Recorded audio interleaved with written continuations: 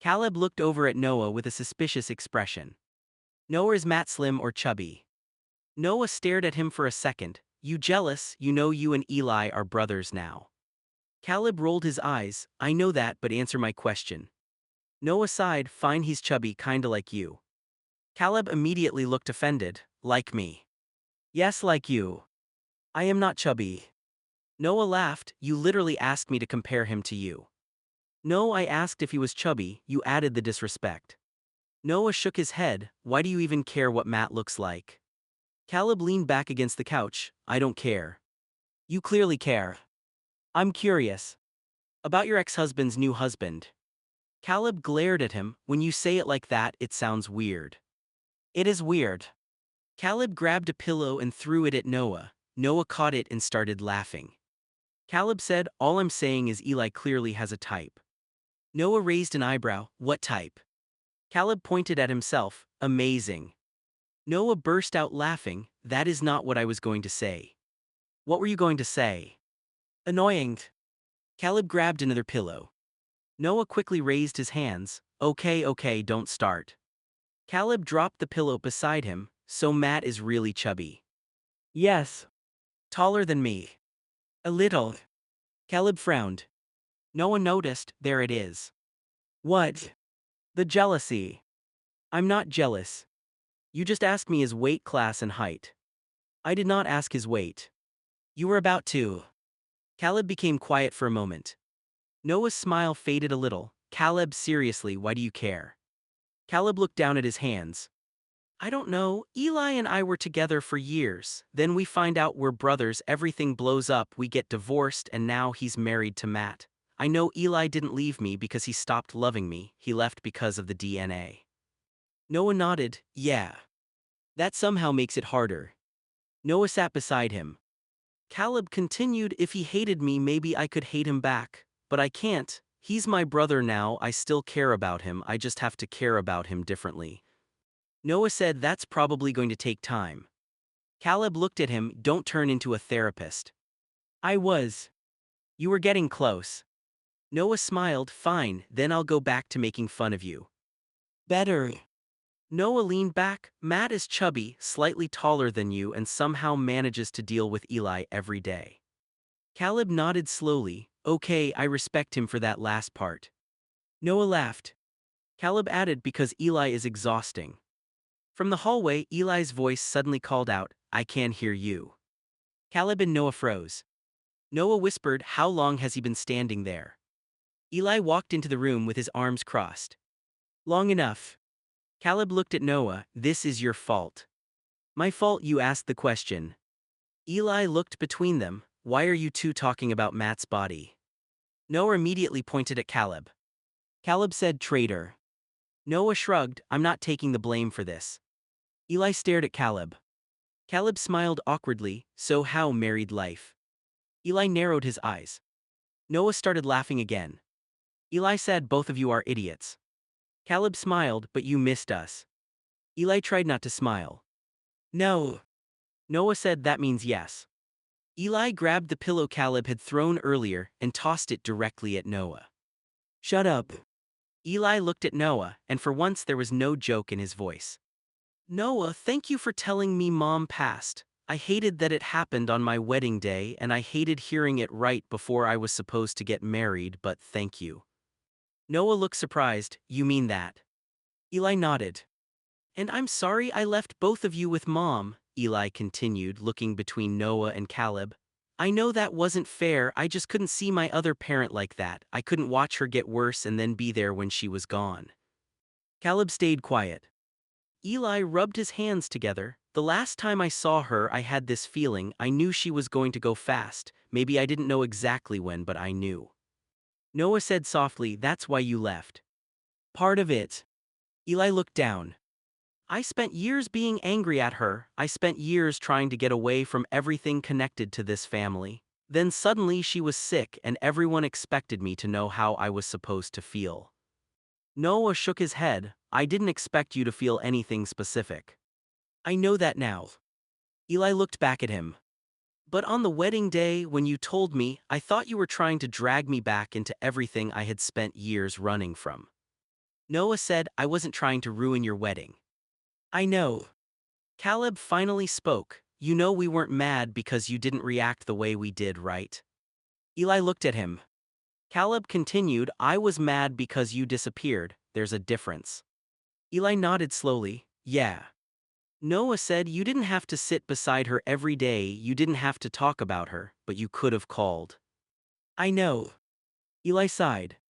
I thought if I stayed away then I wouldn't have to deal with any of it, Mom being sick, you guys, Caleb, Dad, everything. Caleb said, did that work? Eli gave him a look, obviously not. That got a small laugh out of Noah. Eli smiled for a second before becoming serious again. When I found out she actually died, I wasn't surprised. That was probably the worst part. Noah frowned. Why? Because I already said goodbye in my head before I ever left. The room went quiet. Eli looked at Noah again. So when you came to the wedding and told me, I wasn't mad that you told me. I was mad because hearing the words made it real. Noah nodded. Eli continued, and then Matt kept asking me to talk about it and I got angry at him too. Everyone kept thinking I was hiding some huge breakdown. Caleb raised an eyebrow. Were you? No. Eli thought for a second. Maybe I was hiding that I felt guilty. Noah said, for leaving. For leaving you two to deal with everything while I ran. Caleb leaned forward. Eli, you leaving hurt, I'm not going to lie about that, but you weren't responsible for saving everybody. Eli looked at him, I still could have called. Yeah, Caleb said, you could have. Eli nodded, then I'm sorry. Caleb stared at him for a second. You're actually apologizing. Don't make me take it back. Noah laughed, there's Eli. Eli rolled his eyes. Noah then said, for what it's worth, I'm sorry too. Eli frowned, for what? For telling you the way I did. I should have waited until after the ceremony. Eli shook his head. No, you didn't know how I'd react, and honestly, if you waited, I probably would have gotten mad that you knew and didn't tell me. Caleb laughed, that sounds exactly like you. Shut up. Noah smiled. Eli looked between both of them. I don't want to spend every day talking about Mom, I'm still not ready for that. Noah nodded, then we won't. But I also don't want to keep pretending you guys don't exist whenever something gets uncomfortable. Caleb said, that would be an improvement. Eli looked at him, you really know how to ruin a moment. I learned from you. For the first time that night, Eli laughed. Noah leaned back on the couch. So are we okay? Eli thought about it. We're getting there. Caleb nodded, I'll take that. Eli looked at Noah again. And seriously, thank you for telling me about Mom. Noah gave him a small smile. You're welcome. Eli sat down beside them. Nobody mentioned Linda again. Not because they were pretending she never existed, but because for once, Eli had been able to say what he needed to say, and Noah and Caleb understood when to stop pushing. A few minutes later, the front door opened. Matt and Kim walked in together. Kim smiled, hi guys. Noah looked over, hey. Kim walked over and gave Noah a quick kiss. At the same time, Matt crossed the room toward Eli and kissed him. Caleb stared at both couples for a few seconds. Then he raised his hands. No disrespect, but are we going to eat or am I going to have to watch this all day? Get a room. Noah laughed, we just said hello. Caleb pointed at him, you said hello, your face said something else. Kim laughed, Caleb. What, I'm hungry. Matt looked at Eli, has he been like this all day? Eli nodded, pretty much. Caleb looked offended, excuse me, I've been sitting here listening to family therapy for the last 20 minutes, I deserve food. Noah said, you asked Matt's body type 10 minutes ago. Kim slowly turned toward Caleb. You did what? Caleb immediately pointed at Noah, he was not supposed to repeat that. Noah started laughing. Matt raised an eyebrow, you were asking about me. Caleb sighed, it sounds worse when everybody keeps repeating it. Eli folded his arms, he wanted to know if you were slim or chubby. Matt looked at Caleb. Caleb looked back. There was a long silence. Finally Caleb said, so are we ordering food or not? Kim burst out laughing. Matt shook his head, nice save. I wasn't saving anything, I'm starving. Noah grabbed his phone, fine, what does everybody want? Caleb immediately said pizza. Eli said no. Why not? Because every time we order pizza, you somehow order enough for 12 people. Caleb shrugged, leftovers. Kim sat beside Noah, what about burgers? Matt nodded, I'm good with that. Eli said fine. Caleb looked around the room. So everybody gets burgers except me. Noah said you can get a burger too. I want pizza. Eli sighed, then order yourself a pizza.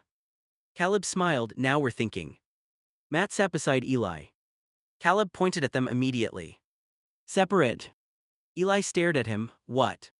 I'm trying to eat soon, I don't need another kissing break. Matt laughed. Kim said, Caleb, you are ridiculous. Caleb leaned back proudly. And yet nobody has ordered the food. Noah looked down at his phone. Fine, burgers for us, pizza for Caleb. Caleb smiled. Finally, somebody in this family understands priorities. Eli looked at Matt. I forgot how annoying he was. Caleb heard him. I heard that. I wanted you to. Kim laughed again as Noah started placing the order. For the first time in a while, the room didn't feel tense. It just felt loud, crowded, and normal. Noah looked over at Caleb while everyone waited for the food. Caleb, you still sure you're not jealous that Eli moved on and you did? Caleb immediately looked at him. Noah, shut up. Kim tried not to laugh. Matt looked between them, oh, this again. Caleb pointed at Noah, he keeps starting stuff. Noah shrugged, I'm just asking. No, you're trying to annoy me. Eli leaned back against Matt, he does have a point. Caleb stared at Eli, do not join him. Eli smiled, I'm just saying I got remarried, Noah has Kim, you're still sitting here asking if Matt is chubby. Kim covered her mouth laughing. Caleb groaned, can we please forget I asked that? Noah said nope. Matt laughed, definitely not. Caleb looked around the room, I hate all of you. Noah smiled, you love us. I tolerate you because we're related. Eli raised an eyebrow, you used to say something very different to me. The room went silent for half a second. Caleb looked at him. Eli's smile disappeared when he realized what he had said. Sorry. Caleb sighed, it's fine. Noah looked between them, that got awkward fast. Kim lightly hit Noah's arm, maybe stop talking for 5 minutes. Noah nodded, fair. Caleb looked at Eli, for the record I'm happy you moved on. Eli looked surprised. Caleb continued, does it feel weird sometimes? Yeah, our whole situation is weird, but Matt makes you happy. Matt stayed quiet. Caleb looked at him, and apparently he can deal with you, so he deserves some kind of award. Eli rolled his eyes, there it is. Caleb smiled. But no, Noah, I'm not sitting at home crying because Eli has somebody and I don't. Noah said, so why haven't you dated anyone? Caleb stared at him. Noah. What? Shut up. Kim started laughing again. Eli said, you walked right into that one. Caleb grabbed a pillow. Noah immediately moved behind Kim. Don't throw it, Kim is here. Caleb lowered the pillow, coward. Noah smiled, smart. Just then someone knocked at the door. Caleb jumped up. Food. Eli laughed, look how fast he moved. Caleb headed toward the door. Food doesn't ask stupid questions about my love life. Noah yelled after him, pizza also won't marry you. Caleb stopped walking. He slowly turned around. Noah. Everyone started laughing before Caleb could even finish. Caleb looked over at Noah with a suspicious expression. Noah, is Matt slim or chubby? Noah stared at him for a second. You jealous, you know you and Eli are brothers now. Caleb rolled his eyes, I know that, but answer my question. Noah sighed, fine, he's chubby, kinda like you. Caleb immediately looked offended, like me. Yes, like you. I am not chubby. Noah laughed, you literally asked me to compare him to you. No, I asked if he was chubby, you added the disrespect. Noah shook his head, why do you even care what Matt looks like? Caleb leaned back against the couch, I don't care. You clearly care. I'm curious. About your ex-husband's new husband. Caleb glared at him, when you say it like that, it sounds weird. It is weird. Caleb grabbed a pillow and threw it at Noah. Noah caught it and started laughing. Caleb said, all I'm saying is Eli clearly has a type. Noah raised an eyebrow. What type? Caleb pointed at himself. Amazing. Noah burst out laughing. That is not what I was going to say. What were you going to say? Annoying. Caleb grabbed another pillow. Noah quickly raised his hands. Okay, don't start. Caleb dropped the pillow beside him. So Matt is really chubby. Yes. Taller than me. A little. Caleb frowned. Noah noticed. There it is. What? The jealousy. I'm not jealous. You just asked me his weight, class, and height. I did not ask his weight. You were about to. Caleb became quiet for a moment. Noah's smile faded a little. Caleb, seriously, why do you care? Caleb looked down at his hands. I don't know, Eli and I were together for years, then we find out we're brothers, everything blows up, we get divorced, and now he's married to Matt. I know Eli didn't leave me because he stopped loving me, he left because of the DNA. Noah nodded. Yeah. That somehow makes it harder. Noah sat beside him. Caleb continued, if he hated me maybe I could hate him back, but I can't. He's my brother now, I still care about him, I just have to care about him differently. Noah said that's probably going to take time. Caleb looked at him, don't turn into a therapist. I was. You were getting close. Noah smiled, fine, then I'll go back to making fun of you. Better. Noah leaned back. Matt is chubby, slightly taller than you, and somehow manages to deal with Eli every day. Caleb nodded slowly. Okay, I respect him for that last part. Noah laughed. Caleb added, because Eli is exhausting. From the hallway, Eli's voice suddenly called out, I can't hear you. Caleb and Noah froze. Noah whispered, how long has he been standing there? Eli walked into the room with his arms crossed. Long enough. Caleb looked at Noah, this is your fault. My fault, you asked the question. Eli looked between them, why are you two talking about Matt's body? Noah immediately pointed at Caleb. Caleb said, traitor. Noah shrugged, I'm not taking the blame for this. Eli stared at Caleb. Caleb smiled awkwardly, so how married life? Eli narrowed his eyes. Noah started laughing again. Eli said, both of you are idiots. Caleb smiled, but you missed us. Eli tried not to smile. No. Noah said, that means yes. Eli grabbed the pillow Caleb had thrown earlier and tossed it directly at Noah. Shut up. Eli looked at Noah, and for once there was no joke in his voice. Noah, thank you for telling me Mom passed. I hated that it happened on my wedding day, and I hated hearing it right before I was supposed to get married, but thank you. Noah looked surprised. You mean that? Eli nodded. And I'm sorry I left both of you with Mom, Eli continued, looking between Noah and Caleb. I know that wasn't fair, I just couldn't see my other parent like that, I couldn't watch her get worse and then be there when she was gone. Caleb stayed quiet. Eli rubbed his hands together. The last time I saw her I had this feeling, I knew she was going to go fast, maybe I didn't know exactly when but I knew. Noah said softly, that's why you left. Part of it. Eli looked down.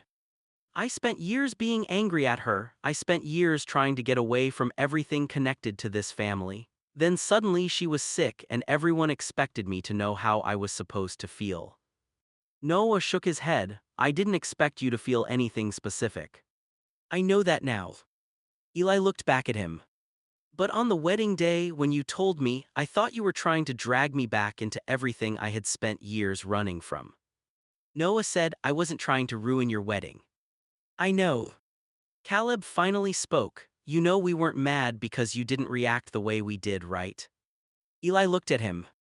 Caleb continued, I was mad because you disappeared, there's a difference. Eli nodded slowly, yeah. Noah said you didn't have to sit beside her every day, you didn't have to talk about her, but you could have called. I know. Eli sighed. I thought if I stayed away then I wouldn't have to deal with any of it, Mom being sick, you guys, Caleb, Dad, everything. Caleb said, did that work? Eli gave him a look, obviously not. That got a small laugh out of Noah.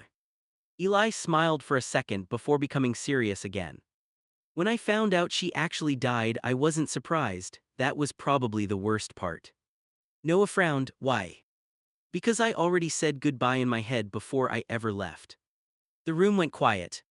Eli looked at Noah again. So when you came to the wedding and told me, I wasn't mad that you told me. I was mad because hearing the words made it real. Noah nodded. Eli continued, and then Matt kept asking me to talk about it and I got angry at him too. Everyone kept thinking I was hiding some huge breakdown. Caleb raised an eyebrow. Were you? No. Eli thought for a second. Maybe I was hiding that I felt guilty. Noah said, for leaving. For leaving you two to deal with everything while I ran. Caleb leaned forward. Eli, you leaving hurt. I'm not going to lie about that, but you weren't responsible for saving everybody. Eli looked at him. I still could have called. Yeah, Caleb said, you could have. Eli nodded. Then I'm sorry. Caleb stared at him for a second. You're actually apologizing. Don't make me take it back. Noah laughed. There's Eli. Eli rolled his eyes. Noah then said, for what it's worth, I'm sorry too. Eli frowned. For what? For telling you the way I did. I should have waited until after the ceremony. Eli shook his head. No, you didn't know how I'd react, and honestly, if you waited, I probably would have gotten mad that you knew and didn't tell me. Caleb laughed. That sounds exactly like you. Shut up. Noah smiled. Eli looked between both of them. I don't want to spend every day talking about Mom. I'm still not ready for that. Noah nodded. Then we won't. But I also don't want to keep pretending you guys don't exist whenever something gets uncomfortable. Caleb said that would be an improvement. Eli looked at him. You really know how to ruin a moment. I learned from you. For the first time that night, Eli laughed. Noah leaned back on the couch. So are we okay? Eli thought about it. We're getting there. Caleb nodded. I'll take that. Eli looked at Noah again. And seriously, thank you for telling me about Mom. Noah gave him a small smile. You're welcome. Eli sat down beside them. Nobody mentioned Linda again. Not because they were pretending she never existed, but because for once, Eli had been able to say what he needed to say, and Noah and Caleb understood when to stop pushing. A few minutes later, the front door opened. Matt and Kim walked in together. Kim smiled. Hi guys. Noah looked over. Hey. Kim walked over and gave Noah a quick kiss. At the same time, Matt crossed the room toward Eli and kissed him. Caleb stared at both couples for a few seconds. Then he raised his hands. No disrespect, but are we going to eat or am I going to have to watch this all day? Get a room. Noah laughed. We just said hello. Caleb pointed at him. You said hello, your face said something else. Kim laughed. Caleb. What? I'm hungry. Matt looked at Eli. Has he been like this all day? Eli nodded. Pretty much. Caleb looked offended. Excuse me, I've been sitting here listening to family therapy for the last 20 minutes. I deserve food. Noah said, you asked Matt's body type 10 minutes ago. Yeah. Kim slowly turned toward Caleb. You did what? Caleb immediately pointed at Noah. He was not supposed to repeat that. Noah started laughing. Matt raised an eyebrow. You were asking about me. Caleb sighed. It sounds worse when everybody keeps repeating it. Eli folded his arms. He wanted to know if you were slim or chubby. Matt looked at Caleb. Caleb looked back. There was a long silence. Finally Caleb said, so are we ordering food or not? Kim burst out laughing. Matt shook his head. Nice save. I wasn't saving anything, I'm starving. Noah grabbed his phone. Fine, what does everybody want? Caleb immediately said pizza. Eli said no. Why not?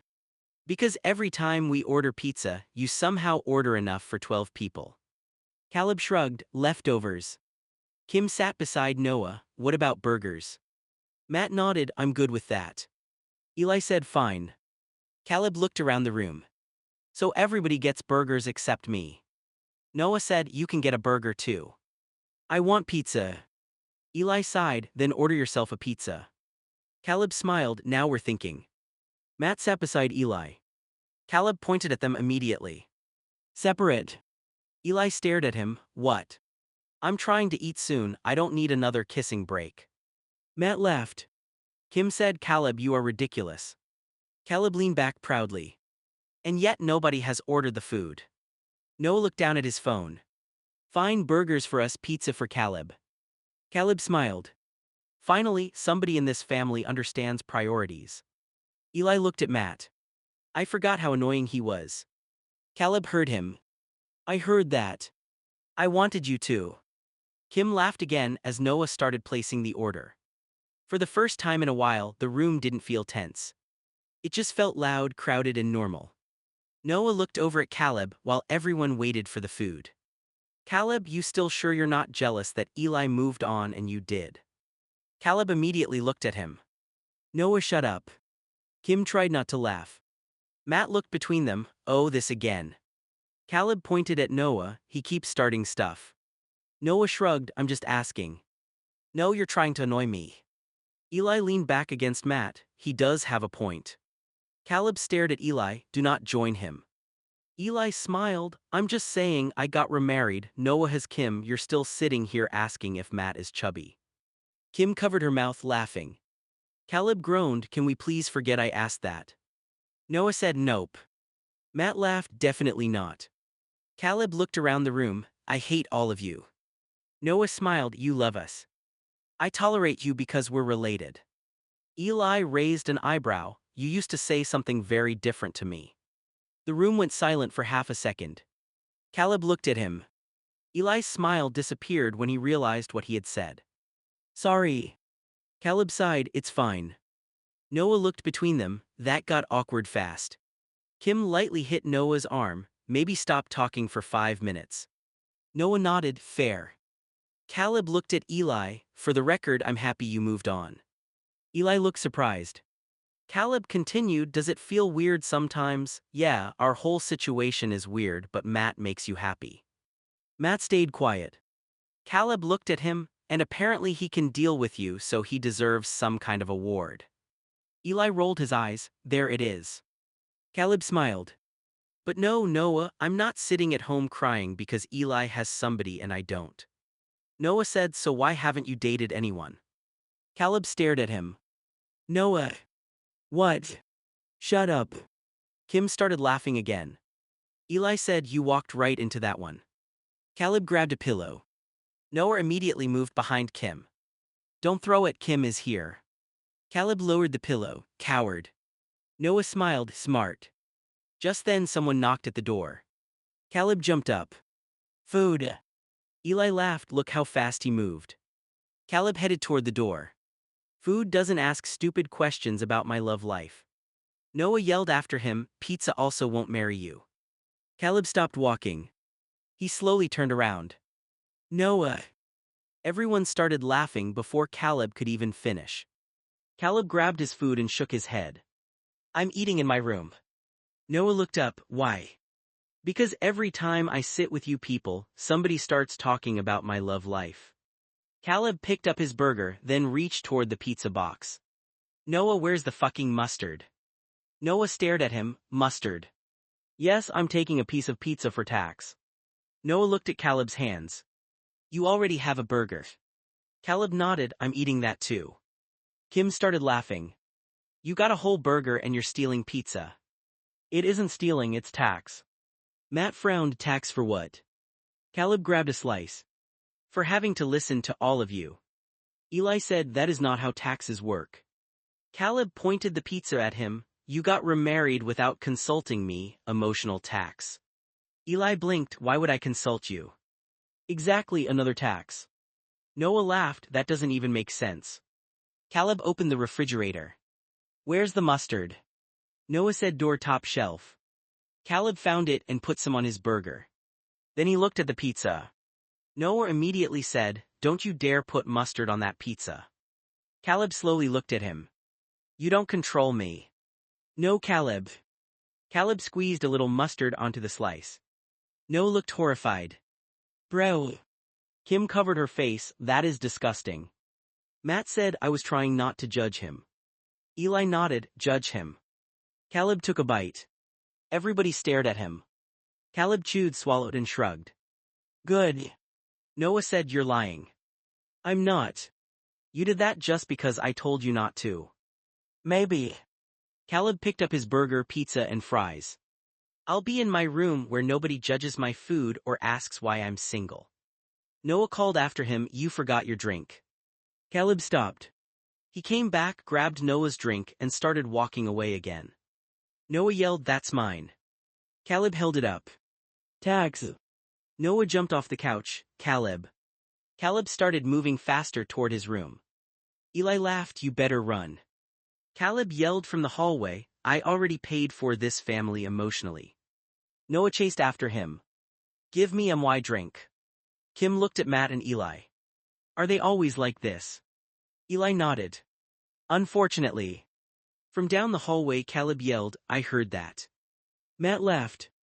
Then Noah shouted, "He locked the door."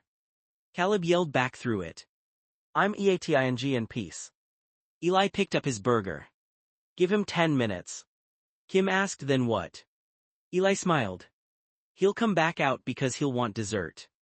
Eli watched the hallway where Caleb had disappeared with his food. Then his smile faded a little. "It's still weird for him," Eli said, "and for me sometimes." Matt looked at him. "You mean because of everything that happened between you two?" Eli nodded. "Yeah, we were married, we loved each other that way, and then one DNA test changed what everything meant." Kim sat closer to Noah and listened. Eli continued, "I moved on, Caleb has yet, but that doesn't mean it was easy for me." Noah said, "I know." Eli looked toward Caleb's room. "Sometimes I'll say something to him like I used to, then I remember we're brothers now and it feels strange. Not bad, just strange." Matt nodded, "That makes sense." Eli looked at him, "And I don't want you thinking I'm still trying to be with Caleb. I don't. I love him, but as my brother, I'm still learning how to make my brain catch up with that." Noah said, "Caleb probably is too." Eli nodded. "That's why I don't really care when he asks stupid questions about Matt." Matt raised an eyebrow, "You mean whether I'm chubby?" Eli smiled, "Exactly." Kim laughed. Noah said, "I still think he's jealous." Eli immediately pointed at him. "Stop messing with him." Noah smiled, Okay. Eli leaned back. "He lost a husband and found out he had a brother on basically the same day. That's a lot to process." Matt quietly said, "And you did too." Eli looked at him. "Yeah." For a few seconds nobody joked. Then Caleb yelled from his room, "I can still hear all of you." Noah yelled back, "Then stop listening." Caleb shouted, "You're talking about me." Eli started laughing again. That's the brother part getting easier." From behind the door Caleb yelled, "Fuck you, Eli." Eli smiled. "Love you too, bro." Matt looked at Eli and quietly said, "Eli time before we go." Noah immediately understood what Matt meant. "You guys can use my room," Noah said. "I use that area to get things sorted when I need privacy." Eli gave him a grateful look, "Thanks." Matt and Eli headed into Noah's room and closed the door behind them. Matt looked at Eli. "Come on, let's get you changed and comfortable before we leave. It's been about 6 hours, you need one." Eli sighed, "I know. You always say that after I remind you." "I was busy." Matt smiled, "You were sitting on a couch arguing with Caleb." "That counts as being busy." Matt shook his head, "Only in this family." Eli laughed a little, then gathered what he needed. "Thanks for reminding me," Eli said. "Of course." A few minutes later, once Eli had taken care of himself and was comfortable again, he and Matt came back out. Caleb had returned from his room and was holding the remains of his pizza. He looked at them. "Finally, can we leave now?" Noah stared at him. "You were the one who said you were eating in your room." "I finished." Kim looked at his plate. "You ate the burger too." Caleb nodded proudly, "And the pizza tax." Eli shook his head, "You're unbelievable." Caleb pointed at him, "And yet you missed me." Eli smiled. "Sometimes." Linda looked at Noah for a moment. "Noah, how do you not have issues with all of this?" Noah shrugged, "I went to therapy." Caleb and Eli both turned toward him at the exact same time. "We don't need therapy," they yelled. Noah slowly looked back at Linda. Then he pointed at both of them. "See, that's why I went." Kim immediately started laughing. Matt covered his mouth, trying not to. Eli looked offended. "What is that supposed to mean?" Noah said, "You two just screamed, 'We don't need therapy' together like you practiced it." Caleb crossed his arms. That proves nothing. It proves a lot. Linda laughed. Noah might have a point. Eli looked at her. Mom, don't encourage him. Noah leaned back on the couch. Therapy helped me realize I can't control either of them. Caleb said you needed a therapist to figure that out. No, I needed a therapist to help me stop trying. Matt nodded. That actually makes sense. Eli looked at Matt. Whose side are you on? Yours. Doesn't sound like it. Kim looked at Noah. So you're saying therapy is why you can sit here while everybody argues? Noah nodded. Pretty much. I learned when to let people be ridiculous. Caleb pointed at him. You're ridiculous too. Probably. Difference is I know it. Linda started laughing again. Eli shook his head. He's going to use therapy against us forever now. Noah smiled. Nope, I'm just going to keep recommending it. Caleb immediately said, still not going. Eli added, same. Noah looked at Linda again. See. Linda nodded, I see. From beside Eli, Matt quietly said, maybe I should start going. Eli turned toward him. Matt. What? You're supposed to support me. I am supporting you. Caleb laughed. Careful, Eli, your husband is becoming reasonable. Eli groaned. Noah smiled and picked up his drink. This is exactly why I pay somebody to listen to me talk about you people. Eli leaned back and looked at Noah. Dad made us go when you and I were kids. It never worked for me then, so why would it work now? Dad was still disabled and those two still hurt us. Therapy didn't stop any of that. The room got quieter. Noah looked at Caleb. What about you? Caleb shrugged. I don't have a reason, I just don't want to go. Noah stared at him. That might be the most honest answer you've given all day. Caleb pointed at him. Don't make it weird. I'm not. Eli said, see, Caleb gets it. No, Noah replied. Caleb just said he doesn't want to go. You're trying to prove it can never help because it didn't fix everything when we were kids. Eli frowned. It didn't. Noah nodded. I know, but therapy wasn't supposed to magically make Dad's disability disappear or stop bad people from making bad choices. Eli looked away. Noah continued, I used to think the same way. I thought, what's the point of talking when none of it changes what happened? Linda listened quietly. But then I realized I wasn't going for Dad or Scott or Rick or anybody else. I was going because I was tired of carrying everything around. Eli said, and you think I'm carrying stuff? Noah gave him a look. Eli immediately said, don't answer that. Matt laughed under his breath. Eli turned toward him, you too. Matt raised his hands. I didn't say anything. Caleb said, your face did. Kim smiled. Eli sighed, I just don't like sitting in a room with some stranger asking me how I feel. Noah said, then say that to the therapist. That sounds stupid. It's literally their job. Caleb took another bite of food. I still don't want to go. Noah nodded, fine. Caleb looked surprised, that's it. Yeah, I'm not dragging you.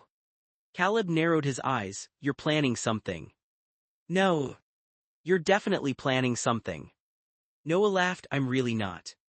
Eli looked at Noah, and you're not going to keep asking me either. I might recommend it sometimes, but I'm not forcing you. Eli relaxed a little. Good. Noah looked between both of them. But when you two start yelling that you don't need therapy at the exact same time, I'm still going to laugh. Caleb said fair. Eli shook his head, not fair. Linda smiled, I think Noah's learned something the rest of us haven't. Eli raised an eyebrow, what? Linda said, you can care about somebody without forcing them to handle things exactly the way you would. Noah nodded. That took me a long time. Caleb looked at Eli. Well, I'm still not going. Eli nodded, me neither. Noah smiled. Okay. Caleb stared at him again. Stop being calm, it's creepy. Noah laughed. And that right there is why I kept going. Caleb sat there for a few seconds, then suddenly sighed. Fuck it, Noah, give me the number. Noah blinked, the therapist. Yes, before I change my mind. Noah reached for his phone, okay. Eli immediately stood up. Matt, let's go home. Matt didn't move. Eli, go to therapy or you and me are done. The whole room went silent. Eli slowly turned around. You're fucking joking. Matt shook his head, I'm not. Eli stared at him in disbelief. So now you're threatening our marriage. I'm telling you I can't keep watching you run every time something gets difficult. Eli's expression changed. Matt continued, you left when your mom was dying, you disappeared when Noah tried talking to you, you ran off with Tim before instead of dealing with me, I can't keep doing this. Eli grabbed his phone. Fine, I'll call an Uber. Matt stood up, Eli. No, you gave me an ultimatum, I gave you my answer. Matt said, if you run off with Tim again you can't come back. Eli froze. Noah looked at Matt, Matt, that's enough. Eli laughed bitterly. Fine. He looked at Noah. Give Matt the number. Noah frowned, Eli. I said give Matt the number, apparently he wants therapy so fucking bad he can call. Matt shook his head, that isn't what I meant. I know exactly what you meant. Eli looked around. Where's my pouch? Kim pointed toward the chair, right there. Eli grabbed it and put it over his shoulder. Caleb stood up, Eli, don't just leave angry. Eli looked at him. You literally agreed to therapy 30 seconds ago, congratulations, go save yourself. Caleb frowned, I didn't say anything about you. No, but everybody keeps looking at me like I'm the problem that needs fixing. Noah said, I told you earlier I wasn't going to force you. Eli nodded toward Matt. You didn't, he did. Matt stepped closer. I'm scared I'm going to lose you because every time you're overwhelmed you disappear. Eli's anger softened for only a second. Then say that. Matt went quiet. Eli continued, say you're scared, say you're tired, say you don't know what to do, but don't use our marriage as a weapon and then act surprised when I walk out. Linda quietly said, he has a point, Matt. Matt rubbed his face. I said it wrong. You said it exactly how you meant it. No, Eli, I'm worried about you. Eli picked up his phone. And I'm angry at you. Caleb said those can both be true. Eli looked over. Caleb held up his phone. I'm going to try therapy because I decided I want to try it, not because Noah forced me, not because somebody threatened to leave me. Noah nodded. Caleb continued, maybe you'll want it someday, maybe you won't, but Matt, threatening him isn't going to make him suddenly trust a therapist. Matt looked down. You're right. Eli stared at him. Matt said, I'm sorry for the ultimatum. Eli didn't answer. Matt continued, I still think something needs to change between us because I can't keep going through the disappearing and not knowing where you are, but I shouldn't have said therapy or divorce. Eli finally nodded. That's different. Matt asked, are you still leaving? Eli looked at his phone. For tonight, yeah. Matt's face dropped. But I'm not going to Tim. Matt looked back up. Eli added, I'm getting a hotel, calming down, and tomorrow you and me can talk without everybody staring at us. Noah immediately looked away. Kim did the same. Caleb said I wasn't starring. Everyone looked at him. Caleb shrugged, okay, I was starring. Eli almost smiled. Then Caleb held his phone toward Noah. Now, before this family creates another crisis, give me that therapist's number. Noah laughed softly. Sending it now. Caleb's phone buzzed. He looked at the screen. Then he sighed. I already regret this. Noah smiled, you haven't even called yet. Exactly. Eli stopped near the door, still holding his pouch. What if I get so overwhelmed that I don't talk for 3 weeks? Noah frowned, when did that happen? Eli stared at him. That few days when Dad died, then Herson died and we ended up living with Mom and her boyfriend, the one who had also been Dad's nurse. Remember that? Noah's expression changed immediately. Oh. Yeah, oh. Caleb looked between them, you seriously didn't talk. Eli shook his head, barely, everybody thought I was ignoring them, I just couldn't get anything out. Noah nodded slowly as the memory came back. I remember now, Mom kept asking you questions and you would just stare at her. Exactly. Eli looked at Matt. So when you say, go talk to somebody, you make it sound easy. Sometimes when everything gets too much, talking is the first thing that disappears. Matt's voice softened, I didn't know it could get that bad for you. Because I don't talk about it. Noah raised an eyebrow, which is kind of the problem. Eli looked at him, don't start. I'm not starting, I'm saying maybe therapy doesn't have to mean sitting there giving somebody your entire life story on day one. Caleb looked at Noah, what would he do if he couldn't talk? Write text, sit there quietly, whatever works between him and the therapist. Eli considered that. They'd actually let me just sit there. Noah shrugged, a decent therapist isn't going to force words out of you. Matt said, and if you get overwhelmed with me, you can tell me you need space without disappearing. Eli looked at him. What if I can't tell you? Matt thought about it. Then we come up with something easier, one word, a text, an emoji, something that tells me you're safe and need space. Eli stayed quiet. Caleb said that actually sounds useful. Eli looked at him, you agreed to therapy 5 minutes ago, don't become their spokesperson. Caleb laughed, I'm still regretting my decision. Noah smiled. Eli looked down at his phone.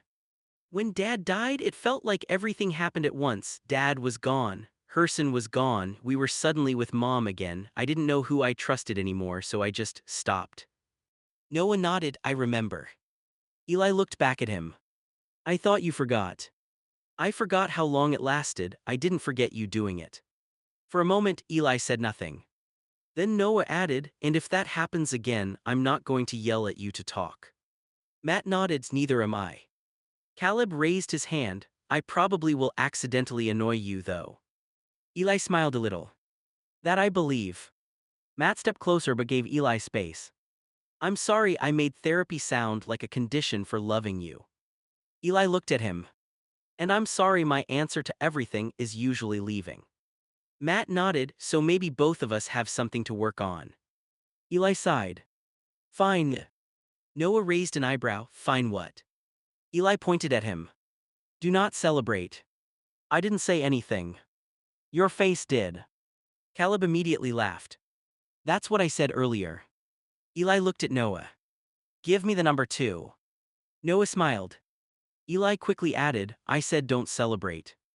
I'm not. You're absolutely celebrating inside. Noah picked up his phone. Maybe a little. Eli shook his head. I hate this family. Caleb smiled, therapy topic number 1. Shut up, Caleb. Noah looked at Eli carefully. So that's why you left when Mom got sick. Eli's face changed. Yes. For a few seconds he tried to keep himself together, then his legs gave out and he dropped down onto the couch, covering his face as he started sobbing. Matt immediately moved closer, but he didn't touch Eli until Eli reached for him. I'm a bad son, Eli said through his tears. I'm a bad brother, I'm a bad husband. No, Noah said. Eli shook his head hard. Yes, I am. Mom was dying and I left. You and Caleb had to deal with everything while I disappeared. Matt keeps trying to help me and I keep running away. Matt sat beside him. Eli continued, and I use alcohol to deal with the fucking pain because I don't know what else to do with it. The room became completely silent. Caleb slowly put his food down. Noah crouched near Eli. You're finally saying what you've been trying not to say. Eli wiped his face. I hate feeling like this. I know. I don't want another drink to be my answer every time something hurts. Matt quietly said, then it doesn't have to be. Eli looked at him. I'm scared. Matt nodded, you're allowed to be. Eli took a shaky breath. What if therapy doesn't work? Noah said, then you tell them it isn't working. Maybe you try a different therapist or a different way of communicating. You don't have to figure everything out in one appointment. Caleb leaned forward. And you don't have to go alone the first time if that's what's stopping you. Eli looked at him, you'd come. Caleb shrugged. I already asked for the number, remember? Eli gave a tiny laugh despite the tears. Yeah. Caleb said, maybe we both sit in the waiting room regretting our decisions together. That got another small laugh from Eli. Matt squeezed Eli's hand. Eli looked at Noah. I want to go to therapy. Noah didn't celebrate or make a joke. He simply nodded. Okay. Eli looked surprised, that's it. You told me not to celebrate. Eli laughed weakly. Thank you. Noah pulled out his phone. I'll send you the number. Eli nodded. And Matt? Yes. I'm sorry I ran. Matt said, and I'm sorry I threatened our marriage to try to force you into therapy. Eli leaned against him. I don't know how fast I can change. I'm not asking for fast. Eli looked toward Caleb. And I'm sorry I left you too. Caleb nodded. We've both got stuff to work through. Eli wiped his eyes again. Then he looked at Noah. I really thought leaving Mom before she died would make it hurt less. Noah quietly said, did it? Eli shook his head. No. He looked down at his phone as Noah's message came through. The therapist's number was on the screen. Eli stared at it for several seconds. Then he saved it. I'm calling. Noah nodded. Caleb picked up his own phone. Fuck it, me too. For once, Eli didn't run toward the door. He stayed with his brothers and Matt, holding the number that represented something he had avoided for years. A chance to finally stop running from everything that hurt. Eli wiped his face again. I don't even know why I keep trying to hide everything. Noah sat across from him. Because you were always great at everything else. Eli immediately looked up. No, don't attack me because of my autism. Noah shook his head. I'm not attacking you. It sounded like it. I'm saying it may have played a part in how overwhelmed you got, not because there's something wrong with you. Eli stared at him. Noah continued, you were always the kid who could handle school, chess, work, numbers, whatever people threw at you, so everybody assumed you could handle everything emotionally too. Eli looked down. But I couldn't. I know. Eli said, and when too many things happen at once, sometimes I can't explain what's going on in my head. I just want everything to stop. Noah nodded. That's what I mean. Maybe being autistic is part of how you experience overload or communicate when you're stressed, but I'm not blaming autism for you leaving or drinking. Eli looked at him again. Good. Matt said quietly, because those are still choices we have to deal with. Eli nodded. I know. Caleb leaned forward, and therapy could help you figure out what happens before you get to the point where you disappear. Eli sighed, you've been pro-therapy for like 10 minutes and you're already annoying. Caleb smiled, I learned fast. That got a small laugh out of Eli. Noah said, you spent a long time trying to prove you didn't need anybody. Eli's expression changed. Because when I needed people before, they weren't always safe. Noah nodded. That makes more sense than pretending you just don't care. Eli looked toward Matt. I do care, that's the problem. Sometimes I care so much that I don't know what to do with it. Matt sat beside him. Then maybe therapy isn't about changing who you are. Eli looked at him. Matt continued, maybe it's about finding ways to handle things before they become too much. Eli stayed quiet for a moment. Then he said, I want a therapist who understands autism. Noah nodded immediately, that's reasonable. And I don't want somebody who treats me like a child. Also reasonable. Eli added, and if I can't talk, I want to be able to write instead. Matt said, put that on the list. Caleb looked at Noah, wait, we get to have a list. Noah smiled, you can absolutely have preferences. Caleb pulled out his phone. Okay, mine needs to tolerate sarcasm. Eli laughed. That therapist is going to quit. Caleb pointed at him, see, this is why I need professional support. Noah started laughing.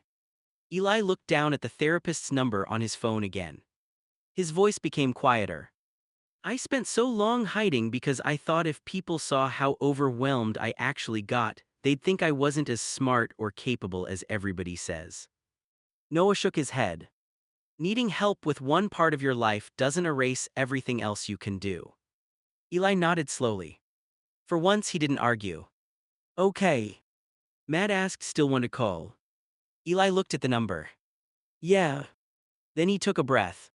I really do. Eli looked between Caleb and Matt.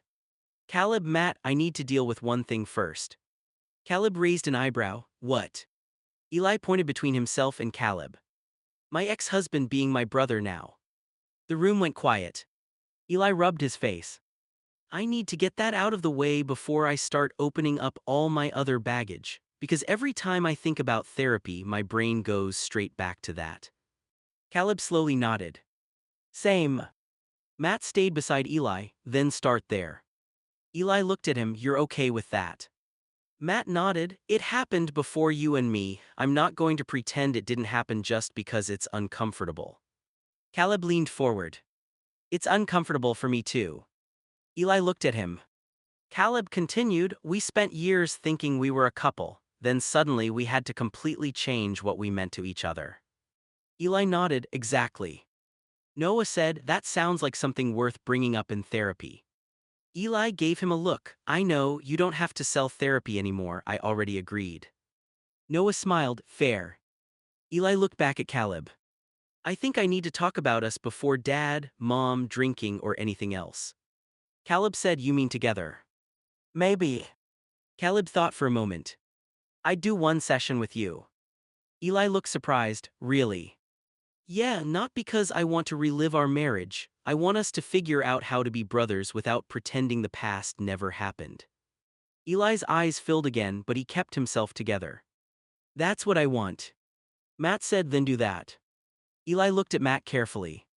You're really not jealous? Matt shook his head. No, I'd rather you deal with it than spend the next 20 years acting like it doesn't bother you. Caleb laughed softly, that was definitely aimed at him. Eli pointed at Caleb, don't start. I'm just saying. Eli took a breath. Caleb, when I look at you, I know you're my brother, I believe the DNA, but sometimes my memories haven't caught up yet. Caleb nodded. I understand. And that makes me feel guilty. Me too. Eli looked surprised. Caleb shrugged. You think you're the only one whose brain gets confused sometimes, we didn't grow up knowing we were brothers. Eli became quiet. Caleb continued, but we know now, so now we build something different. Eli nodded slowly. Brothers. Brothers. Matt put a hand on Eli's shoulder. Eli looked at him. Then after I deal with that. He sighed. I guess we can open the rest of the giant suitcase. Noah laughed, suitcase. Eli looked at him. My baggage is too big for a bag. Caleb nodded seriously. Probably needs its own airport. Eli threw a pillow at him. Caleb caught it and laughed. Matt smiled, there you two go. Eli looked at Caleb again. One session together. Caleb nodded. One to start. Eli held out his hand. Caleb looked at it. Then instead of shaking it, he pulled Eli into a brief brotherly hug. We'll figure it out. Eli closed his eyes for a moment. Yeah. When they separated, Eli looked at Noah. Send Caleb the number again. Caleb frowned, I already have it. I know, I just don't trust you not to delete it. Fuck you. Eli smiled.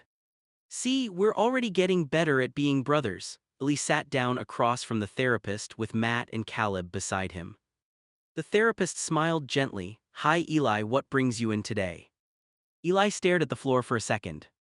Then he looked up. Hi doc, my life is shit. I married my brother, I drink too much and I keep running out on my new marriage whenever everything gets overwhelming. So, help. Matt looked at him. Better. Eli turned toward him, better. You actually said it. Caleb nodded, you're okay. Eli looked between them. I feel like I just dumped my entire life on this person in 10 seconds. The therapist said, you gave me the headline, we can slow down from here. Eli leaned back. Good, because there are like 50 seasons after that headline. Caleb laughed. The therapist asked, what feels most important to start with? Eli immediately pointed at Caleb. Him. Caleb blinked, thanks. You know what I mean. The therapist looked at Caleb, and you are. Caleb, Eli's brother. Eli added, and ex-husband. The therapist paused for a moment, making sure they had heard correctly. Okay. Eli nodded, yeah, that reaction right there, imagine living it. Caleb rubbed his hands together. We didn't know we were brothers when we got married. Eli said, then we found out, marriage over, entire relationship rewritten overnight. The therapist nodded, that sounds like an enormous adjustment for both of you. Eli looked at Caleb. It is. Caleb said, we know we're brothers now, there's no confusion about that. The hard part is what to do with all the memories from before we knew. Eli looked at the therapist. That's what I want help with first. Matt stayed quiet until Eli looked at him. Then Matt said, I think he needs somewhere he can talk about it without worrying that I'm going to get jealous. Eli said, and I need Matt to know me talking about Caleb doesn't mean I want my old marriage back. Matt nodded, I know. Caleb said, and I don't want it back either. Eli glanced at him. I know. The therapist asked, so what would a good relationship between you and Caleb look like now? Eli thought for a while. Normal brothers. Caleb laughed. We have never been normal. Eli smiled slightly. Fine, our version of brothers. What does that mean? Eli looked at Caleb again. Being able to joke, argue, eat together, call each other when something happens, and not have every conversation eventually turn into what we used to be. Caleb nodded. I want that too. The therapist said, that sounds like a reasonable place to start. Eli took a breath. And after that, he looked down. There's Mom dying. Matt squeezed Eli's hand. Dad dying, stuff from when Noah and I were kids, me shutting down when I get overwhelmed, the drinking. The therapist said, we don't have to unpack all of that today. Thank God.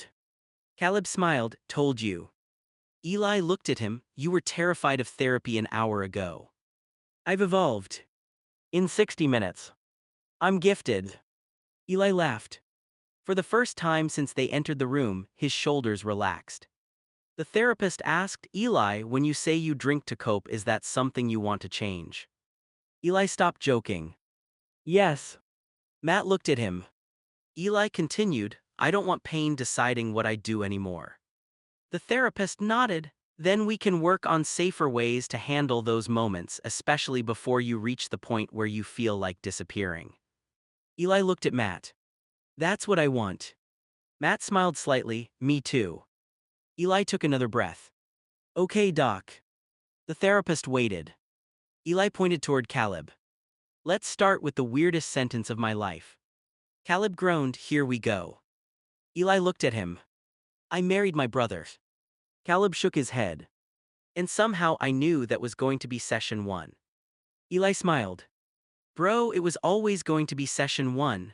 Therapist looked between Eli and Caleb. Have either of you ever asked your dad about Caleb? Eli's face changed immediately. Aaron died when I was 9, he said quietly, and I only lived with him for about 6 months. The therapist nodded, so you never really had the chance. Eli looked down at his hands. No. He closed his eyes. Then almost under his breath he said, fuck you, Mom. Matt glanced at him. Caleb stayed quiet. The therapist asked, what came up for you just then? Eli opened his eyes.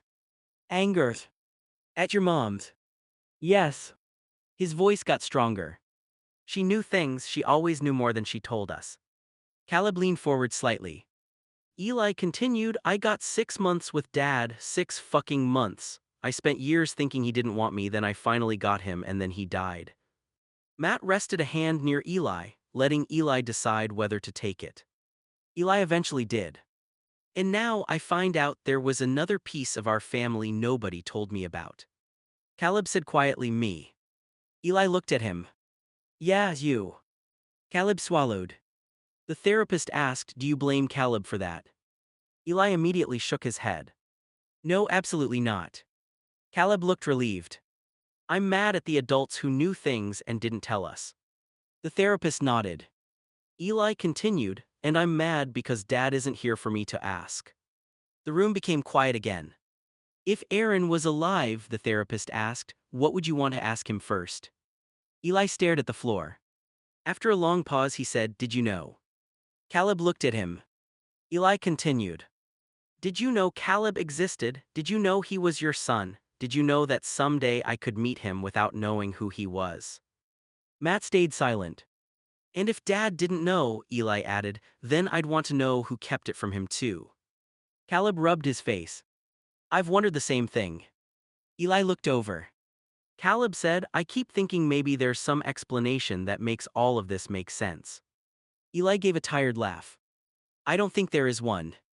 The therapist said there may be answers you can eventually find and there may be some you never get. Part of this work can be figuring out how to live with both.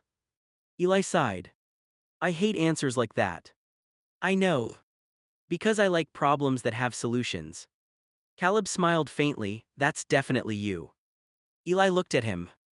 I can solve equations, I can solve chess positions, I can fix work problems. He pointed between himself and Caleb. But how the hell do I solve this? The therapist replied, maybe this isn't something you solve, maybe it's something you understand, grieve, and build around. Eli became quiet. Matt squeezed his hand. Caleb said, we already started building around it. Eli looked at him. How? Caleb shrugged. We're sitting here as brothers. Eli stared at him for several seconds. Then he nodded. Yeah. The therapist asked, does calling Caleb your brother feel easier than it did when you first found out? Eli thought about it. A little. Caleb smiled. Eli quickly added, don't get emotional. Too late. Eli rolled his eyes, but he smiled too. Then his expression became serious again. But I'm still angry at Mom. The therapist nodded. You can be angry and still miss her. Eli looked away. That's the part I don't like admitting. Matt said softly, you already admitted it. Eli looked at him. Matt continued, you ran because you knew losing her was going to hurt. Eli's eyes filled again. He nodded. Then he whispered, fuck you, Mom. This time, it wasn't only anger in his voice. It was grief too. Eli sat back in the chair and stared at the floor. Dad threw a birthday party for me once. The therapist waited. Eli gave a humorless laugh. I didn't even want a birthday party, I told him my birthdays were cursed. Caleb looked over at him. Eli continued, and that birthday proved my point. Matt stayed quiet beside him. My grandma Rebecca was dead, I didn't even know at first, then that same day Mom showed up. The therapist frowned slightly, at the house. Eli nodded. At my bedroom window. Caleb's expression changed. Eli looked up. She had been gone so long that, to me, it felt like she came back from the dead just to say happy birthday. Matt said softly, that must have been terrifying. It was. Eli rubbed his hands together. Dad had everybody there trying to make it this good day for me. Gifts, food, people around, he was trying so hard. The therapist asked, and then your mom appeared. Yeah. Eli swallowed. She was outside my window saying happy birthday like everything was normal. Caleb shook his head, Jesus. Eli nodded. That's why I hate birthdays. The therapist said, because you connect them with something bad happening. Exactly. Eli leaned forward. It wasn't just that birthday either. Every year something happened, somebody disappeared, somebody got hurt, somebody died, somebody showed back up. Matt looked at him, so when people tried to celebrate you, you were waiting for the next bad thing. Eli looked at Matt. Yes. The therapist nodded. That sounds less like you believing birthdays literally cause bad things and more like your brain learned to expect danger around them. Eli was quiet for a moment. Maybe. Caleb said, you used to get weird whenever anybody mentioned your birthday. Eli looked at him, now you know why. I knew some of it, not all of that. Eli looked back toward the therapist. And Dad didn't know what to do. He was trying to give me one normal birthday because he had missed so many. The therapist asked, how do you remember him that day? Eli's expression softened. Trying. He took a breath. He was always trying. Matt squeezed Eli's hand. Eli continued, that's why I get mad when I think about how little time I got with him. 6 months, that's it. 6 months of finally having my dad and somehow even my birthday with him turned into chaos. Caleb said, but he still gave you that birthday. Eli looked over. Yeah. Caleb continued, maybe the bad stuff wasn't the whole day. Eli stared at him for a few seconds. No. He thought about it. Dad was there. Matt said that sounds important. Eli nodded slowly. For years I remembered Mom at the window first. The therapist asked, what do you remember before that? Eli closed his eyes. Dad being excited. A small smile appeared. He had way too much stuff for me because he didn't know what I liked yet. Caleb smiled. Eli opened his eyes. He was trying to make up for 9 years in one birthday. The therapist said maybe that memory can hold both things, the fear of your mom appearing. And the fact that your dad was trying to celebrate finally having you in his life. Eli wiped at his eyes. I think I forgot that second part. Matt said you didn't forget, you just buried it under everything that came after. Eli looked at him. Then he nodded. Yeah.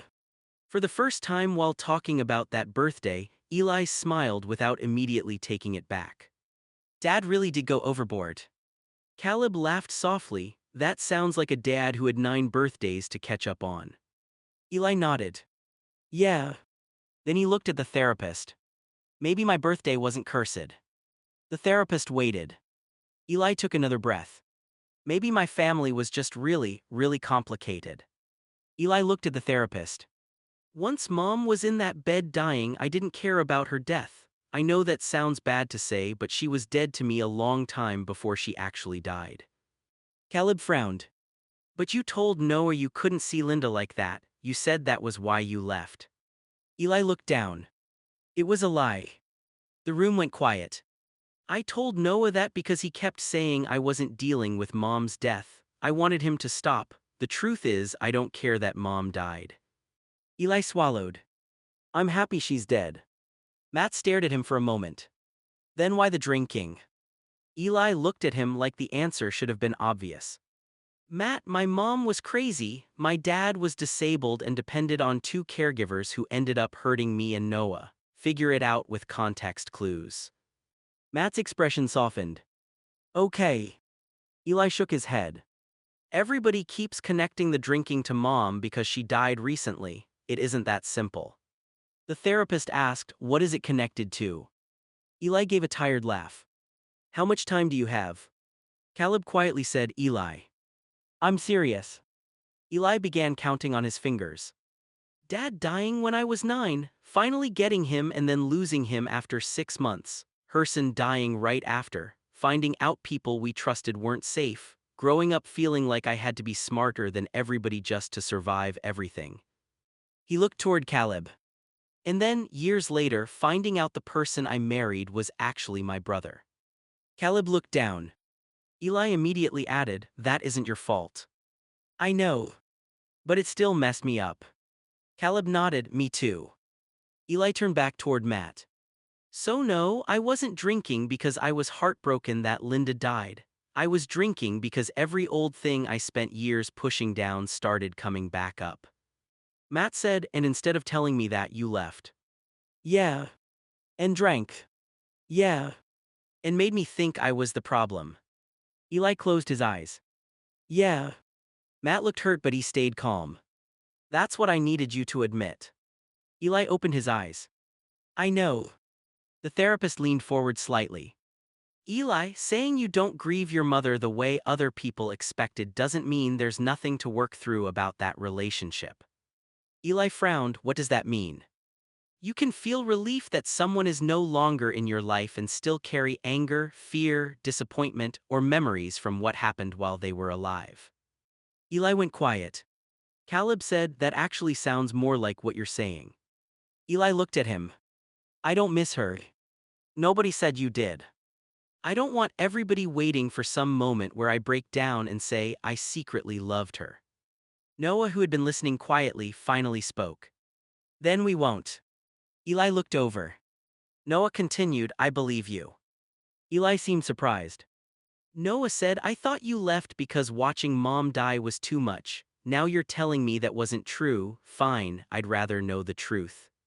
Eli rubbed his face. I'm sorry I lied to you. Noah nodded. I'm more annoyed that you made me spend all this time trying to understand something that wasn't even true. That's fair. Caleb raised an eyebrow. Wow, therapy. Noah just accepted an apology without a speech. Noah looked at him, do you want one? No. Then shut up. Caleb smiled, there he is. Even Eli laughed briefly. Then Matt asked, so when you want a drink now, what are you actually trying not to feel? Eli's smile disappeared. He looked around the room. All of it. The therapist nodded. That may be where our work really starts. Eli stared at the floor for several seconds. Then he looked up. Okay. Matt squeezed his hand. Eli added, but can everybody stop making Linda's death the center of my story? Noah nodded. Caleb said absolutely. Matt nodded too. Eli took a breath. Good, because I've got enough other shit to talk about. A man suddenly yelled from across the parking lot. Eli. Eli froze. His whole expression changed. Everyone in the car, now. Noah looked around. Who's that? Eli grabbed the door handle. Drive, got him it. Matt immediately got behind the wheel while Caleb and Noah climbed into the back. Eli, who is that? Matt asked. Just drive. The man started walking toward them. Eli, wait. Matt pulled out of the parking lot. Noah twisted around in his seat, trying to look through the back window. He's following us with his eyes. Eli snapped. Noah, turn around. Noah did. Caleb stared at Eli. You look like you saw a ghost. Eli didn't answer. Matt glanced at him. Eli. Not right now. You just made all of us run to the car. I know. So tell us why. Eli rubbed both hands over his face. Caleb leaned forward. Was that Tim? Eli immediately looked at him. Caleb's eyes widened. Oh shit, it was. Matt tightened his grip on the steering wheel. That was Tim. Eli looked out the passenger window. Yes. Noah said, the same Tim Matt was talking about earlier. Eli nodded. Matt stayed quiet for a few seconds. Then he asked, why was he outside your therapist's office? I don't know. Did you tell him you were here? No. Does he know this therapist? I said I don't know. Matt stopped talking. Eli immediately lowered his voice. Sorry. Caleb said, did Tim ever do something to you? Eli shook his head. No. Then why are you scared of him? Eli stared out the window. Because every time my life falls apart, somehow Tim appears. Noah frowned. What does that mean? Eli sighed. When Caleb and I split, I went to Tim. Caleb looked down. When Mom got sick, I went to Tim. Matt said quietly, and when you and I fought, you went to him. Eli nodded. So seeing him right after I finally sat in there and admitted all my shit. He shook his head. I couldn't do it. Matt asked, couldn't do what? Go backward. The car became quiet. Eli looked at Matt. I know what I do. I get overwhelmed, I run, I find somebody or something that lets me avoid dealing with everything. Caleb said Tim was one of those people. Yeah. Noah nodded slowly, and alcohol was another. Eli looked at him. Yeah. Matt asked, so when you saw Tim, you wanted to leave before you could make the same choice again. Eli nodded. That's why I yelled to drive. Matt's expression softened. You could have just told me. I panicked. I know. Eli looked back toward the road behind them. Caleb said, is he actually dangerous, or are you afraid of what you become around him? Eli thought about it. The second one. Noah leaned back. That makes a lot more sense. Eli pulled out his phone. Matt glanced over, what are you doing? Blocking his number. Caleb raised an eyebrow, seriously. Yes. Eli tapped the screen. Then he held it up. Done. Matt looked surprised. Eli said, I'm tired of running back to the same places every time I'm hurting. Noah smiled slightly. That sounds like therapy working already. Eli turned around. Don't start. I'm just saying. Caleb laughed. Eli sank back into the seat. Then his phone buzzed. Everybody looked at it. Eli stared at the screen. Matt asked, who is it? Eli's face went pale again. A number I don't know. Caleb said, don't answer it. Eli stared at the phone for another second. Then he turned it off completely. Nope. Matt nodded. Good. Eli looked out the window. Just take me home. Matt glanced at him. Home with me. Eli looked over. Yeah. Matt gave a small nod. Okay. From the back seat, Caleb said, can we also stop somewhere for food? Noah stared at him. You ate a burger and pizza. Caleb shrugged. That was therapy food, this is emergency food. Eli finally laughed. And just like that, some of the tension in the car broke. Eli stared out the window for another few seconds. Then he said almost too casually, by the way, Tim is trans. He told me he's pregnant and he says the baby is mine. Matt nearly missed his turn. Fucking shit, Eli. Caleb's mouth dropped open. Noah leaned forward from the back seat. Wait, what? Eli rubbed his forehead. Yeah. Matt looked at him. You were going to mention this when? I just did. Eli. I didn't know how to say it. Caleb shook his head. You literally just finished therapy and somehow unlocked another season of your life. Eli turned around, not helping. Caleb raised his hands. Sorry. Matt took a slow breath. Does Tim know for sure that you're the biological parent? Eli shook his head. He says I am. That's different from knowing. Noah said, then you need actual confirmation before everybody starts treating it like a fact. Eli nodded. That's what I told him. Matt looked over, and that's why he was yelling your name. Probably. Probably. Eli sighed. He's been trying to talk to me about it. I kept avoiding him. Matt gave him a look. Eli immediately said, yes, I know, running again. Caleb muttered, therapy topic number 2. Caleb. Sorry. Matt asked, why didn't you tell me? Eli's voice got quieter. Because I thought you'd leave. Matt went silent. Eli continued, we were already fighting because I kept disappearing. Then Tim tells me he's pregnant and thinks it's mine. I figured telling you would destroy whatever was left. Matt shook his head. Hiding it was worse. I know that now. No, Eli, you need to really understand that. I can handle difficult information. What I can't handle is finding out you've been keeping another entire life-changing situation from me. Eli nodded. You're right. Caleb leaned forward between the seats. So what happens now? Eli looked exhausted. I talked to Tim somewhere public. Matt can come if he wants. Matt nodded immediately. I'm coming. And we figure out what evidence there actually is instead of everybody screaming. Noah said, that sounds surprisingly reasonable. Eli looked back at him. Therapy. Noah smiled. Already. Apparently. Caleb laughed. Then Matt asked, and if the baby actually is yours? Eli became very quiet. I don't know. Matt waited. Eli finally said, but I'm not running from that question anymore. Matt nodded. That's all I wanted to hear. Eli looked at him. I'm sorry. I know. No, seriously, I keep making you discover things after they explode.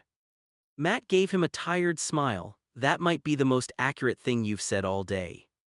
Caleb raised his hand from the back. I would like the record to show that my problems suddenly feel much smaller.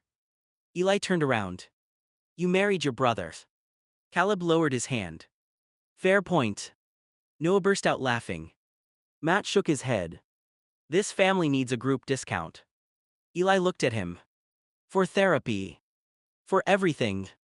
Even Eli laughed at that. Then his expression became serious again. Tomorrow I'm talking to Tim. Matt nodded. And this time, Eli added, I'm not disappearing afterward. Matt reached over and squeezed his hand. Good. From the back seat, Caleb said, can we please get food before Eli reveals he secretly owns a second family in Canada? Eli stared at him. I hate you. Caleb smiled. Brotherly love. Eli stared straight ahead. I'm going to pay child support and live my life. Noah frowned. What about the kid? Eli looked back at him. Tim wanted to keep the pregnancy. I told him I thought ending it was the better choice, but he decided he wanted to continue. I'm not scared to say that. Matt stayed quiet. Eli continued, I'm not pretending I plan to be a parent, I didn't. Noah shook his head. But if the baby is actually yours, paying money doesn't automatically make everything else disappear. Eli's jaw tightened. I know. Do you? Eli turned toward him. Yes, Noah, I know there's going to be a real child involved. I'm saying I don't know if I can be that kid's dad. Caleb leaned forward. That sounds different from saying the kid is Tim's problem. Eli looked down. Fine, I said that wrong. Matt finally spoke. You're angry because Tim made a decision you wouldn't have made. Yes. But that decision is already made. Eli nodded. So now you have to decide what you're going to do without pretending Tim can make that choice for you. Eli rubbed his forehead. I hate when everybody starts making sense at the same time. Noah said, welcome to therapy. Shut up. Caleb almost laughed, but Eli stayed serious. I'm not promising I'm suddenly going to become some perfect father. I don't even know if the baby is mine yet. Matt nodded, then confirmation comes first. And if it is mine? Eli went quiet. Noah waited. Eli finally said, then I'll figure out what I can actually handle. Financial support, boundaries, whether I'm involved beyond that. I'm not making promises tonight. Caleb nodded. That's more reasonable. Eli looked at him. I still don't want this. You're allowed to not want the situation, Caleb said. That doesn't mean you get to pretend it isn't happening. Eli sighed. I know. Matt squeezed Eli's hand. And whatever happens with Tim, you tell me the truth this time. Eli looked at him. No disappearing. No disappearing. No hiding messages. No. Matt raised an eyebrow. Eli sighed again. Fine, no hiding messages. Noah smiled slightly. Eli immediately pointed at him. Don't look proud. I didn't say anything. Your face did. Caleb laughed. Eli leaned back in his seat. First therapy, then Tim, then finding out whether I'm actually about to have a kid. Matt said one thing at a time. Eli closed his eyes. My therapist is going to need a bigger notebook. Tim was already at the house when Eli arrived. Tim held out a folder. It's yours, sign this so the kid can be adopted. Eli stared at the papers. Where do I sign? Tim pointed to a line near the bottom. Here, and after everything is finalized, you'll get $90,000. Eli's hand stopped. Matt, standing a few feet behind him, immediately looked up. What did you just say? Tim frowned. The money is part of the arrangement. Eli slowly put the pen down. No. Tim stared at him. You just said you wanted the kid adopted. I said I'm willing to discuss adoption. I'm not signing something when you're telling me I get 90 grand afterward. Caleb, who had come with them, said, yeah, that sounds like something a lawyer needs to look at. Tim sighed. You're making this harder than it needs to be. Eli shook his head. No, my life gets fucked up every time I sign or believe something without asking enough questions. I'm done doing that. Matt nodded. Good. Eli picked up the folder but didn't sign anything. If this is a legitimate adoption, then we do it through the proper legal process. I want my own lawyer looking at these papers. Tim crossed his arms. You don't trust me. Eli gave him a tired look. Tim, you showed up telling me you're pregnant, that the baby is mine, and now you're offering me $90,000 connected to signing adoption papers. No, I'm not signing on the kitchen counter. Caleb muttered. Therapy really did something. Eli looked at him. Not now. Sorry. Tim sat down. So what do you want? First, confirmation that I'm actually the biological parent when that can legally be established. Tim nodded reluctantly. Then, if adoption is still the plan, I want to understand exactly what rights I'm giving up and what the arrangement actually is. Matt said, and the money. Eli looked at Tim. That needs an explanation from an attorney. I'm not accepting money just for giving up parental rights. Tim went quiet. Eli pushed the pen away. A week ago, I probably would have signed this just to make the problem disappear. Matt looked at him. Eli continued, I'm trying not to do that anymore. Caleb nodded. That's probably the smartest thing you've done all day. Eli looked over. Low bar. Very low. Eli finally smiled a little. Then he turned back to Tim. I'm not saying no to adoption. Tim asked, then what are you saying? I'm saying I'm not running and I'm not rushing. Eli tapped the folder. We do this correctly. Matt stepped beside him. Tim looked between them, then finally nodded. Fine. Eli picked up the folder. I'll have somebody review it. As they headed toward the door, Caleb whispered, so no 90 grand. Eli looked at him. Caleb. What I was asking. Matt laughed despite himself. Eli shook his head. This family is impossible. But he left the house without signing anything. Eli sat across from his lawyer Bate, while Matt and Caleb waited beside him. Bate flipped through the papers one more time. From what I can see, these are legitimate. The total payment is $180,000. Half goes to you and half goes to Tim. Eli blinked. So Tim wasn't lying about the 90,000. Not about that part, Bate said. Caleb leaned toward Eli. Well, damn. Eli gave him a look, helpful. Matt asked, why are they paying them?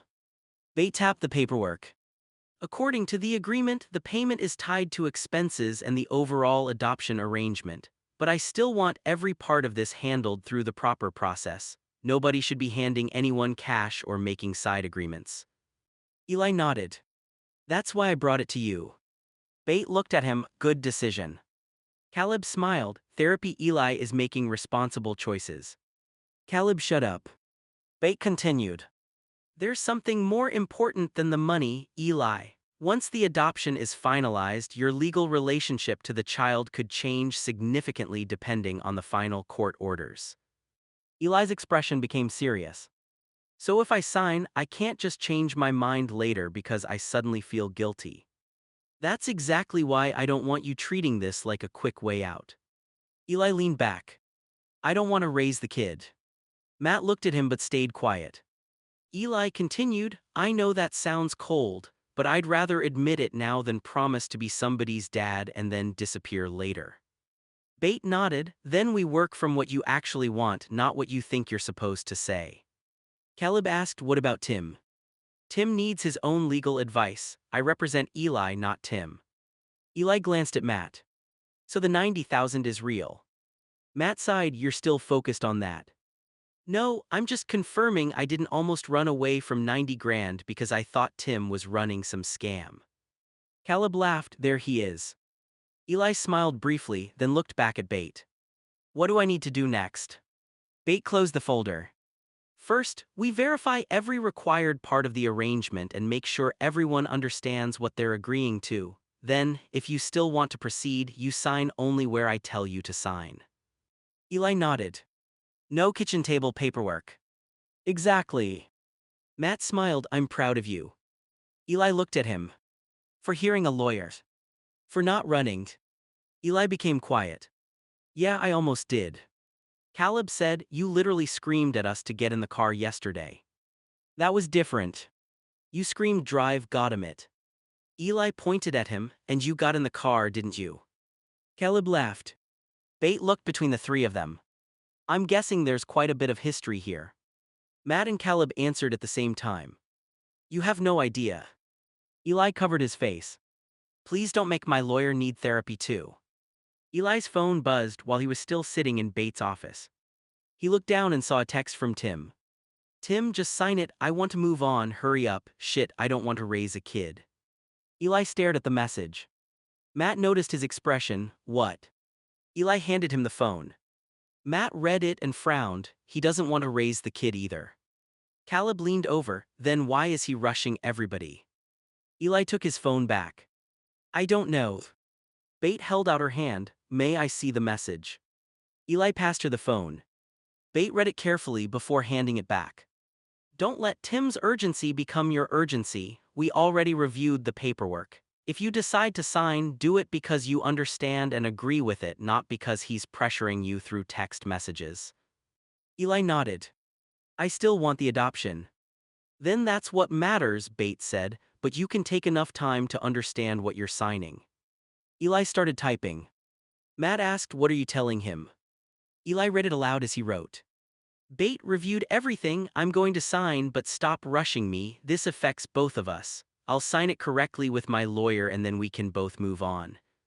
Caleb nodded, that's actually mature. Eli looked at him, don't sound so shocked. I've known you a long time. As my husband or my brother. Caleb stared at him.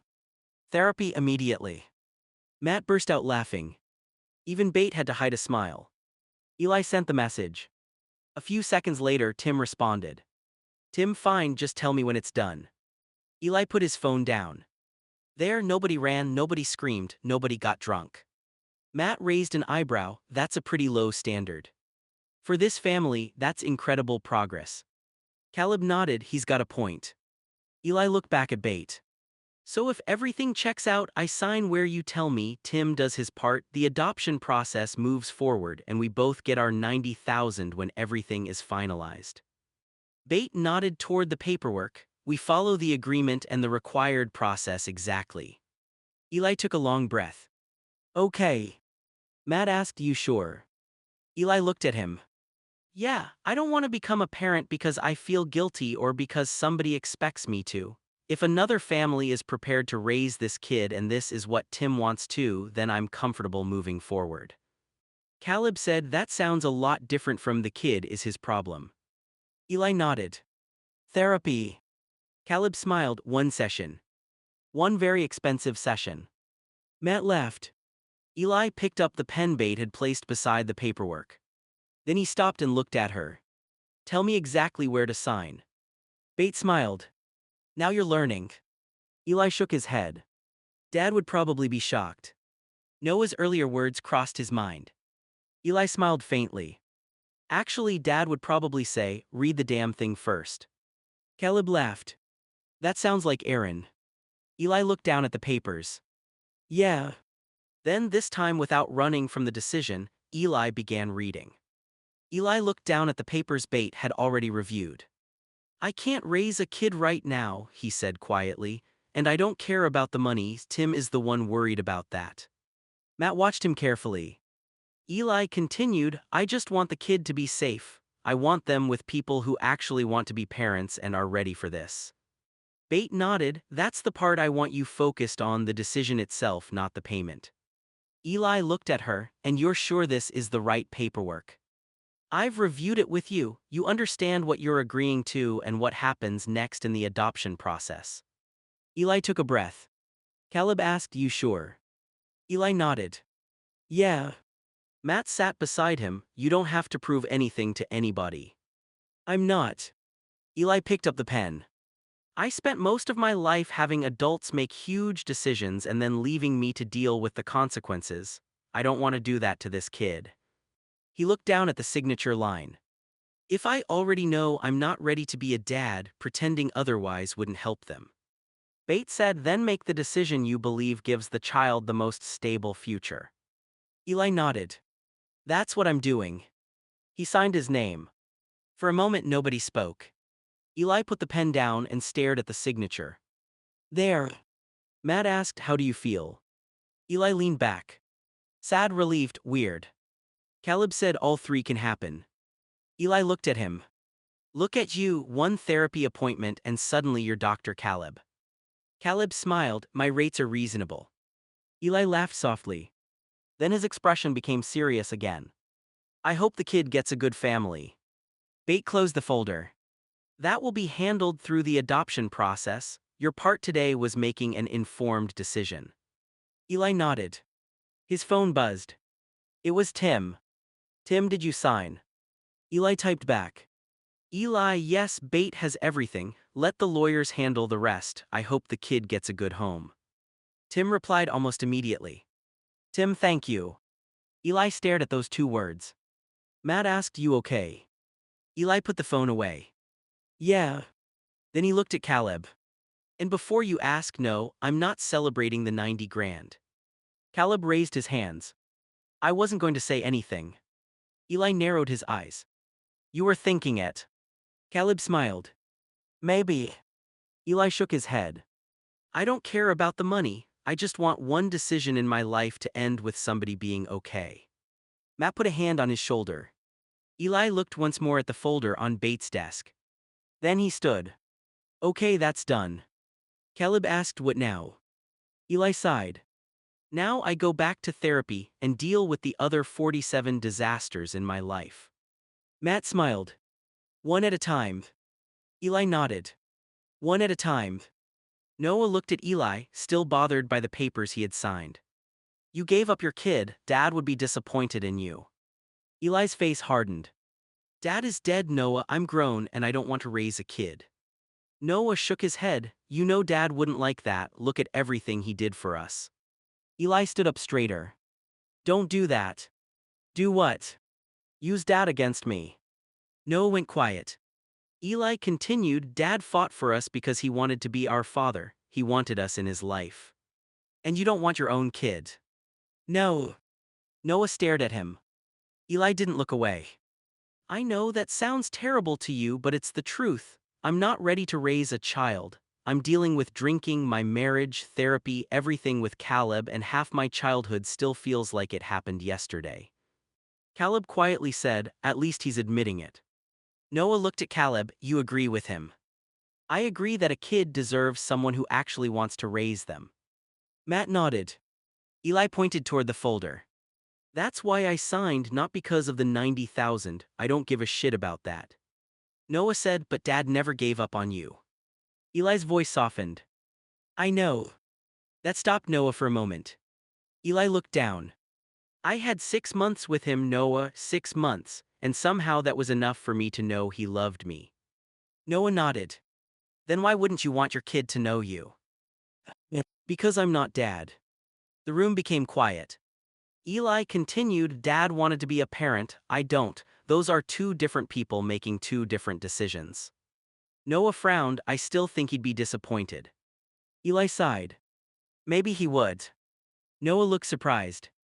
Eli continued, Dad and I didn't have to agree on everything for me to love him. Matt watched Eli carefully. If he was sitting here, Eli said, he might yell at me, he might tell me I was making a mistake, he might give me that whole I'm disabled, not a pushover speech. Caleb smiled faintly. Noah did too. Eli continued, but at the end of it, I'd tell him the same thing I'm telling you. What? I'm an adult, this is my decision. Noah looked down. Eli stepped closer. And stop acting like I signed those papers because I don't care what happens to the kid. Noah looked back up. I want the kid safe. I want them with parents who wake up every day wanting to be their parents. Noah said quietly, I just don't understand. You don't have to. Eli's voice softened. You just have to understand that I thought about it. Caleb added, and he actually talked to a lawyer instead of running away this time. Eli pointed at Caleb, thank you. Caleb smiled, I'm documenting personal growth. Noah looked at Eli again. So you really don't think Dad would hate you? Eli's expression changed. No. He paused. I think Dad could be disappointed in a decision I made and still love me. Noah stayed quiet. Eli continued, that's what parents are supposed to do, right? Noah slowly nodded. Yeah. Eli sighed. I miss him too, Noah, but neither of us gets to turn Dad into a voice we use to win arguments. Noah looked at him for a long moment. Then he nodded again. Okay. Eli gave him a small smile. Thank you. Caleb leaned back. Great family argument resolved. Matt looked at him for now. Caleb nodded. Good point, give it 10 minutes. 9 months later, Eli was sitting at home when his phone buzzed.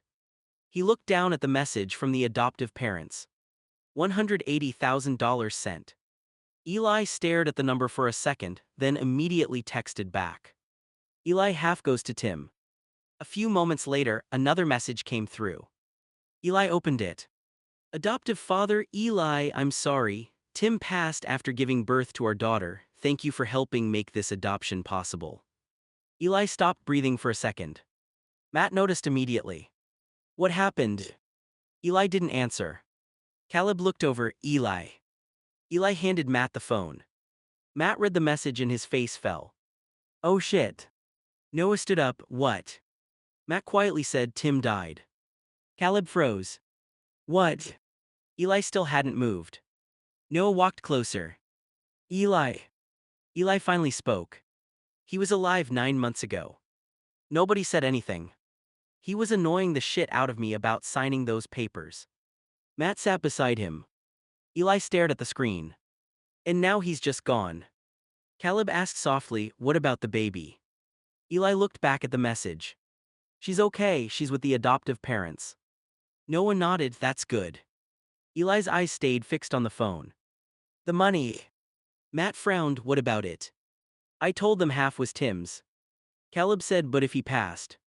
I don't want his half. Matt nodded, then talked to Bate. Eli immediately called his lawyer. Bate answered after a moment. Eli. Bate, Tim died. There was silence on the other end. I'm sorry. Eli swallowed. The adoptive parents sent the full 180,000. I only want my 90. Tim's half should go wherever it legally belongs, his estate, family, whatever the paperwork says. Bate replied, don't move anything yet. I'll review the agreement and handle it properly. Okay. Eli ended the call. Caleb sat across from him. You okay? Eli gave him a tired look. I don't know. Noah said, you don't have to pretend you hated him just because everything between you was complicated. Eli shook his head. I didn't hate Tim. Matt looked at him. Eli continued, I was angry at him. I ran to him when my life got bad, then I blamed him for being there when I kept showing up. Caleb nodded slowly. Eli looked at the message again. He wanted this adoption done so badly because he didn't want to raise the baby. Noah said, but he still went through with everything so she could get to the family. Eli nodded. Yeah. Matt asked, do you want to respond? Eli stared at the screen for a long time. Then he started typing. Eli, thank you for telling me. I'm glad she's safe with you. Tim wanted her to have a family that was ready for her. Please take care of her. I'm sorry he didn't get to see what came next. He stopped. Caleb asked, you sending it? Eli nodded. He pressed send. A minute later, the adoptive father replied. Adoptive father, we will. She'll know that both of you made a difficult decision because you wanted her to have stability. Eli's eyes filled. Matt reached for his hand. Eli whispered, I said I didn't want to be her dad. Noah nodded, you still don't have to be. But I wanted her safe. She is. Eli looked at Matt. She has parents who wanted her. Matt nodded. Exactly what you said you wanted. Eli wiped his face. Caleb said softly, and Tim's part is done too. Eli looked at him. Caleb continued, he made his decision, you made yours, and she's where you both wanted her to be. Eli nodded slowly. Then he looked at his phone one more time. Goodbye, Tim. Matt squeezed his hand. Eli took a long breath. Tomorrow I'm calling my therapist. Noah raised an eyebrow. Eli looked at him. Don't say it. Noah smiled faintly. I wasn't going to. Caleb said I was. Eli looked at him. Of course you were. Caleb leaned back. Brotherly support. Eli shook his head, but for the first time since reading the message, he managed a small smile. Eli was scrolling through the old messages from Tim when he suddenly stopped. There was a text from 4 months earlier. He opened it. Tim, Eli, I know you don't want to talk to me, but I have to tell you this. I just got out of my appointment. They told me continuing this pregnancy could put my life at serious risk. Eli stared at the screen. His face went pale. Then he yelled, how did I miss this? Matt jumped. What? Eli started crying and shoved the phone toward him. Read it. Matt took the phone. His expression changed as he read the message. Oh, Eli. Eli stood up and started packing. He fucking told me 4 months ago. Matt said you didn't see it. How did I not see it? I don't know. Eli grabbed his head. I blocked him, remember? After the therapist's office, I blocked him because I thought he was just trying to pull me back into everything. Matt looked back at the message. That could explain why you never saw it. Eli stopped packing. He knew. Matt looked up.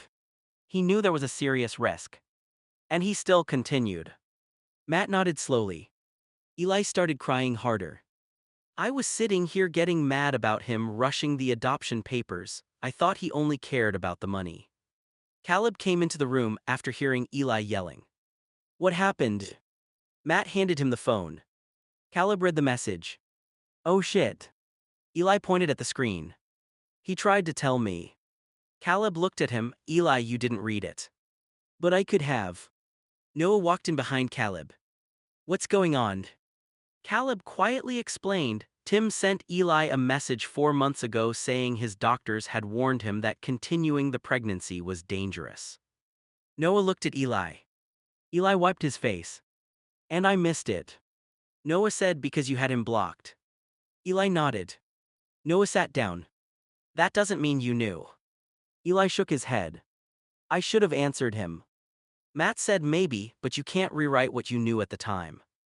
Eli looked at him. He was trying to get the adoption finished because he knew something could happen. Matt nodded. That might have been part of it. Eli sat down hard on the couch. And I kept saying, stop rushing me. Caleb sat across from him. You still had the right to have the paperwork reviewed. I know. Eli looked at the message again. But now everything he said feels different. Noah asked, was there anything after that message? Eli started scrolling. There are a bunch. Matt sat beside him. Eli read another one silently. His eyes filled again. What? Eli turned the phone toward Matt. Tim, I'm scared, but the adoption is already set up. I just want everything finished so she'll be taken care of no matter what happens to me. Matt closed his eyes for a second. Caleb whispered, that explains a lot. Eli's voice broke. He wasn't only worried about $90,000. Noah said no. He was trying to make sure she had parents. Yeah. Eli stared at the floor. I treated him like he was just another problem in my life. Matt said your relationship with Tim was complicated, you were angry, you didn't know this. Eli shook his head. I keep hiding, blocking people, running away, and then finding out later what I missed. Matt didn't argue. Eli looked at him. That's what you were trying to tell me, wasn't it? Matt nodded. Partly. Eli looked back at Tim's message. I can't fix this. No, Noah said quietly. Eli's eyes filled again. I can't call him and say I'm sorry. Caleb leaned forward. But you can decide what you do with what you know now. Eli looked at him. Caleb continued, you can talk to Bate, you can make sure Tim's part of the money goes where it's legally supposed to, you can keep your agreement about the adoption, and you can stop pretending this doesn't affect you. Eli nodded slowly. Matt said, and take this message to therapy. Eli gave a weak laugh through his tears. My therapist is going to hate seeing my name on the schedule. Noah smiled faintly. No, you're finally actually bringing them the stuff you need help with. Eli looked down at the phone again. He typed Tim's name into the search bar and stared at all the unread messages. Then he whispered, I'm going to read them. Matt asked, all of them. Eli nodded. Not tonight if it gets too much, but eventually, yeah. He took a shaky breath. I spent too much time refusing to hear him when he was alive. Eli held the phone against his chest. I'm not going to keep refusing to hear him now. Bate looked down at the paperwork before speaking.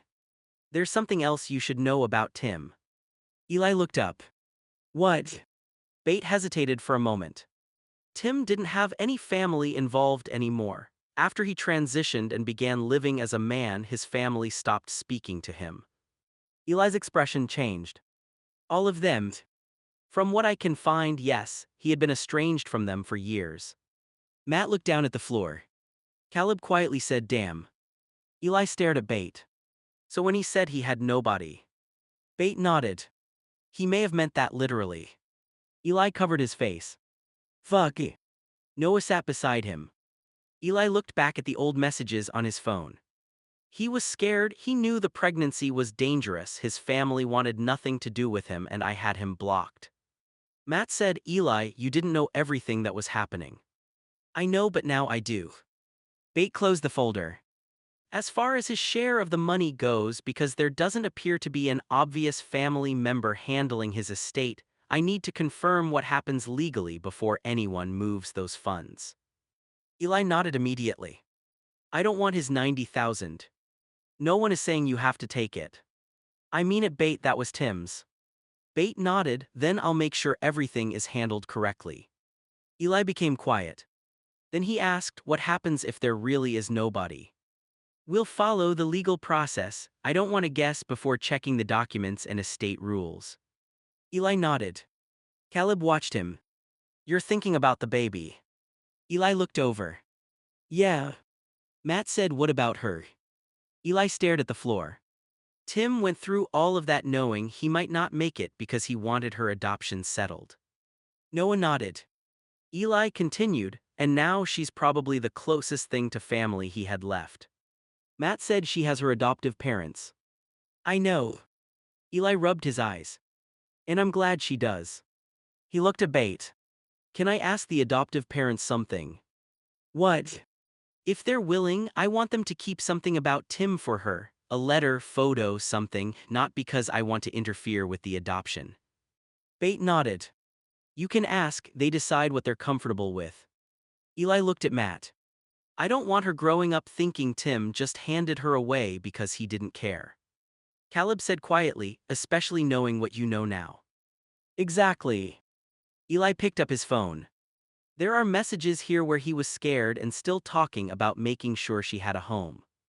Noah said, then maybe someday she deserves to know that part of him. Eli nodded.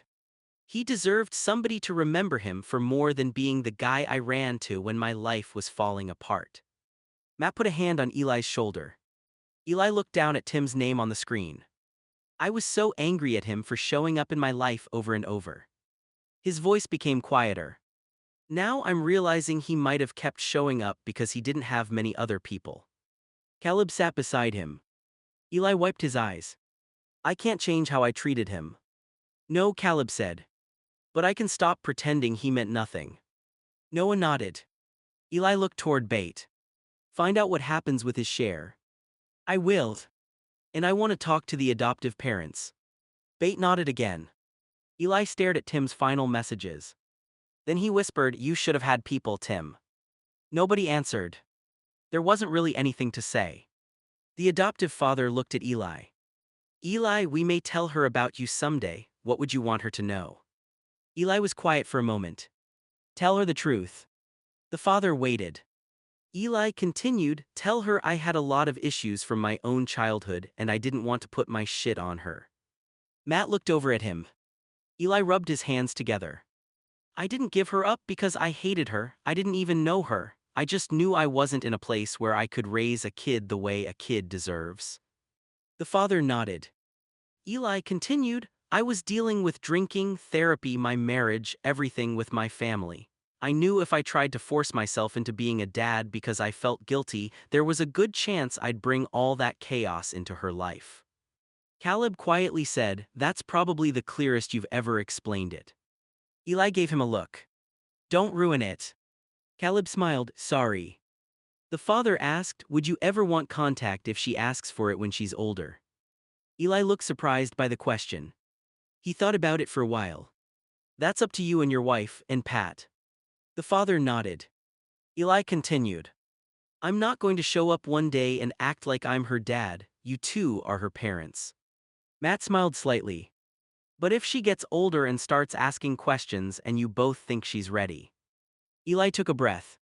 My door will be open for her. The father watched him carefully. You talk to her. Yeah. Even if the questions are difficult. Eli gave a small laugh. My entire life is difficult questions. Then he became serious again. If she asks why I signed the papers, I'll tell her. The father asked, what would you say? Eli looked down. I'd say I was scared of becoming the kind of parent who brought his own pain into his kid's life. Matt reached for his hand. Eli continued, and I'd tell her that I knew there were two people waiting for her who actually wanted to raise her. The father nodded slowly. I'd also tell her she didn't do anything wrong. Eli looked directly at him. Make sure she knows that. We will. I don't ever want her thinking she wasn't wanted because of something about her. The father said she is very wanted. Eli's expression softened. Good. Caleb asked, would you want her to call you dad? Eli immediately shook his head. No.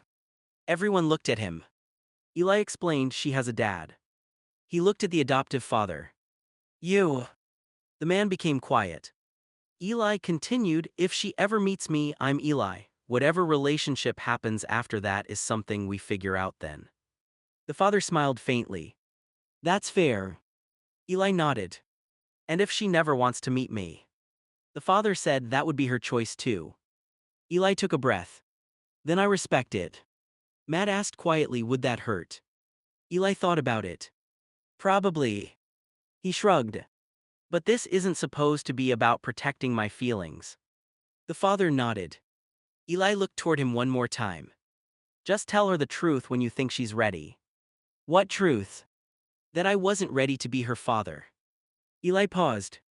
But I still wanted her to have a good life. The father smiled. I think someday she'll understand the difference. Eli looked away for a moment. Maybe. Then he smiled faintly. And if she ever knocks on my door? Matt squeezed his hand. Eli nodded. I'll answer. After the adoptive father left, Eli went straight to his room and closed the door. Hours passed. Matt checked on him once, but Eli said he wanted to be alone. Noah eventually walked down the hallway and stopped outside Eli's door. He could hear Eli crying inside. Noah knocked softly. Eli. No answer. Noah waited a few seconds. You good?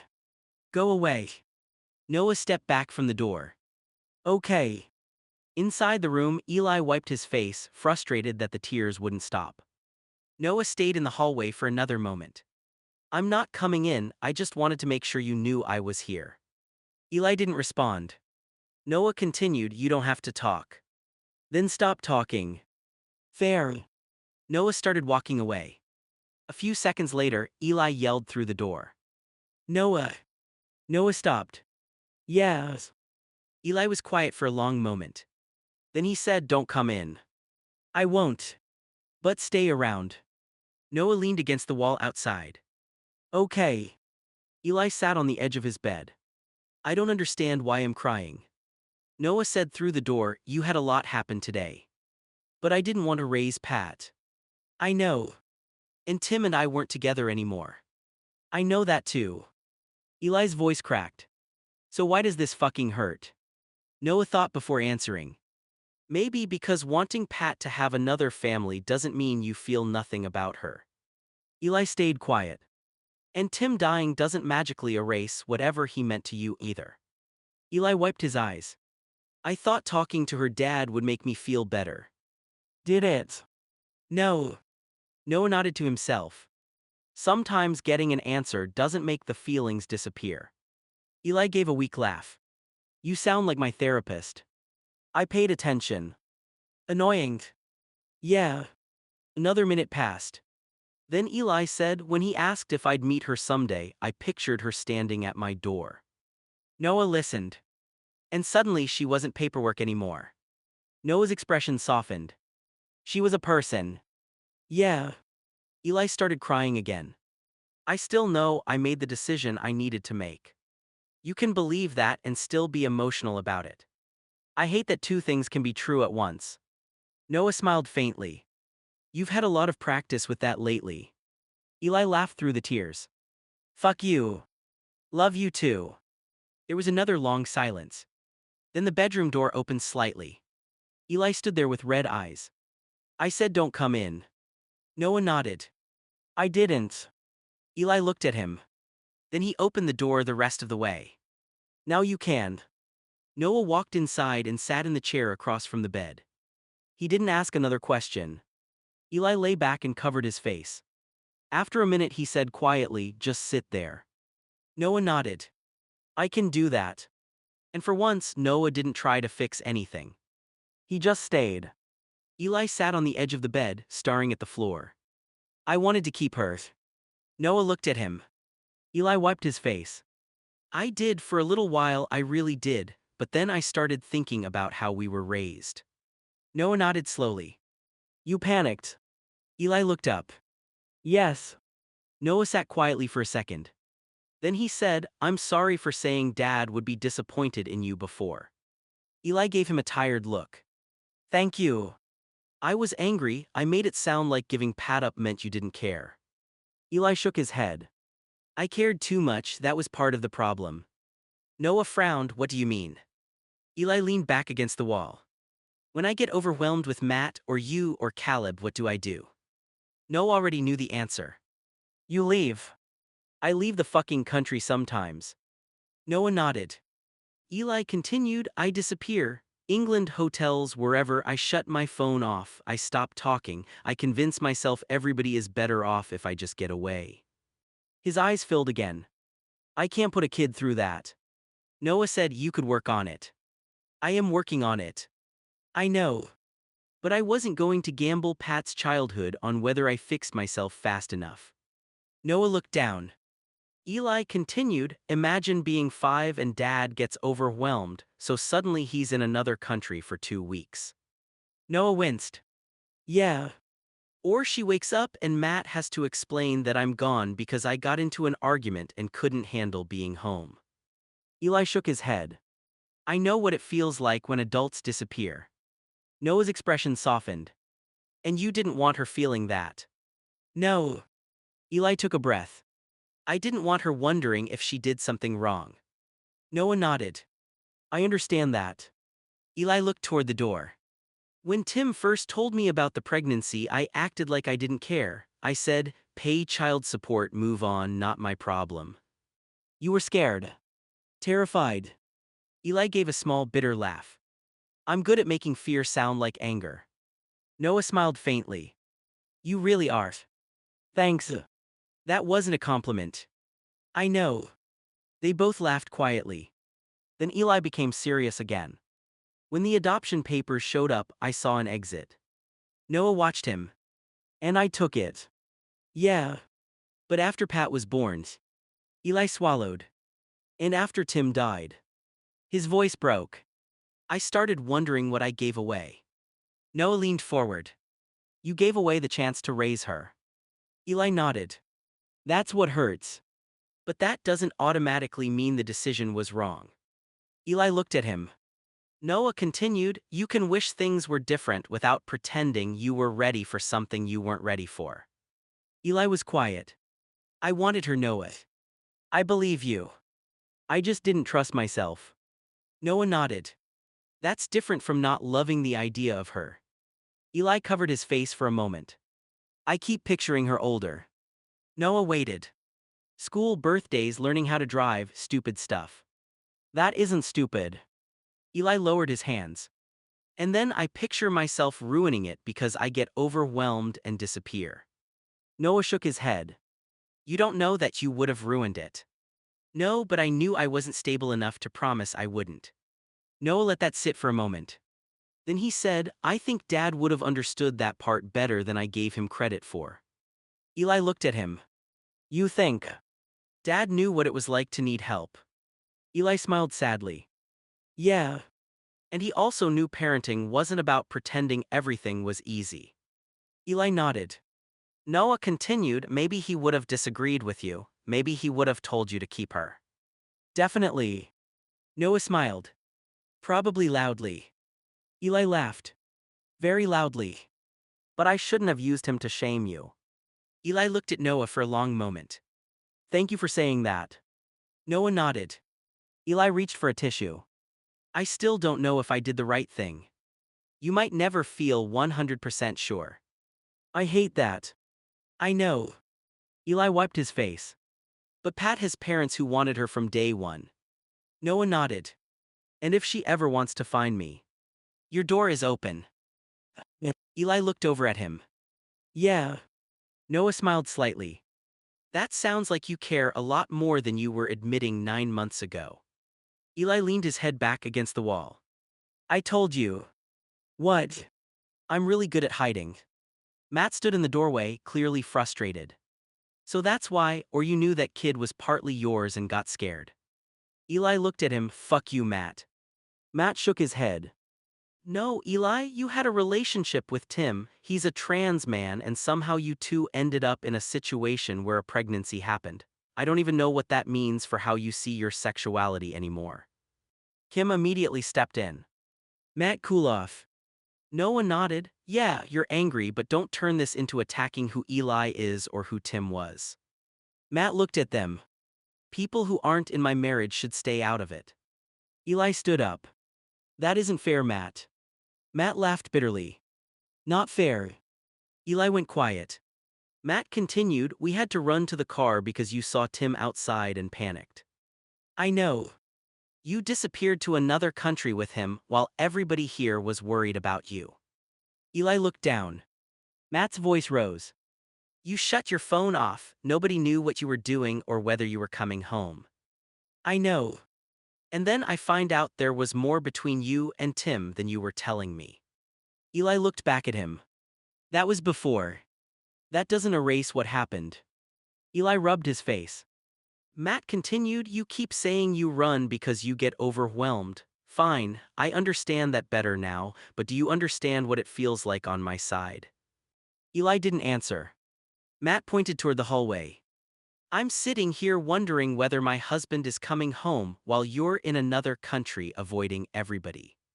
Kim quietly said, Matt, that part is fair to talk about. Just keep Tim being trans out of the accusation. That isn't the problem. Matt took a breath. You're right. He looked at Eli. Tim being trans isn't what I'm angry about. Eli's shoulders relaxed slightly.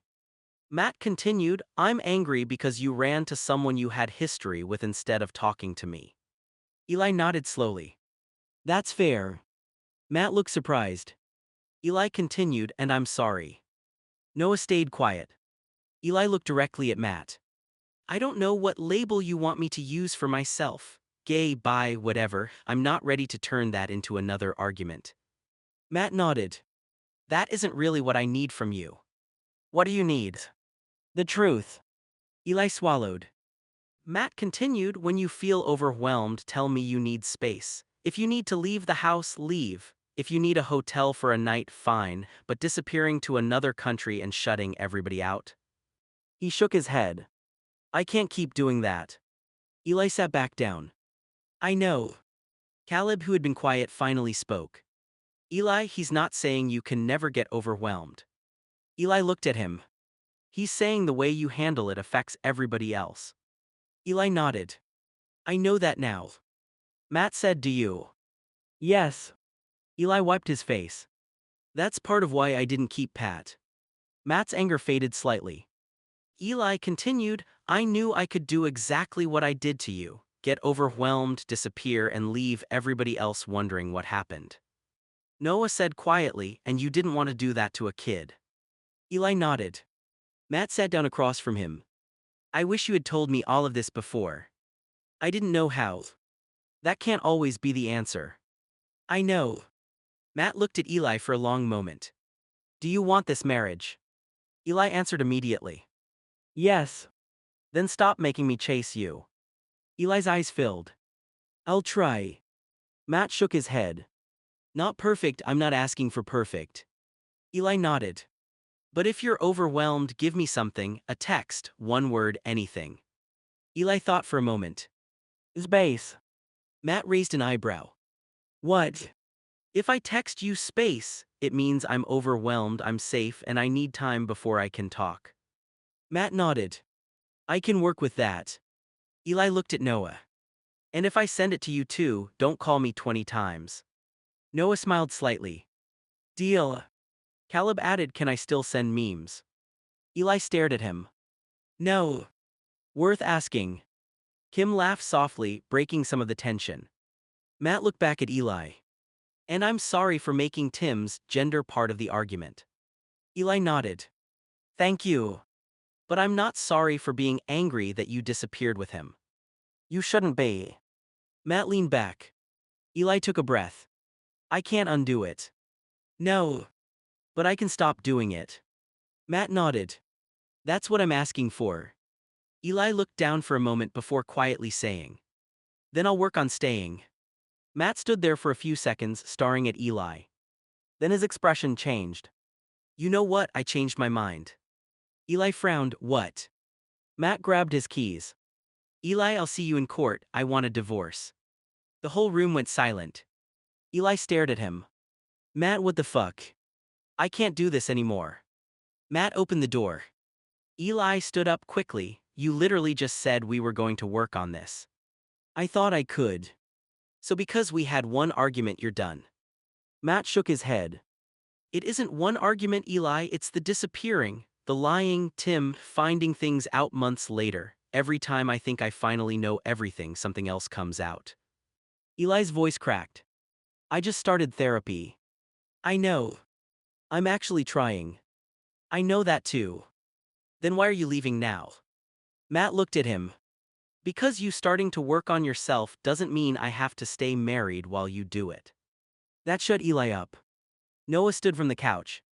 Matt, maybe don't make a permanent decision while everybody's angry. Matt shook his head. Noah, this is between me and Eli. Kim stepped toward Matt. He's right that you're angry. I've been angry for a long time. Eli looked stunned. So all that stuff about helping me, telling me not to run, saying we could work through it. I meant it when I said it. Matt's voice softened slightly. But I'm exhausted. Eli swallowed. Matt continued, I spend so much time worrying about where you went, whether you're coming home, what you're hiding, or what I'm going to find out next. Eli looked down. I'm sorry. I know. Matt opened the door wider. Eli suddenly said, so that's it.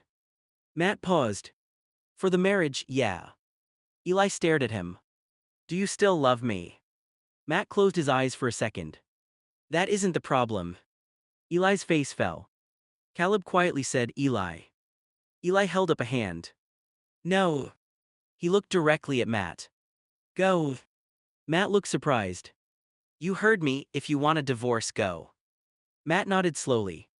I'll have my lawyer contact you. Eli laughed bitterly. Of course. Matt stepped outside. Before closing the door, he looked back. I really do hope therapy helps you, Eli. Eli didn't answer. Matt left. The door shut. Eli stood completely still. Noah carefully said, Eli. Nothing. Caleb stood up. Bro. Eli looked at both of them. Then he laughed once, but there was nothing funny about it. Well. Noah frowned. Eli continued, at least this time I didn't run. Caleb's expression softened. No. Eli's eyes started filling. I stayed. Noah nodded. You did. And he still left. Nobody had an answer for that. Eli sat down slowly. Kim moved toward the kitchen to give them some space. Caleb sat beside Eli. Eli stared at the front door. I thought if I finally stopped running, everything would stop falling apart. Noah sat across from him. That isn't how it works. Eli wiped his face. I know. Caleb said you can change because you need to change, not because changing guarantees Matt stays. Eli looked at him. When did you become wise? Caleb shrugged. Therapy. Eli laughed weakly. Then his face crumpled again. I really fucked up my marriage. Caleb said you made mistakes. A lot of them. Yeah. Eli looked at Noah. Don't sugarcoat it. Noah shook his head. I won't. Eli took a breath. I lied, I disappeared, I shut Matt out, he had reasons to be angry. Noah nodded. But. Eli stared at the door again. But I still didn't think he'd leave. Caleb put an arm around Eli's shoulder in a brotherly gesture. Eli didn't push him away. After a while, Eli reached for his phone. Noah immediately asked, who are you calling? My therapist. Caleb raised an eyebrow. Right now. Eli nodded. Because every part of me wants to book a flight and disappear. Noah looked at him. And. Eli unlocked his phone. I'm staying. Caleb nodded. Good. Eli found the number. Then he looked at the closed front door one more time. I can't control whether Matt comes back. Noah said no. But I can control whether I turn this into another reason to destroy myself. Caleb smiled faintly. Eli hit call. His voice shook when someone answered. Hi, it's Eli. He took a breath. My husband just left and asked for a divorce. Another pause. And I really need to talk. A few minutes later, the front door opened again. Everyone looked up. Matt stepped inside but didn't look at Eli. Coco. A small dog came walking out from the hallway toward him. Matt bent down, picked Coco up, and held him against his chest. Eli stood up immediately. What are you doing? Matt headed toward the door. Eli's eyes widened. He's my support dog. Matt stopped. Noah looked between them. Eli pointed at Coco. No, he just took Coco. Matt turned around. Every time you leave, you never take him. Eli stared at him. That doesn't mean you can just take my dog. Matt shook his head. I'm the one feeding him when you disappear, I'm the one taking him outside, I'm the one staying home with him while you're in another country. Eli's voice rose. He is still my support dog. Coco shifted in Matt's arms. Noah stepped forward. Guys, stop yelling around the dog. Matt lowered his voice. I'm taking him with me. Eli looked stunned. You can't. Matt opened the door. Eli moved toward him. Matt, seriously, give me Coco. Matt shook his head. No. Caleb stood up. Matt, the divorce is one thing, taking something Eli depends on because you're angry is another. Matt looked at Caleb. This isn't because I'm angry.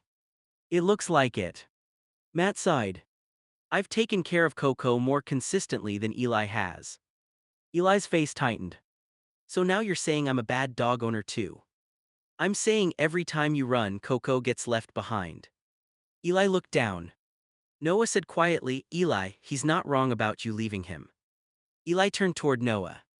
Whose side are you on? I'm not picking a side, I'm saying Matt can't just take Coco, but you also can't pretend you haven't left him behind before. Eli wiped his eyes. I know I did. Matt adjusted Coco in his arms. That's my point. Eli looked at the dog. Coco. The dog looked back at him. Eli's voice cracked. Please, Matt. Matt hesitated. For a moment, it looked like he might hand Coco back. Then his expression hardened again. No. He walked outside. Eli followed him to the doorway. Matt. Matt kept walking.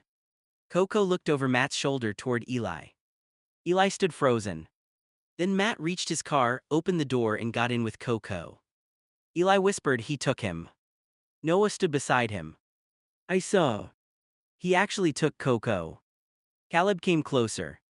Eli's breathing became shaky. That dog sleeps beside me when I can't sleep. He sits with me when I shut down. He knows when I'm getting overwhelmed before I fucking know. Noah said, then call your lawyer.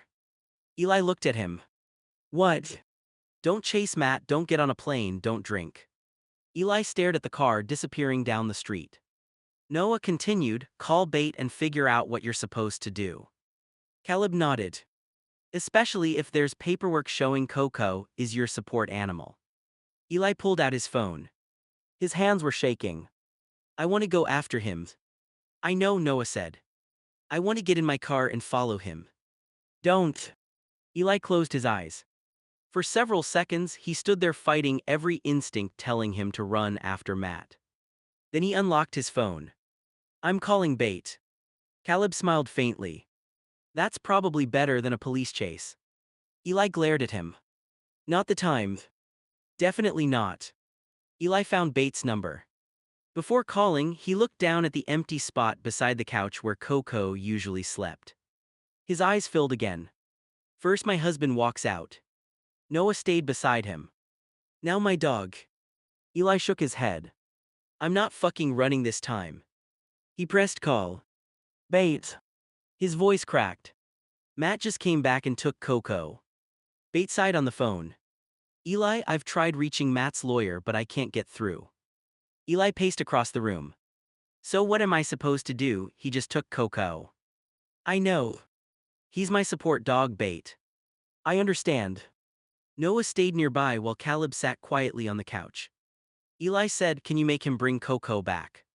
Not instantly, I need to document what happened, confirm Coco's records and keep trying Matt's attorney. Eli rubbed his forehead. So I just sit here. For now, don't go chasing Matt down. Eli stopped packing. I wasn't going to. Noah gave him a look. Eli sighed, fine, I thought about it. Bait continued, send me anything showing Coco belongs to you or was obtained for your support, registration records, veterinary records, purchase or adoption paperwork, anything with your name. I have all of that. Good, send it. Eli sat down. I can't believe he did this. Caleb quietly said he's angry. Eli looked at him. That doesn't make Coco part of the divorce. No, it doesn't. Bait said, exactly. Let me handle the legal communication instead of you and Matt fighting directly. Eli nodded even though Bait couldn't see him. Okay. Then his phone buzzed. Eli looked at the screen. It's Matt. Noah asked what did he say. Eli opened the message. Matt, Coco is fine, stop calling me. Eli stared at it. He says Coco is fine and to stop calling him. Bait immediately said, don't argue with him, save that message and send it to me. Eli took a screenshot. Done. Caleb asked, you going to reply? Eli shook his head. No. Noah looked surprised. Really? Eli looked at him. I'm trying something new called not making everything worse. Caleb nodded approvingly. Therapy. Eli pointed at him. Don't. Caleb smiled. Bates said I'll keep trying his lawyer, in the meantime keep everything documented. Eli's voice softened. I just want Coco back. I know. Eli ended the call and stared at the empty space beside the couch. Noah sat beside him. You did good. Eli looked over. I didn't do anything. You didn't chase Matt, scream through text, get on a plane, or start drinking. Eli thought about it. That's a depressing list of accomplishments. Caleb said still accomplishments. Eli sighed. Then he looked down at his phone. Come home, Coco. This time, instead of running after Matt, Eli stayed where he was and let Bate handle the next step. Eli stared at the empty spot where Coco normally stayed. I bought him, I need him. His breathing became uneven as everything seemed to hit him at once. First Tim dies, second I give away my daughter, and now Matt takes Coco. Noah stood up. Eli. I can't do this right now. Eli covered his face. I can't. Noah moved closer but didn't touch him. Okay, you don't have to solve anything right now. Eli shook his head. Everybody keeps leaving. Caleb stood from the couch. Eli, we're still here. That doesn't give me Coco back. I know. Eli started crying harder. I finally stayed, Noah, I didn't run, Matt left and I stayed. He came back and took the one thing that helps me when I get like this. Noah nodded. And you're still staying. Eli looked at him through tears. I don't know how much longer I can keep holding all this together. You don't have to hold all of it together tonight. Caleb quietly grabbed Eli a bottle of water and set it nearby. No speeches from me, Caleb said, I'm just staying here. Eli sat down on the floor beside the bed. I wanted Pat. Noah's expression softened. I know. I gave her away because I was scared I'd mess up her childhood. I know. Then Tim fucking dies. Eli wiped his face. And I find out he tried to tell me he was in danger and I missed the message. Noah sat on the floor a short distance away. You learned about that after it happened, you can't change what you didn't know. Eli shook his head. Then Matt asks for a divorce. Caleb added quietly and took Coco. Eli nodded. It's too much. Noah said then tonight is not about fixing the divorce, Tim, Pat, or Coco. What am I supposed to do? Get through tonight without disappearing. Eli stared at him. Noah continued, Bate is working on Coco, you already have a therapist. Caleb and I are here, you don't have to make another major decision tonight. Eli closed his eyes. I want my dog. I know. I want Coco right here. Noah nodded. And until we can get him back, what helps even a little? Eli thought for a moment. My weighted blanket. Caleb immediately headed toward the closet. Where? Top shelf. Caleb pulled it down and handed it to him. Eli wrapped it around himself. Noah asked better. A little. His phone buzzed. Everyone looked at it. Eli immediately tensed. No, I can't read another fucking message. Noah nodded. Then don't. Eli handed him the phone. Just tell me if it's Bate. Noah checked the screen. It is. Eli looked up immediately. What does she say? Noah read the message. I reached Matt's lawyer, we're discussing Coco now, do not contact Matt directly, I'll update you when I have something concrete. Eli closed his eyes. Okay. Caleb sat beside him. That's movement. Not enough. No, but it's something. Eli pulled the blanket tighter around himself. Then he looked at Noah. Call my therapist. Noah nodded. What do you want me to say? Eli took a shaky breath. Tell them everything happened at once and I'm overwhelmed. Tell them I need help sorting it out. Noah picked up the phone. Okay. Eli leaned his head against the bed. And Noah. Yes. Don't leave. Noah shook his head. I'm staying. Caleb raised his hand. Me too. Eli looked at him. For once, don't make a joke. Caleb lowered his hand. No joke. Eli wiped his face again. I just need tonight to stop getting worse. Noah nodded. Then that's the goal, nothing else tonight. Eli wrapped himself tighter in the blanket and waited while Noah made the call. He was still hurting. Coco was still gone. Matt still wanted a divorce. Nothing had magically been fixed. But Eli stayed. And this time, when everything became too much, he let his brothers stay with him too. Eli pulled the weighted blanket tighter around himself, but after a few seconds he shook his head. Where's the other blanket, the heavier one? Noah looked around. I just saw that thing. Where? I thought it was in your room. Eli stood up and started looking through the closet. No, this is the lighter one. Caleb checked the chair and then looked under the bed. Not here. Noah opened another closet. I swear I saw it earlier. Eli started getting more frustrated. Of fucking course. Kim walked into the hallway. What happened? Eli looked at her. Kim, I hate your brother. Kim sighed. What did Matt do now? My heavier blanket is gone. Kim frowned. You think he took it? I don't know. Coco is gone, Matt is gone, and now the one blanket I actually wanted tonight is missing too. Noah said we don't know that Matt took it. Eli opened another drawer even though the blanket obviously couldn't fit inside. I know, I'm just pissed. Caleb checked the laundry room. Nothing. Kim looked behind the couch. Not here either. Noah went back into Eli's room and checked the closet again. Nope. Eli stood in the middle of the room with the lighter weighted blanket around his shoulders. You guys seriously can't find it? Noah shook his head. Caleb said we looked everywhere I can think of. Eli closed his eyes. Great. Kim sat down. Eli, I know Matt's my brother, but I'm not going to defend him taking Coco. Eli looked at her. Thank you. But I also don't know that he took your blanket. I know. Eli sat back down on the floor. I'm just mad at everything right now. Noah nodded. You're allowed to be mad. Eli pulled the lighter blanket tighter. It's not heavy enough. Caleb asked, want 2 blankets? Eli looked at him. What? We stack this one with another one. Noah nodded. That might work for tonight. Eli sighed. Fine. Caleb grabbed another thick blanket from the closet and carefully laid it over the weighted one already around Eli.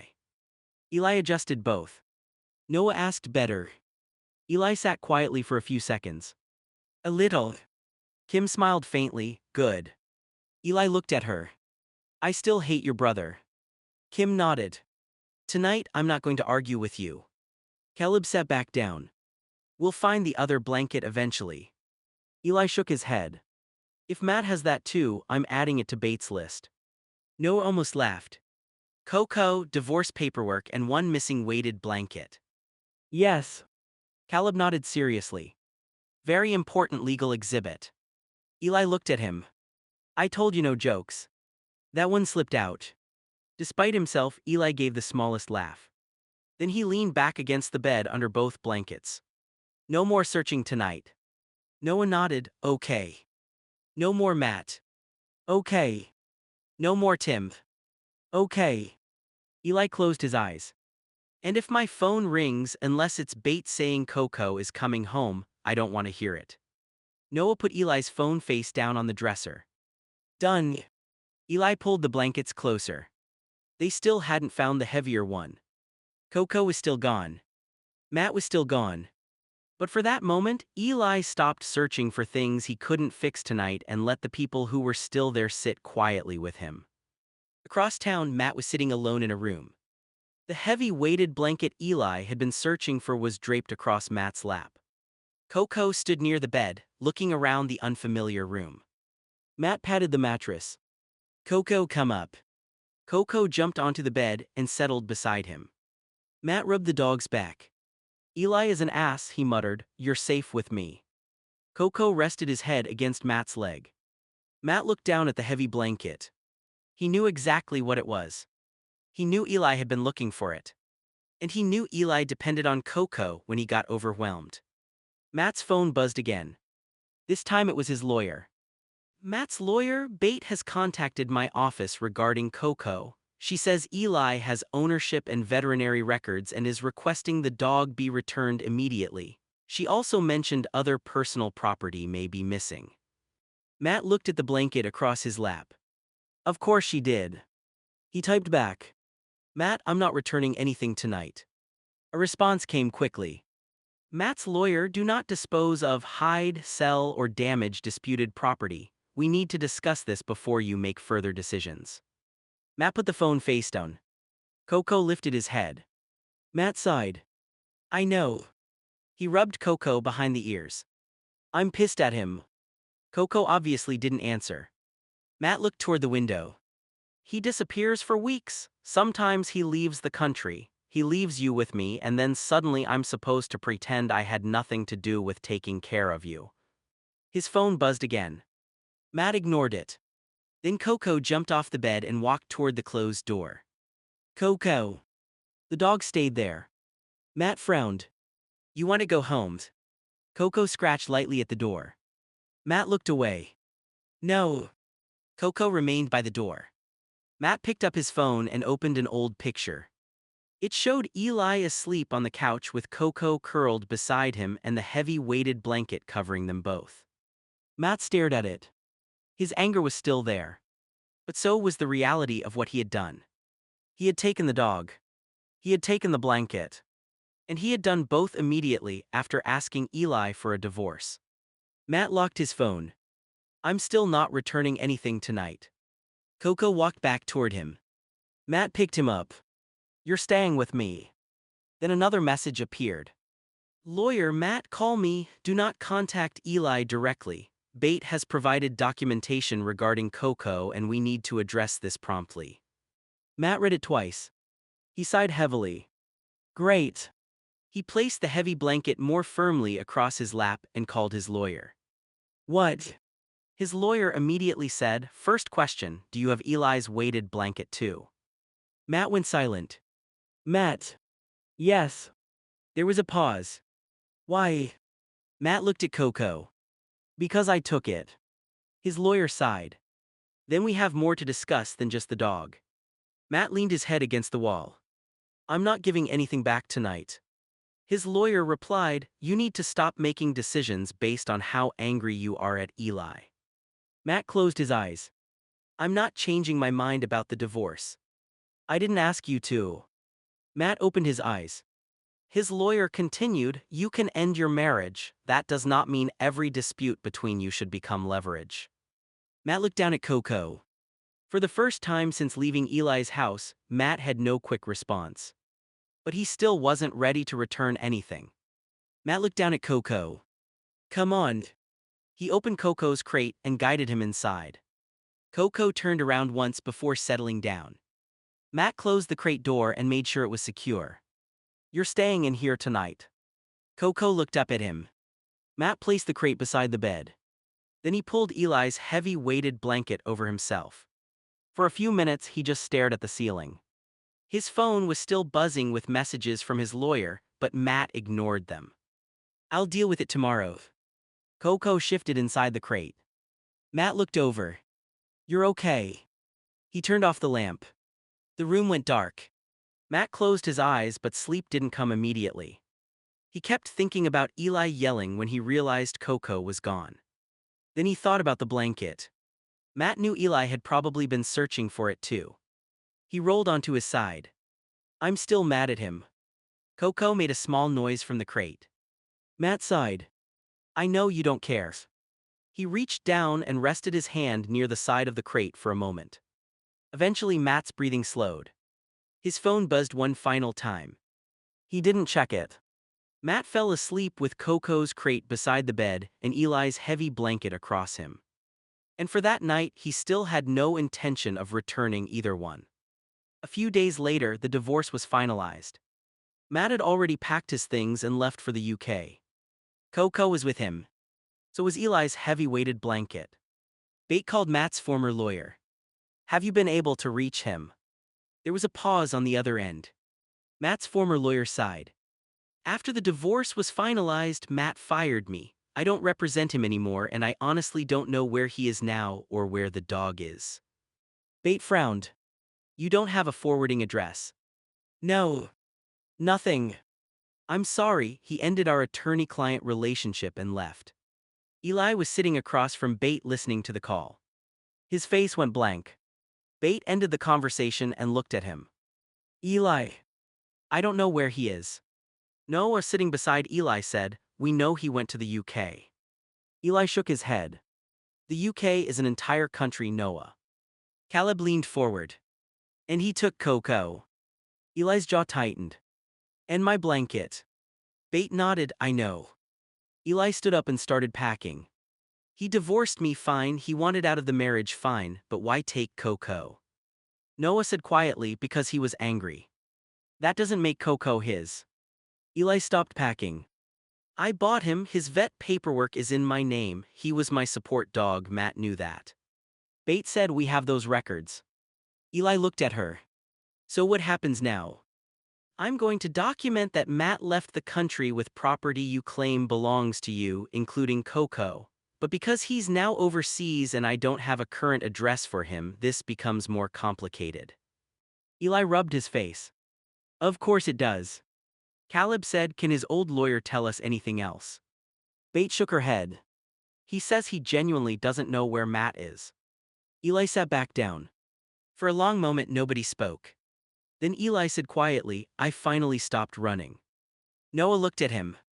And Matt became the one who disappeared. Caleb sighed. Yeah. Eli looked down at his hands.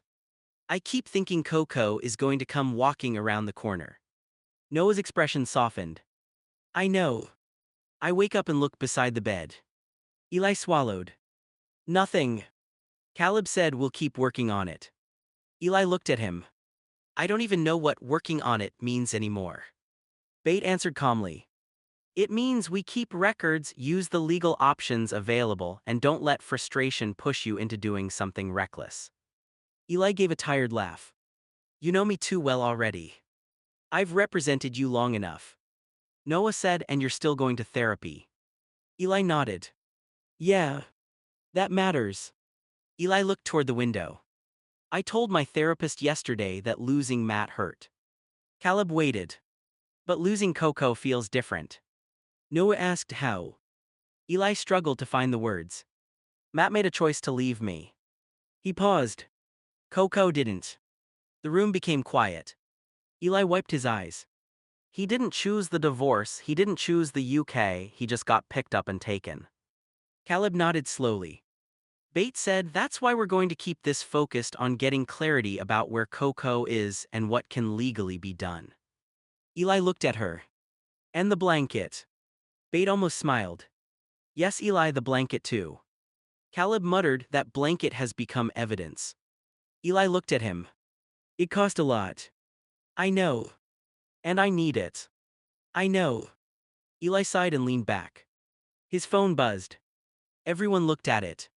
Eli froze for a second before checking the screen. Noah asked Matt. Eli shook his head. No. Who? My therapist. Eli read the message and gave a small, exhausted smile. What does it say? Caleb asked. Eli put the phone down. Reminder that I have an appointment tomorrow. Caleb nodded. Good timing. Eli laughed softly. Story of my life. Then his face became serious again. I don't know where Matt is. Noah sat closer. No. I don't know where Coco is. No. Eli took a long breath. But I'm not getting on a plane and searching the UK. Caleb raised an eyebrow. That thought definitely crossed your mind. For about 30 seconds. Noah smiled faintly. That's progress. Eli nodded. Bate handles the legal stuff. Bate said correct. My therapist handles whatever the hell is happening in my head. Noah nodded. And you? Eli thought about it. I stay. Caleb smiled. Good. Eli looked at the empty space near his chair where Coco used to lie. His eyes filled again. But I still want my dog back. Bate nodded. I know.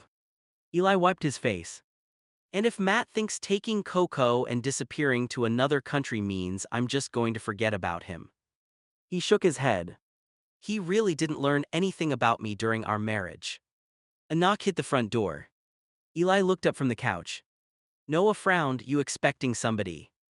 No. Eli walked over and opened the door. Matt was standing there. Eli froze. Matt.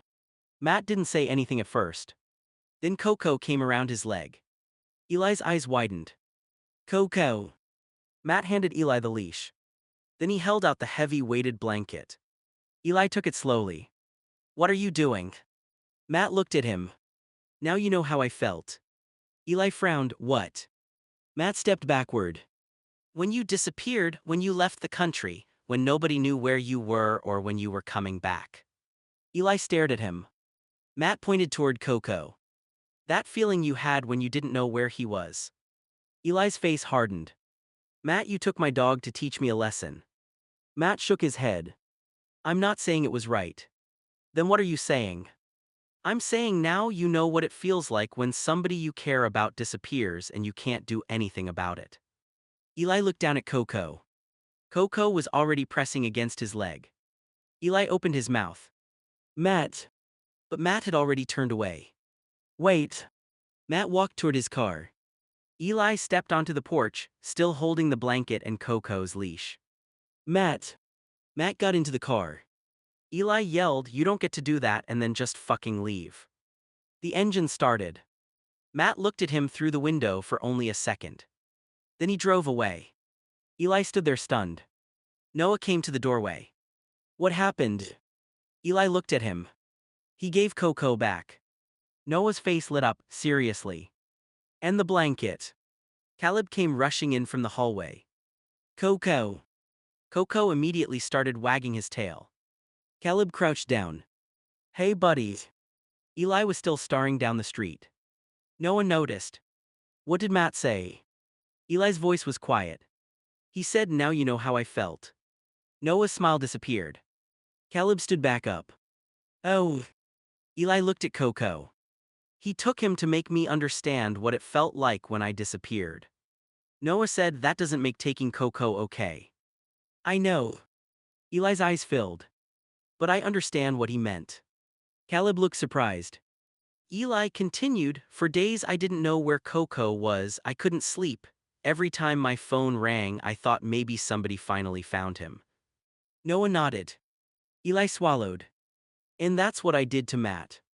Caleb said not exactly the same. No, but close enough that I understand the point. Eli looked at the heavy blanket in his arms. I hate that he made his point like this. Noah said, you can understand the message and still think the way he delivered it was wrong. Eli nodded. Yeah. Then Coco jumped up against Eli. Eli immediately dropped down and wrapped both arms around him. Oh my God. Coco licked his face. Eli started crying. You're home. Noah smiled. Caleb crouched beside them. Eli held Coco close. I'm sorry. Noah frowned. For what? Eli looked down at the dog. For leaving him behind all those times. He rubbed Coco's back. I kept thinking I was only running from people. Caleb nodded slowly. Eli continued, but every time I disappeared I left him too. Noah sat beside him. That's something you can change going forward. Eli nodded. Coco curled against him. After a moment, Eli looked toward the road where Matt's car had disappeared. I wanted to say something to him. Noah asked what? Eli thought about it. I don't know. He looked down. Maybe I'm sorry. Caleb said you can tell him another time if you ever get the chance. Eli nodded. Then he wrapped the heavy blanket around himself and Coco. Caleb smiled faintly. You got both of them back. Eli looked down at Coco. Yeah. Noah asked, you okay? Eli took a long breath. No. Then he smiled through the tears. But Coco's home. For that moment that was enough. Matt was already miles away. In the passenger seat beside him sat the real Coco. Matt looked over at the dog. Now I can move on with my life, boy. Coco looked back at him. Matt reached over and rubbed his head. Back at Eli's house, the dog Matt had dropped off was curled beneath the heavy blanket. Eli had finally started calming down. Noah looked at the dog more carefully. Eli. What? Something looks different. Eli frowned, he's probably stressed. Caleb crouched beside the dog. Coco. The dog looked at him but didn't react the way Coco normally did. Caleb's expression changed. Eli, I don't think this is Coco. Eli immediately sat up. Don't fucking say that. I'm serious. Noah said we can take him to the vet and check the chip. Eli stared at the dog. Number Matt wouldn't do that. Caleb gave him a look. He took Coco to another country. Eli grabbed the leash. Vet now. A short time later they were in the clinic. The vet scanned the dog. Nothing. The vet tried again. I'm not finding the microchip number you gave me. Eli's face went pale. What do you mean? This dog either doesn't have a chip or it isn't the dog registered under Coco's records. Noah whispered, oh shit. Eli stared at the dog. This is a stray. The vet nodded. From what I can tell, yes, we'll still check him over and make sure he's okay. Eli backed away from the table. He gave me a random dog. Caleb immediately pulled out his phone. Call bait. Eli was already dialing. Meanwhile, Matt had stopped at another veterinary clinic. He walked inside with Coco. The vet scanned the dog's shoulder. The machine beeped. The vet looked at the screen. Yes, this is Coco, the chip matches the number on these records. Matt nodded. I knew it. The vet looked at the ownership information. Then back at Matt. Are you Eli? Matt's expression changed. No. The registered owner listed here is Eli. Matt looked down at Coco. I've been taking care of him. The vet said carefully, that may be true, but the chip information still lists Eli as the registered owner. Matt sighed. I'm his ex-husband. The vet paused. Then you may need to sort the ownership dispute out separately. I can confirm the dog in front of me is the dog identified by this chip. Matt nodded. That's all I needed. Back at the first clinic, Eli was on the phone with Bait. He gave me a fucking stray. Bait said slow down, the vet confirmed this dog is Coco. Yes. And Coco's chip records still list you. Yes. Bait's voice became more serious. Get a written statement from the vet confirming the dog Matt returned is not the dog associated with Coco's microchip. Eli looked at Noah. He planned this. Noah said it looks like it. Eli's hands started shaking. I hugged this dog thinking he was Coco. Caleb said quietly, the dog didn't do anything wrong. Eli looked at the stray. His anger softened for 1 second. I know. The dog looked nervous. Eli crouched down. Hey, none of this is your fault. The dog cautiously sniffed his hand. Noah asked, what are we going to do with him? Eli looked at Bates' call still active on his phone. First, we make sure he's safe. Caleb nodded. And Coco. Eli stood back up. We find him. Bates said through the phone, and this time, Eli, you do it through the proper channels. Do not go after Matt yourself. Eli closed his eyes. I know. Noah said, you're thinking about getting on a plane. Eli opened his eyes. For about 10 seconds. Caleb sighed, progress. Eli pointed at him. Not now. The vet handed Eli a printout. This confirms the dog we scanned does not match Coco's registered microchip information. Eli took it. Thank you. He looked down at the stray. Then at the heavy blanket Matt had returned. Matt gave me the blanket back. Noah nodded. But not Coco. Caleb's face hardened. No. Eli pulled out his phone. For the first time, his anger wasn't making him run. It was making him focus. Bade gets the vet report. He sent her a photo. Then we find out where Matt took Coco. Noah nodded. Eli looked at the stray again. And until somebody claims this little guy, he's not getting dumped back outside because Matt used him. The dog wagged his tail slightly. Caleb smiled. Temporary roommate. Eli sighed. Temporary. Noah raised an eyebrow. You're already attached. Shut up.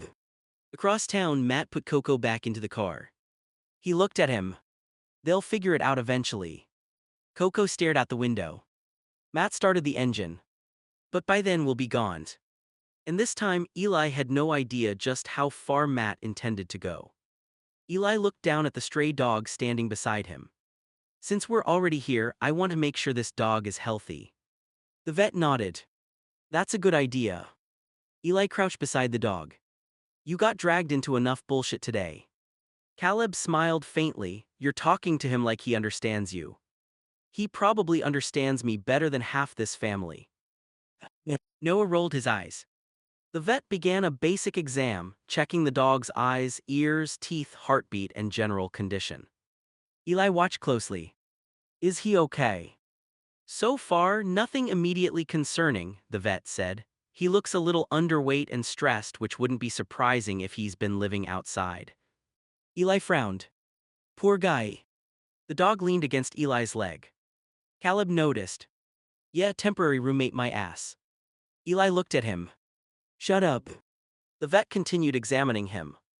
I'd recommend routine blood work and checking for common parasites, especially since we don't know his history. Eli nodded immediately. Do whatever you normally recommend for a stray. Noah looked at him. You're paying for all that. Yes. You met him like an hour ago. Eli looked down at the dog. And Noah smiled. Nothing. The vet asked, are you planning to keep him? Eli paused. I don't know. Caleb coughed dramatically. Eli glared at him. I said I don't know. The vet smiled. For now, we can at least make sure he's healthy and comfortable while you figure that out. Eli nodded. Good.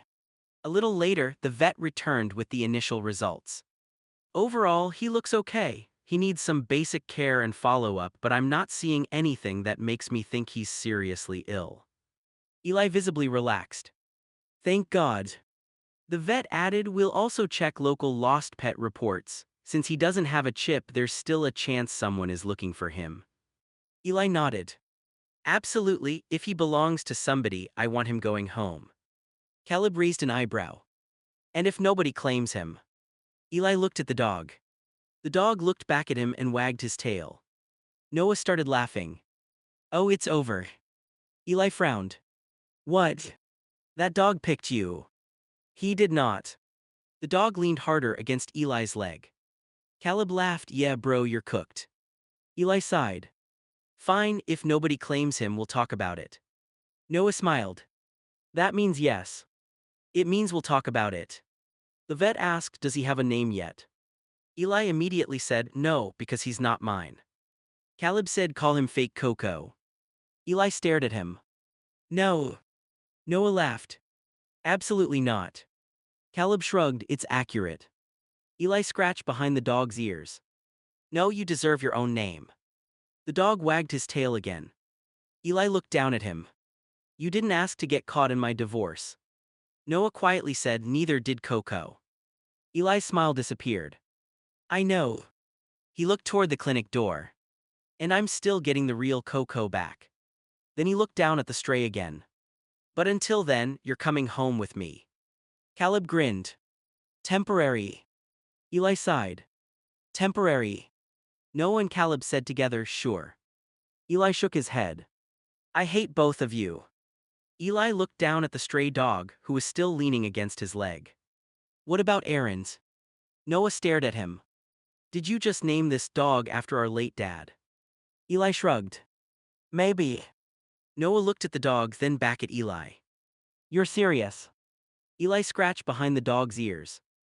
Dad always took in people when everything was a mess. This little guy got dragged into our mess and somehow ended up with us. Noah's expression softened. The vet glanced between the brothers. I'm going to give you guys some privacy. Thank you, Eli said. The vet stepped out and closed the door. Noah sat down. Aaron's. The dog looked toward him. Noah laughed softly. He actually looked at me. Eli smiled. See, he likes it. Noah shook his head. Dad would probably complain. Eli laughed. Dad complained about everything. He'd say, why the hell did you name a dog after me? Eli smiled wider. And then 5 minutes later, he'd be feeding him under the table. Noah laughed. Yeah, he would. For a moment, both brothers went quiet. Eli looked down at the dog. I miss him. Noah nodded. Me too. Eli rubbed Aaron's head. I only got 6 months with Dad. Sometimes I feel like I'm trying to hold on to every little thing I remember. Noah looked at him. That doesn't mean you have to name everything, Aaron. Eli gave him a look. I'm not nomming my next car, Aaron. Good. Maybe Aaron too. Noah groaned. Eli. Eli laughed. Then he became serious again. I don't want this dog replacing Dad, that's not what I mean. I know. I just want the name to mean something good for once. Noah nodded slowly. That I understand. The dog climbed closer to Eli. Eli smiled down at him. So Aaron. Noah sighed. You already decided. Pretty much. Noah reached down and rubbed the dog's head. Welcome to the family, Aaron. Eli smiled. Then Noah added, this family is going to confuse every vet you ever meet. Eli laughed. Dad would have loved that part. Eli looked down at the stray dog, who was still leaning against his leg. What about Aaron's? Noah stared at him. Did you just name this dog after our late dad? Eli shrugged. Maybe. Noah looked at the dog, then back at Eli. You're serious? Eli scratched behind the dog's ears. Dad always took in people when everything was a mess. This little guy got dragged into our mess and somehow ended up with us. Noah's expression softened. The vet glanced between the brothers. I'm going to give you guys some privacy. Thank you, Eli said. The vet stepped out and closed the door. Noah sat down. Aaron's. The dog looked toward him. Noah laughed softly. He actually looked at me. Eli smiled. See, he likes it. Noah shook his head. Dad would probably complain. Eli laughed. Dad complained about everything. He'd say, why the hell did you name a dog after me? Eli smiled wider. And then 5 minutes later he'd be feeding him under the table. Noah laughed. Yeah, he would. For a moment both brothers went quiet. Eli looked down at the dog. I miss him. Noah nodded. Me too. Eli rubbed Aaron's head. I only got 6 months with Dad. Sometimes I feel like I'm trying to hold on to every little thing I remember. Noah looked at him. That doesn't mean you have to name everything, Aaron. Eli gave him a look. I'm not nomming my next car, Aaron. Good. Maybe Aaron too. Noah groaned. Eli. Eli laughed. Then he became serious again. I don't want this dog replacing Dad, that's not what I mean. I know. I just want the name to mean something good for once. Noah nodded slowly. That I understand. The dog climbed closer to Eli. Eli smiled down at him. So Aaron. Noah sighed. You already decided. Pretty much. Noah reached down and rubbed the dog's head. Welcome to the family, Aaron. Eli smiled. Then Noah added, this family is going to confuse every vet you ever meet. Eli laughed. Dad would have loved that part. Eli looked down at Aaron for a long moment. Then his face crumpled. Know where I want my fucking dog. Noah's expression softened immediately. Eli started crying again. Aaron is cute, he's sweet, he didn't do anything wrong. He wiped his face. But he is Coco. Noah nodded. I know. Eli looked toward the clinic door. I keep looking at him and trying to feel better because at least there's a dog here, but it's not the same. No. I want Coco. His voice broke. I want my dog back. Noah moved closer. You've been through a lot. Eli shook his head. Too much. I know and I'm sorry. Aaron leaned against Eli's leg. Eli looked down at him and started crying harder. I feel bad because he's sitting here being nice to me and all I can think is that I want Coco. Noah said that doesn't mean you don't care about Aaron. Eli looked at him. It does. No, you can care about him and still miss Coco. Eli crouched down and hugged Aaron gently. You're a good boy. Aaron wagged his tail. Eli whispered, you're just not my boy. Noah crouched beside him. Let's take Aaron home. Eli wiped his face. And Coco. We keep looking. Eli looked at him. Noah continued. Bait has the paperwork. The vet confirmed the chip records. We know Matt has the real Coco. We'll keep working through it. Eli nodded slowly. You really think we'll find them? We're going to keep trying. Eli looked back at Aaron. I don't want him going back outside. Then he comes with us. Eli nodded. Okay. Noah stood and held out Aaron's leash. Eli took it. As they headed toward the door, Eli stopped. Noah. Yes. If we get Coco back, Aaron can still stay, right? Noah smiled faintly. I thought he was temporary. Eli gave him a look. Shut up. Noah laughed. Yeah, Aaron can stay. Eli looked down at the stray beside him. Good. Then his expression became serious again. But I still want Coco. Noah nodded. I know. Eli took a shaky breath and opened the door. Let's go home, Aaron. The dog followed him. Eli still felt the empty space where Coco should have been. But this time, he wasn't going to fill that space by pretending Aaron was a replacement. Aaron was Aaron. Coco was Coco. And Eli wanted both of them home. Noah stepped outside the vet's office and called Kim. She picked up after a few rings. Noah, where is your brother? Kim immediately sounded defensive. I don't know, why are you mad at me? Noah closed his eyes. Sorry, I'm not mad at you. Kim went quiet. Noah looked through the clinic window at Eli sitting beside Aaron. Eli isn't doing well. What happened now? Matt dropped off a stray dog and tried to make Eli think it was Coco. Kim paused. What? The vet checked, it is Coco, no matching chip. Matt still has the real dog somewhere. Kim sounded stunned. You're serious? Yeah. Noah rubbed his forehead. Eli named the stray Aaron.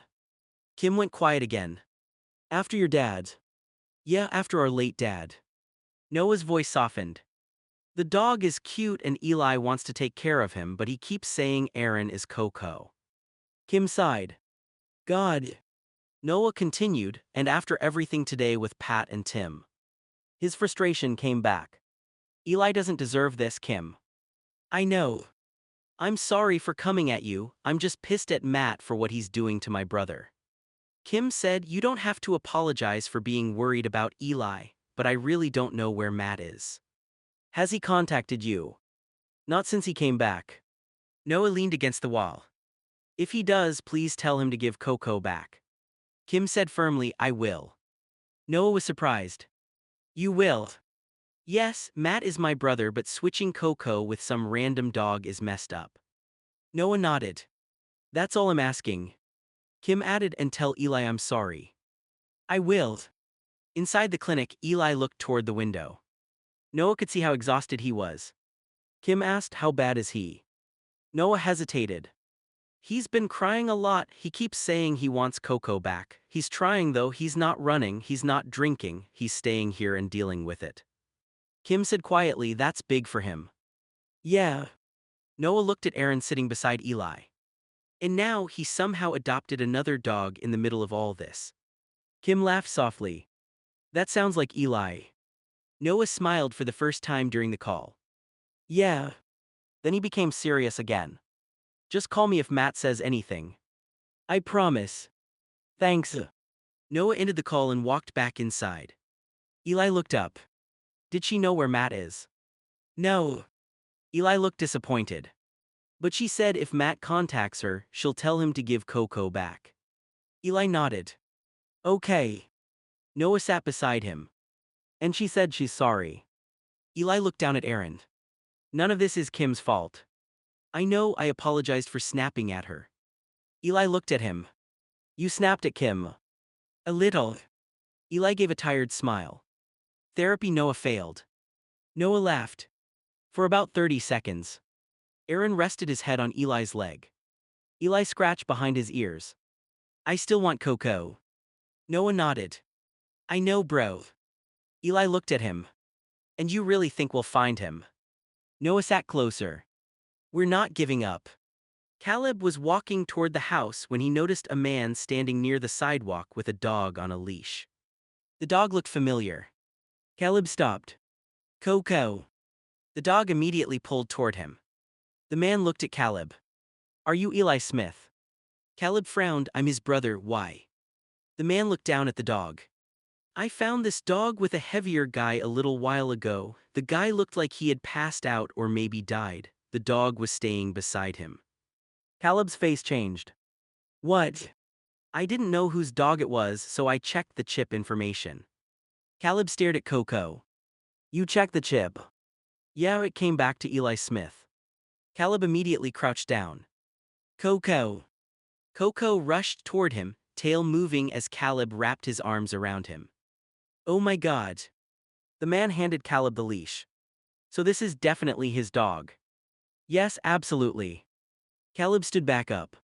Where's the guy who had him? Emergency services were called. I don't know anything beyond that. Caleb pulled out his phone. Was the guy named Matt? I don't know his name. Caleb swallowed. Chubby guy around this tall. The man nodded, sounds about right. Caleb stared at Coco. Shit. He immediately called Noah. Noah answered. Caleb. I found Coco.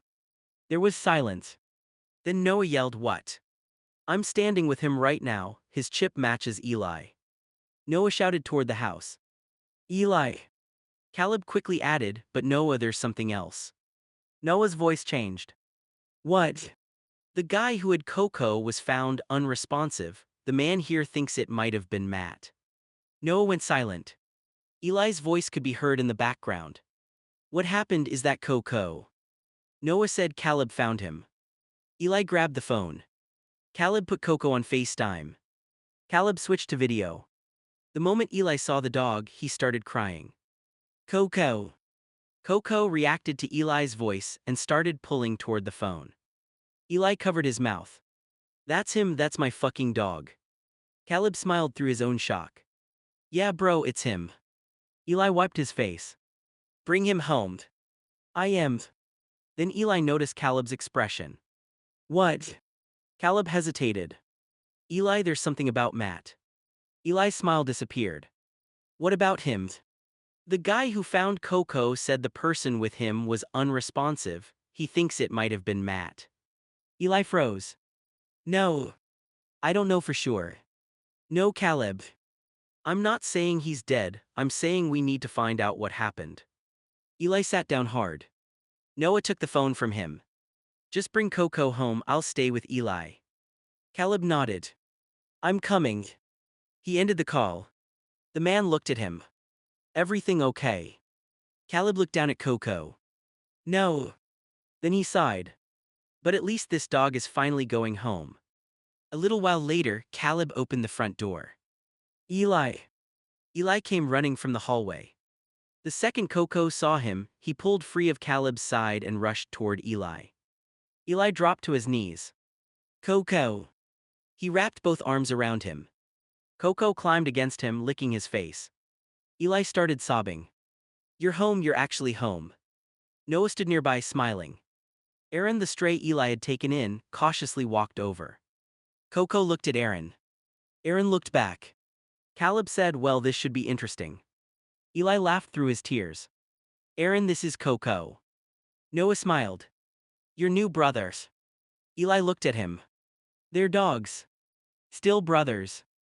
Eli shook his head and hugged Coco again. I thought I lost you. Caleb's smile faded. Eli, we still need to find out about Matt. Eli looked up. I know. Noah said one thing at a time. Eli nodded. He looked down at Coco. I got my dog back. Then he looked toward the door. But now I need to know what happened to Matt. Eli grabbed his phone and called Bait. She answered. Eli. His voice shook, but this time there was relief in it. Coco is safe. Bait paused. You found him. Caleb did. Some guy checked his chip. It's really him. Coco is home. Bait let out a breath. That's good news. Eli looked down at Coco, who was pressed against his leg. Yeah. He crouched and rubbed Coco's head. I thought I was never going to see him again. Bait asked, do you know where Matt is? Eli went quiet. No. Bait noticed the change in his voice. What happened? Eli looked at Noah and Caleb.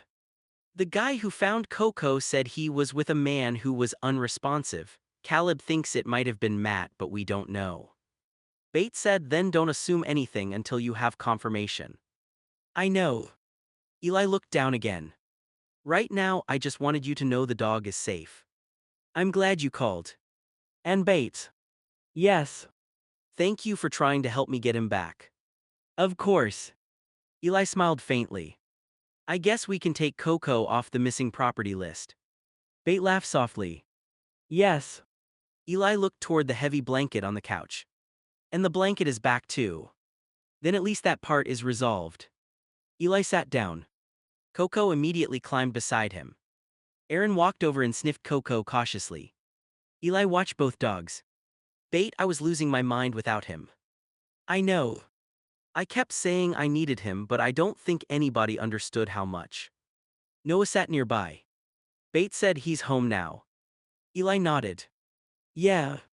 Coco rested his head on Eli's lap. Eli's eyes filled again. He's home. Bate asked, do you want me to keep looking into Matt's location? Eli became quiet. Yes. He rubbed Coco's ears. Not because of the divorce, that's done. Okay. I just need to know if he's okay. Bate said I understand. Eli looked toward Caleb. And if we find out something happened to him? His voice faded. Noah said softly, we deal with it when we actually know. Eli nodded. Yeah. Bate said for tonight stay with your family and your dogs, I'll handle what I can from my side. Okay. Eli ended the call. He put the phone down and pulled Coco close. Aaron settled beside them too. Caleb smiled. You got both dogs now. Eli laughed weakly. Apparently. Noah looked at him. You good? Eli shook his head. Not really. Then he looked down at Coco. But this is the first thing that's gone right in days. Coco wagged his tail. Eli smiled through his tears. You're safe, boy. He pulled the heavy blanket around himself and Coco. Then Aaron tried to climb under it too. Eli looked at him. Oh, come on. Noah laughed. You adopted him. I know. Eli lifted the edge of the blanket. Aaron crawled underneath. Eli shook his head. Fine, everybody in. For the first time in days, Eli sat still with both dogs beside him. Coco was finally home. Eli's phone rang. He looked at the unfamiliar number before answering. Hello. Is this Eli Smith? Yeah. This is the hospital, I'm calling about Matthew. Eli immediately went quiet. The doctor continued, Matthew has a serious brain injury, a traumatic brain injury. He's receiving treatment now. Eli closed his eyes. For a second, all he could hear was Matt's voice from the last few weeks. The arguments, the divorce, Matt taking Coco and then returning the wrong dog. Thanks for letting me know, Eli finally said. The doctor paused. Of course. Eli took a breath. And can you remove me as his emergency contact? Noah looked over from across the room. The doctor sounded surprised. You like to be removed? Yes, we're divorced. I'm not the person who should be making decisions for him anymore. All right, we can update that information. Eli rubbed Coco's head while he listened. Then the doctor asked, would you like to come see Matthew? Eli didn't hesitate. No. Noah's expression changed slightly. Eli continued, I hope he gets better, I really do, but I'm not going to see him. Understood. Goodbye, doctor. Goodbye, Mr. Smith. Eli ended the call. He placed the phone on the table. Noah waited a few seconds. Matt's alive. Yeah. What happened? Eli sat beside Coco. They said he has a serious brain injury. Caleb looked over. Damn. Eli nodded. Noah asked carefully, and you really don't want to see him? No. There was no anger in Eli's voice this time. Just exhaustion. Noah sat across from him. You sure? Eli looked at him. He divorced me, he took Coco, he disappeared, he brought me a random dog and tried to convince me it was Coco. Aaron lifted his head at the sound of voices. Eli smiled faintly at him. Which is how I ended up with this guy. Caleb scratched Aaron behind the ears. Eli continued, Matt made it very clear that he wanted to move on with his life. Noah nodded. So you're letting him? Yeah. Eli pulled Coco closer. I don't want him dead, I don't want him hurt, but I also don't want to be dragged back into being responsible for him because something happened. Caleb said that's fair. Eli looked toward his phone. A few months ago, I would have been on my way to that hospital already. Noah asked what changed. Everything. Eli sighed.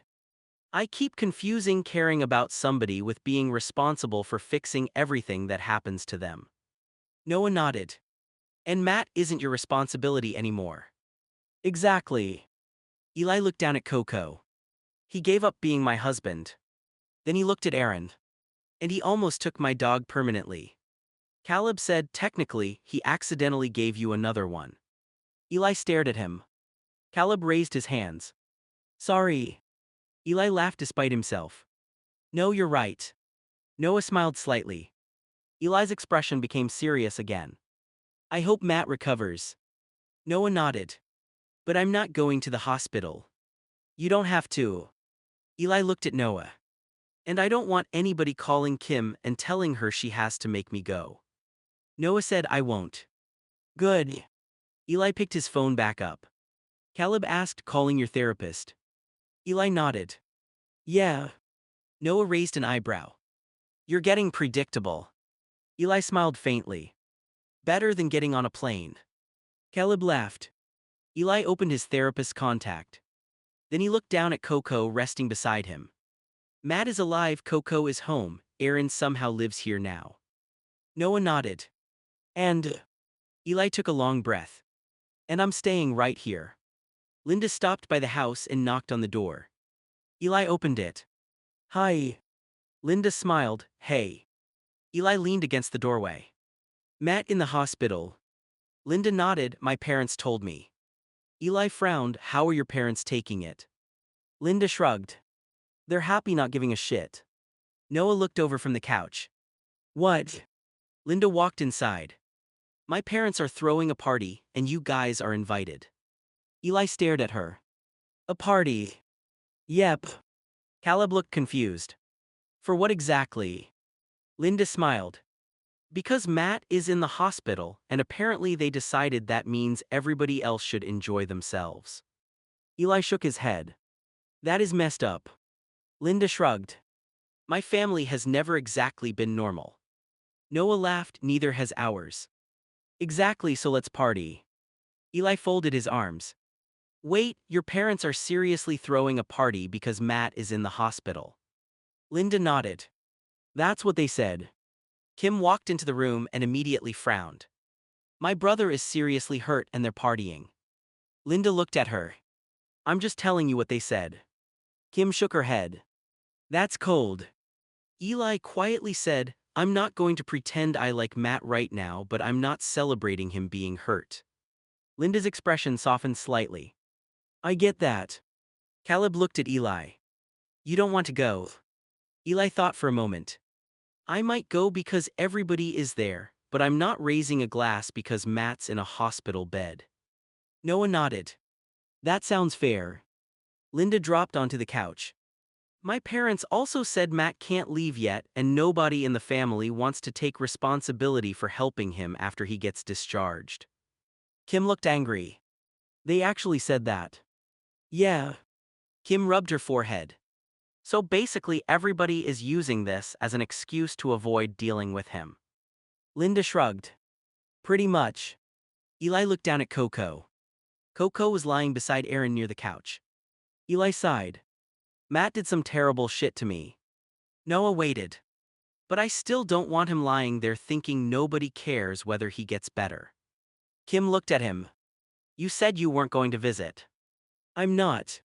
Eli looked at her. I can hope he recovers without putting myself back in his life. Kim nodded slowly. That makes sense. Linda stood up. So party. Eli gave her a look. You really don't give up. Nope. Caleb smiled.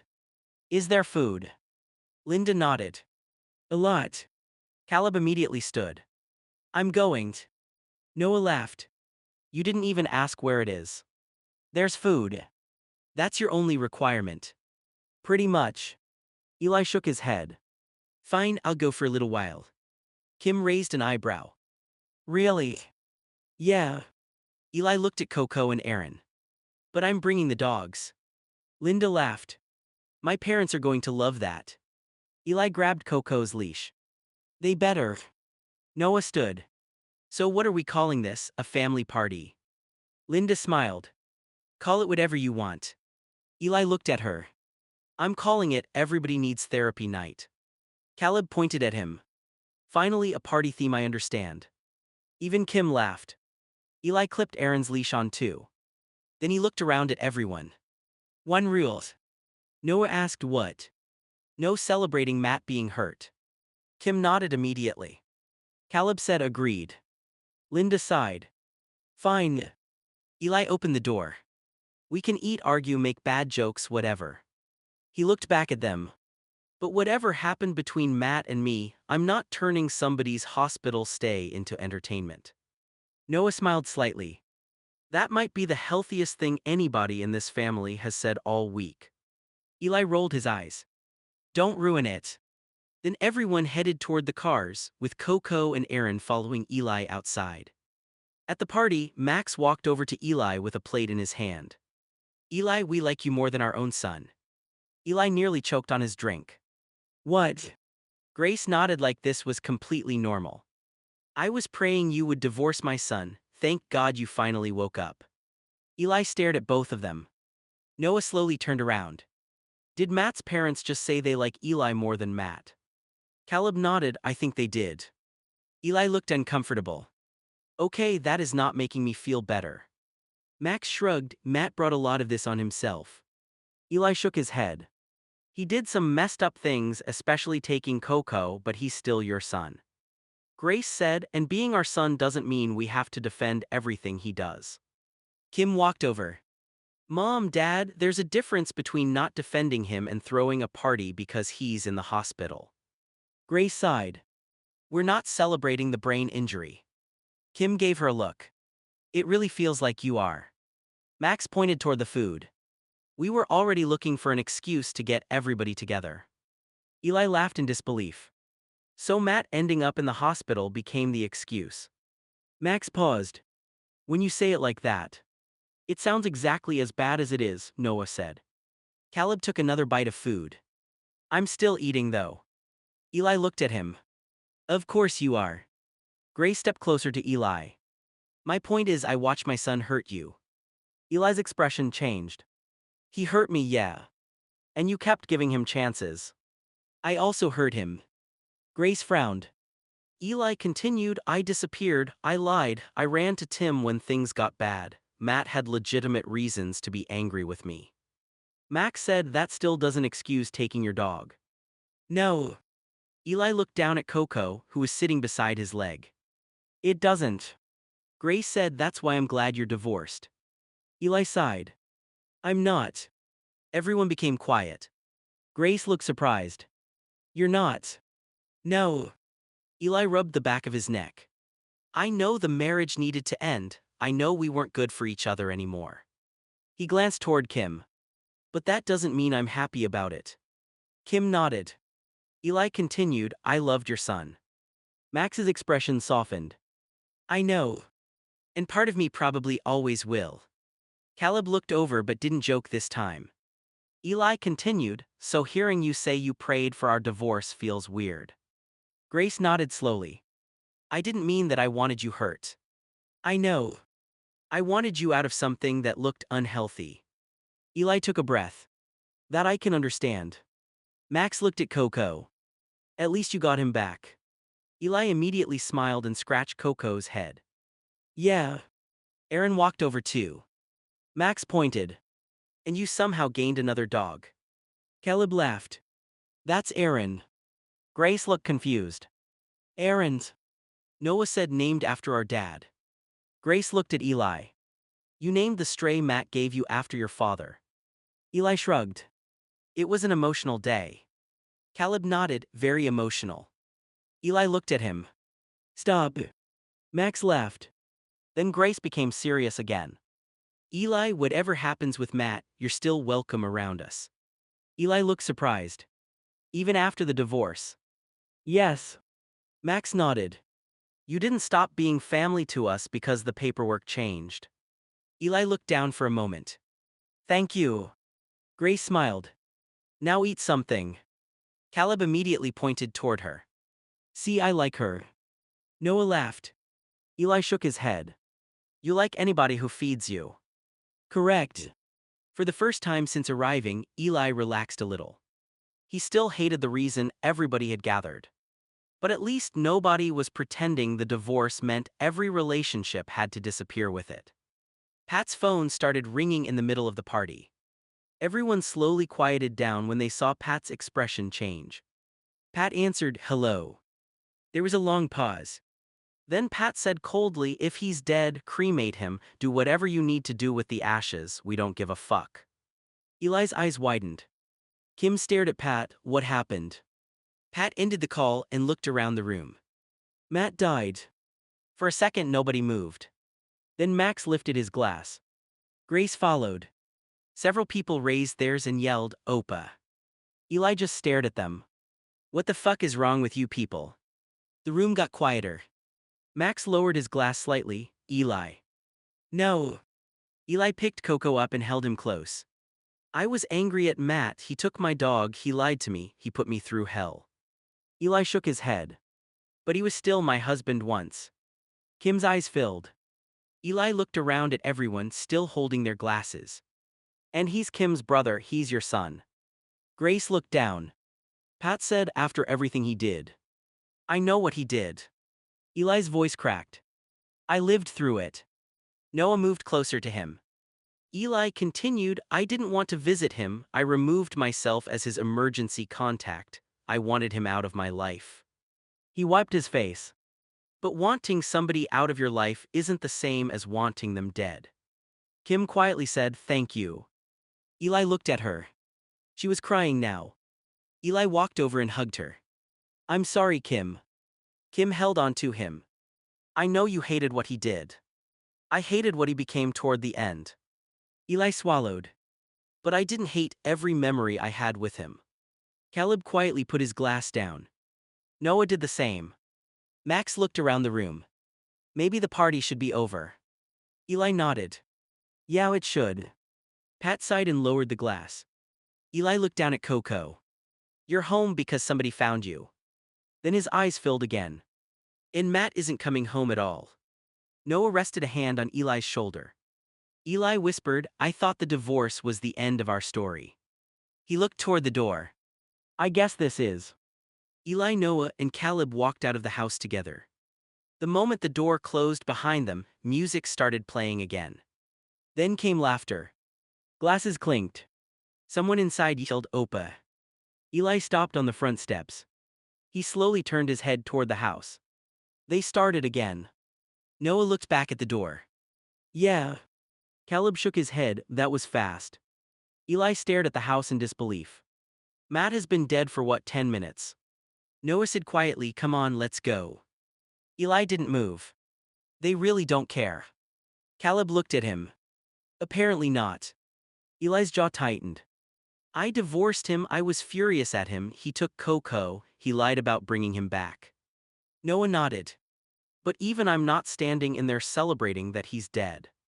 Another cheer came from inside. Eli flinched. Fuck this. He walked toward the car. Noah followed him. Caleb asked, you okay to drive? Eli looked at him. No. Caleb nodded, then I'll drive. Eli handed him the keys without arguing. Noah raised an eyebrow. You just handed over your keys without fighting. Eli opened the passenger door. I've had enough personal growth for one fucking day. Caleb gave a small laugh. They got into the car. As Caleb started the engine, Eli looked back at the house one more time. The windows were glowing. Music was still playing. People were still celebrating. Eli shook his head. I don't understand how Matt came from that family. Noah said maybe that explains some things. Eli looked over. Maybe. He leaned back in the seat. Caleb pulled away from the house. After a few minutes, Noah asked, where are we going? Home, Eli said. Caleb glanced at him. Your place. Yeah. Eli looked out the window. I want Coco. Noah nodded. And errand. Eli smiled faintly. Yeah, and errand. Caleb said 2 dogs, heavy blanket, no parties. Exactly. They drove in silence for a while. Then Eli said quietly, I don't know what I'm supposed to feel. Noah answered, you don't have to pick one thing. I'm angry at him. I know. I'm sad. I know. I'm relieved the divorce was already done. Caleb nodded that aloud too. Eli looked at him. And I feel guilty for being relieved. Noah shook his head. You don't have to turn every feeling into a verdict about whether you're a good or bad person. Eli stared at him. You really have been in therapy too long. Noah smiled. Probably. Eli looked back out the window. I'm not going back to that house. Caleb asked, ever. At least not anytime soon. Another pause. Then Eli said, tomorrow I'm calling my therapist. Noah laughed softly. Caleb said, at this point, just give them a permanent room in your house. Eli looked at him. Don't tempt me. When they finally reached Eli's house, Coco ran toward the door as soon as they came inside. Aaron followed right behind him. Eli dropped down and hugged both dogs. There you are. Coco pressed against him. Aaron tried to climb into the hug too. Eli laughed through tears. Okay, both of you. Noah stood nearby. Caleb put the keys on the table. Eli looked up at them. Thanks for leaving with me. Noah shrugged. I wasn't staying at a party celebrating somebody dying. Caleb nodded. Same. Eli looked down at Coco. I don't want tonight to be about that party. Noah asked, what do you want it to be about? Eli thought for a moment. Being home. Caleb smiled. That sounds good. Eli grabbed the heavy weighted blanket and sat on the couch. Coco climbed beside him. Aaron squeezed in on the other side. Noah sat in a chair across from him. Caleb dropped onto the other end of the couch. Eli pulled the blanket over himself and both dogs. Then he sighed. No music. Noah nodded. No party. Caleb said no, Opa. Eli gave him a look. Caleb raised his hands, last one. Eli almost smiled. Then he looked down at Coco. Matt did some terrible things at the end. Noah listened. But he was still part of my life. Caleb nodded. Eli's eyes filled again. So I'm not celebrating. Noah said then don't. Eli leaned back. Outside everything was quiet. No cheering. No glasses clinking. No party. Just Eli, his brothers, and the 2 dogs. And that was exactly where he wanted to be. Noah sat back in the chair and shook his head. It's fucked up that even his own family didn't like him. Eli looked down at Coco. Yeah. Caleb frowned. They didn't just dislike him, they started partying again the second we left. Noah nodded. That's what I mean, Matt did some messed up things, but that was still their son and brother. Eli rubbed Coco's ears. I keep thinking about Grace saying she liked me more than him. Caleb said that was weird. Very weird. Eli pulled the blanket tighter around himself. I used to think Matt had this normal family, and I was the one bringing all the baggage into the marriage. Noah looked at him. Maybe neither family was normal. Eli gave a small laugh. That's probably the safest answer. Caleb leaned forward. Do you think Matt knew they felt like that about him? Eli went quiet. Probably. Noah said that might explain some things about him. Eli nodded slowly. Explain, not excuse. Exactly. Eli looked toward the window. He got so angry whenever I left, maybe part of it was because people had already made him feel disposable. Caleb said, and then every time you disappeared, it probably hit that same nerve. Eli swallowed. I wish I understood that before. Noah shook his head. You couldn't read his mind. No, but I could have listened better. Eli looked down at Coco again. And he could have handled his anger without taking my dog. Caleb nodded. Both can be true. Eli sighed. I hate that sentence. Noah smiled faintly, because it keeps being true. Unfortunately. For a moment they sat quietly. Then Eli said, I wonder if Matt ever felt like anybody actually picked him. Caleb looked at him. You did. Eli's eyes filled slightly. For a while. You married him. Yeah. And even after everything, you didn't celebrate when he died. Eli wiped his face. I couldn't. Noah said because whatever happened at the end wasn't the whole relationship. Eli nodded. There were good years too. He looked at Coco. Before all the running, before Tim, before everything turned into arguments. Caleb said quietly, you're allowed to remember those parts too. Eli gave him a tired smile. Look at you being useful. Therapy. Eli rolled his eyes. Noah laughed. Then Eli became serious again. I just hope Matt knew at some point that I really did love him. Noah answered without hesitation. He knew. Eli looked over. How do you know? Because people don't get that hurt over someone they think never cared.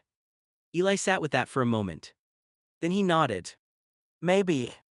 Coco rested his head on Eli's lap. Eli looked down at him. I'm still angry at Matt. Noah nodded. And I'm still sad he's gone. Caleb said you don't have to choose. Eli pulled Coco closer. Good. He looked toward Noah. Because right now I don't think I can. Eli looked at Kim, still trying to make sense of everything that had happened. When is Matt's funeral? Kim stared at him. Eli, it already happened. Eli frowned. What? Last night. Eli looked confused. No, last night was the party. Kim nodded. Yeah. Eli stared at her. The party was the funeral. Pretty much. Noah slowly looked over. You're serious? Kim sighed. My family does things differently, and honestly, they're cheap as fuck. Caleb raised an eyebrow. That might be the worst explanation for a funeral I've ever heard. Kim shrugged. I'm not defending it. Eli looked stunned. So everybody standing around eating, drinking, yelling Opa, that was his funeral. Yeah. Eli sat down. Jesus Christ. Kim continued they didn't want to spend money on some big service, and Matt had burned a lot of bridges with people. Eli looked up. You said nobody liked him. Kim nodded. He did terrible shit to people, Eli, not just you. Eli went quiet. Kim sat across from him. You knew the version of Matt you were married to, you knew the good parts and the bad parts. Eli nodded slowly. But there were other things with other people too, Kim said. A lot of people in the family were done with him long before everything happened with you. Eli looked down at Coco. So I was basically the only person there who was upset. Kim thought about it. Noah and Caleb weren't celebrating. That's not what I mean. Kim understood. You mean the only person who still cared about Matt himself? Eli nodded. Kim sighed. Maybe. Eli rubbed his face. That's fucked up. I know. I spent the whole night thinking everybody was partying because he was in the hospital. Kim said at first they were. Eli gave her a look. Somehow that makes this worse. Caleb muttered, a lot worse. Kim nodded. Then when they got the call that he died, they basically decided the party was the memorial too. Eli stared at her. They really said he's dead, keep the music going. Pretty much. Noah shook his head. That family needs help. Kim gave him a look. I'm sitting right here. Noah immediately said sorry. Kim sighed. No, you're right. Eli stayed quiet for a while. Then he asked what happened to his ashes. Kim shrugged. My parents handled it. Do you know what they're doing with them? No. Eli looked surprised. You didn't ask. Kim shook her head. I didn't want them. Eli looked back down. Kim noticed his expression. You wanted them. No. Eli paused. Maybe I wanted there to be something. Noah asked, what do you mean? A grave, a marker, somewhere I could go one day if I wanted. Kim's expression softened. I can ask my parents what they did. Eli nodded. Please. Caleb said you don't have to go there. I know. Eli looked at him. But I'd like to know where he ended up. Kim nodded. I'll find out. Eli leaned back. I can't believe I went to Matt's funeral and didn't even know it was his funeral. Kim gave a sad little laugh. Welcome to my family. Eli shook his head. No offense, Kim. None taken. But your family is insane. Kim nodded. I know. Noah said, coming from Eli, that means something. Eli looked at him. Shut up. Caleb smiled faintly. Then Eli became serious again. I wish somebody had told me. Kim looked at him. Would you have gone? Eli thought about it. Yeah. Even after Coco. Yeah. Even after the divorce. Eli nodded. He was still part of my life. Kim became quiet. Eli continued, I wouldn't have stood up there pretending he was perfect, he was. Coco shifted closer to him. But I would have said goodbye. Kim nodded slowly. I'm sorry you didn't get to do that. Eli looked at her.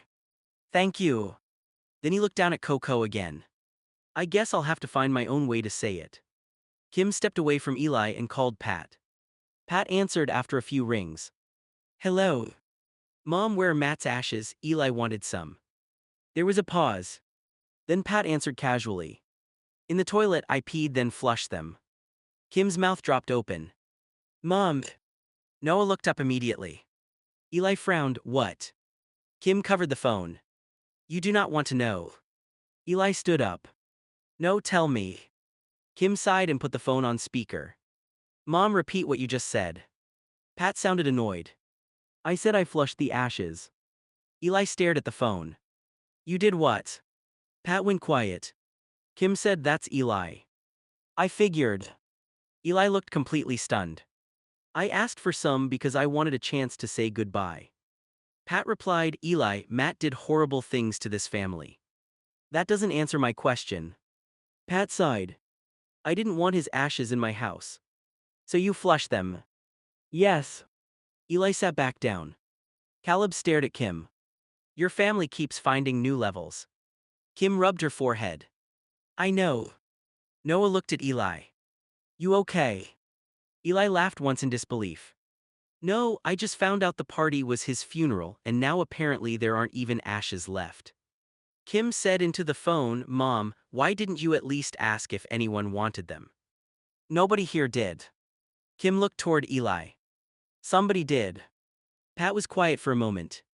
Eli finally said, you know what, forget it. Kim looked at him. Eli. No. He stood up. I don't need his ashes to say goodbye. Pat said good. Kim immediately snapped, Mom, stop. Eli picked up Coco and held him close for a moment. I have memories, good ones and terrible ones. Noah nodded. Eli continued, I have pictures, I have the divorce papers, I have Coco back. Caleb added, and unfortunately you have all of us. Eli gave him a small smile. Yeah. Kim ended the call. I'm sorry. Eli shook his head. You didn't do it. I still wish I had known. So do I. Eli sat quietly for a moment. Then he said, maybe I don't need a grave. Noah asked, what are you thinking? Eli looked down at Coco. I'll do something here. Kim frowned, like what? Nothing huge, just me, you guys, Coco, Aaron. Eli took a breath. I'll say what I would have said if somebody had actually told me I was at his funeral. Caleb nodded. A real goodbye. Yeah. Eli looked at Kim. And no party. Kim gave a tired laugh. Definitely no party. Noah added, and absolutely no Opa. Eli pointed at him. Especially no fucking Opa. Kim stared at the phone after ending the call. My mom really did that to her own son. She shook her head. I've got to go. Noah looked at her, where? Kim grabbed her bag. To take a shower, I feel disgusting just hearing about it. My mom treated Matt's ashes like they were trash. Eli looked down. Kim. She turned toward him. I know Matt did awful things, I know what he did to you with Coco was cruel, but that was still my brother. Noah nodded, you don't have to defend what he did to be upset about how your family handled his death. Kim's eyes filled. Exactly. Eli stood. I'm sorry. Kim frowned, why are you apologizing? Because for weeks, every conversation about Matt has been about what he did to me. Eli looked at Coco. And he did hurt me, but you lost your brother. Kim wiped her eyes. Yeah. Caleb stayed quiet. Eli continued, I don't know what your relationship with him was before everything went bad. It was complicated. Eli gave a tired smile. I understand complicated. Kim laughed weakly. Noah walked over to her. You want me to come with you? Kim shook her head. No, I just need a little time alone. Noah nodded, okay. Kim looked at Eli. And if you still want to do that little goodbye for Matt? Eli nodded. I do. I want to be there. Of course. Kim took a breath. I don't want the party to be the last memory connected to his death. Eli looked at her. Neither do I. Kim opened the door. Before leaving, she turned back. Whatever Matt became at the end, he was still a person. Eli nodded. And once I loved him. Kim gave him a small smile. I know. Then she left. The door closed behind her. Noah sighed. She's hurting. Eli sat back down beside Coco. Yeah. Caleb looked toward the door. This family has a weird way of dealing with death. Eli gave him a look. That might be the understatement of the century. Noah sat beside him. You still want to do something for Matt? Eli nodded. Yeah. What? Eli thought for a moment. No speeches about how perfect he was. Caleb nodded because he was. No pretending the marriage ended well. Noah said because it didn't. Eli rubbed Coco's head. But I want one moment where we remember the person he was before everything went completely wrong. Noah nodded. That sounds fair. Eli looked toward the door Kim had just walked through. And I want Kim to have a chance to say goodbye to her brother without somebody turning it into a joke or a party. Caleb said quietly, then that's what we'll do. Eli leaned back. Good. Coco rested against him. Aaron settled nearby. Eli looked down at both dogs. No party. Noah nodded. No yelling. Caleb added no weird family traditions. Eli sighed. Just goodbye. For once, nobody made a joke. A few minutes later, Eli's phone buzzed. It was a text from Kim. Kim, I won't go to your thing for Matt if my parents won't go. They need this too. They'll probably show up for the free food anyway. Eli stared at the message. No one noticed. What did she say? Eli handed him the phone. Noah read it and sighed. She wants her parents there. Apparently. Caleb looked over, the same parents who turned his funeral into a party. Eli nodded. And flushed his ashes. Caleb leaned back. Great. Noah handed the phone back. What are you going to tell her? Eli started typing. Eli, Kim, I want you there. If you need your parents there too, invite them, but this is not another party. Nobody is celebrating Matt being gone. If they come, they need to respect that. Kim responded almost immediately. Kim, I agree, I just think they need to actually face it instead of turning everything into a joke. Eli read the message aloud. Noah nodded, that part makes sense. Caleb said, you think Max and Pat can stay serious for an hour? Eli gave him a look. No. Fair. Eli typed again. Eli, tell them there will be food because apparently that's the only way to guarantee attendance, but also tell them why we're actually doing this. Kim replied with a laughing emoji. Kim, that might actually work. Eli put his phone down. Noah raised an eyebrow. You're really okay with them coming? Eli thought about it. I don't like what they did. No kidding. But they were still Matt's parents. Caleb said, and Kim thinks they need the goodbye too. Yeah. Eli rubbed Coco's head. I'm not doing this because Matt was perfect, he was. Noah nodded. I'm doing it because everybody turned his death into something ugly. Caleb looked at him. And you want one decent memory. Exactly. Eli's phone buzzed again. Kim, Mom asked if there will be wings. Eli stared at the screen. Noah started laughing. Caleb covered his face. Eli slowly typed back. Eli, yes Kim, there will be fucking wings. Kim replied. Kim, then they're coming. Eli dropped his phone onto the couch. I hate that this worked. Noah laughed harder. Caleb said free food heals families. No, it doesn't. It gets them in the building. Eli sighed. Fine. He looked between Noah and Caleb. One rule when they get here. Noah asked what. Nobody brings up what Pat did with the ashes. Caleb immediately said, thank God. Noah nodded. Eli continued, Kim wants them there because she thinks they need to actually deal with losing Matt. Caleb said that might take more than wings. Probably. Eli looked down at Coco. But maybe for one night they can sit down, eat, and remember something about him that doesn't involve anger. Noah smiled faintly. That sounds like a better funeral than the first one. Eli looked at him. Considering I didn't even know the first one was a funeral, the bar is low. Caleb nodded. Extremely low. Eli picked up his phone again. I'm ordering the wings. Noah looked surprised. Right now? Yes. Caleb smiled. Therapy Eli plans memorial catering. Eli pointed at him. Say one more thing and you're paying. Caleb immediately shut his mouth. Noah laughed. Eli shook his head and opened the food order. This is going to be the weirdest goodbye ever. Noah sat beside him. Probably. Eli looked toward Coco and Aaron. But this time everybody will actually know what it is. And that alone already made it different. Eli stood near the front of the room while everyone gathered for Matt's memorial. There were pictures of Matt on a table, food along the wall, and Coco lying near Eli's feet. Kim was already crying. Noah had tears running down his face. Even Caleb had gone quiet. Eli looked around the room. This is what I wanted, he said, not pretending Matt was perfect, not pretending none of the bad stuff happened, just one night where we remember that he was a person and that, at some point, he mattered to us. Kim covered her face and started sobbing harder. Eli looked toward one of the old pictures of Matt. I loved him. Our marriage ended badly, really badly. He glanced down at Coco.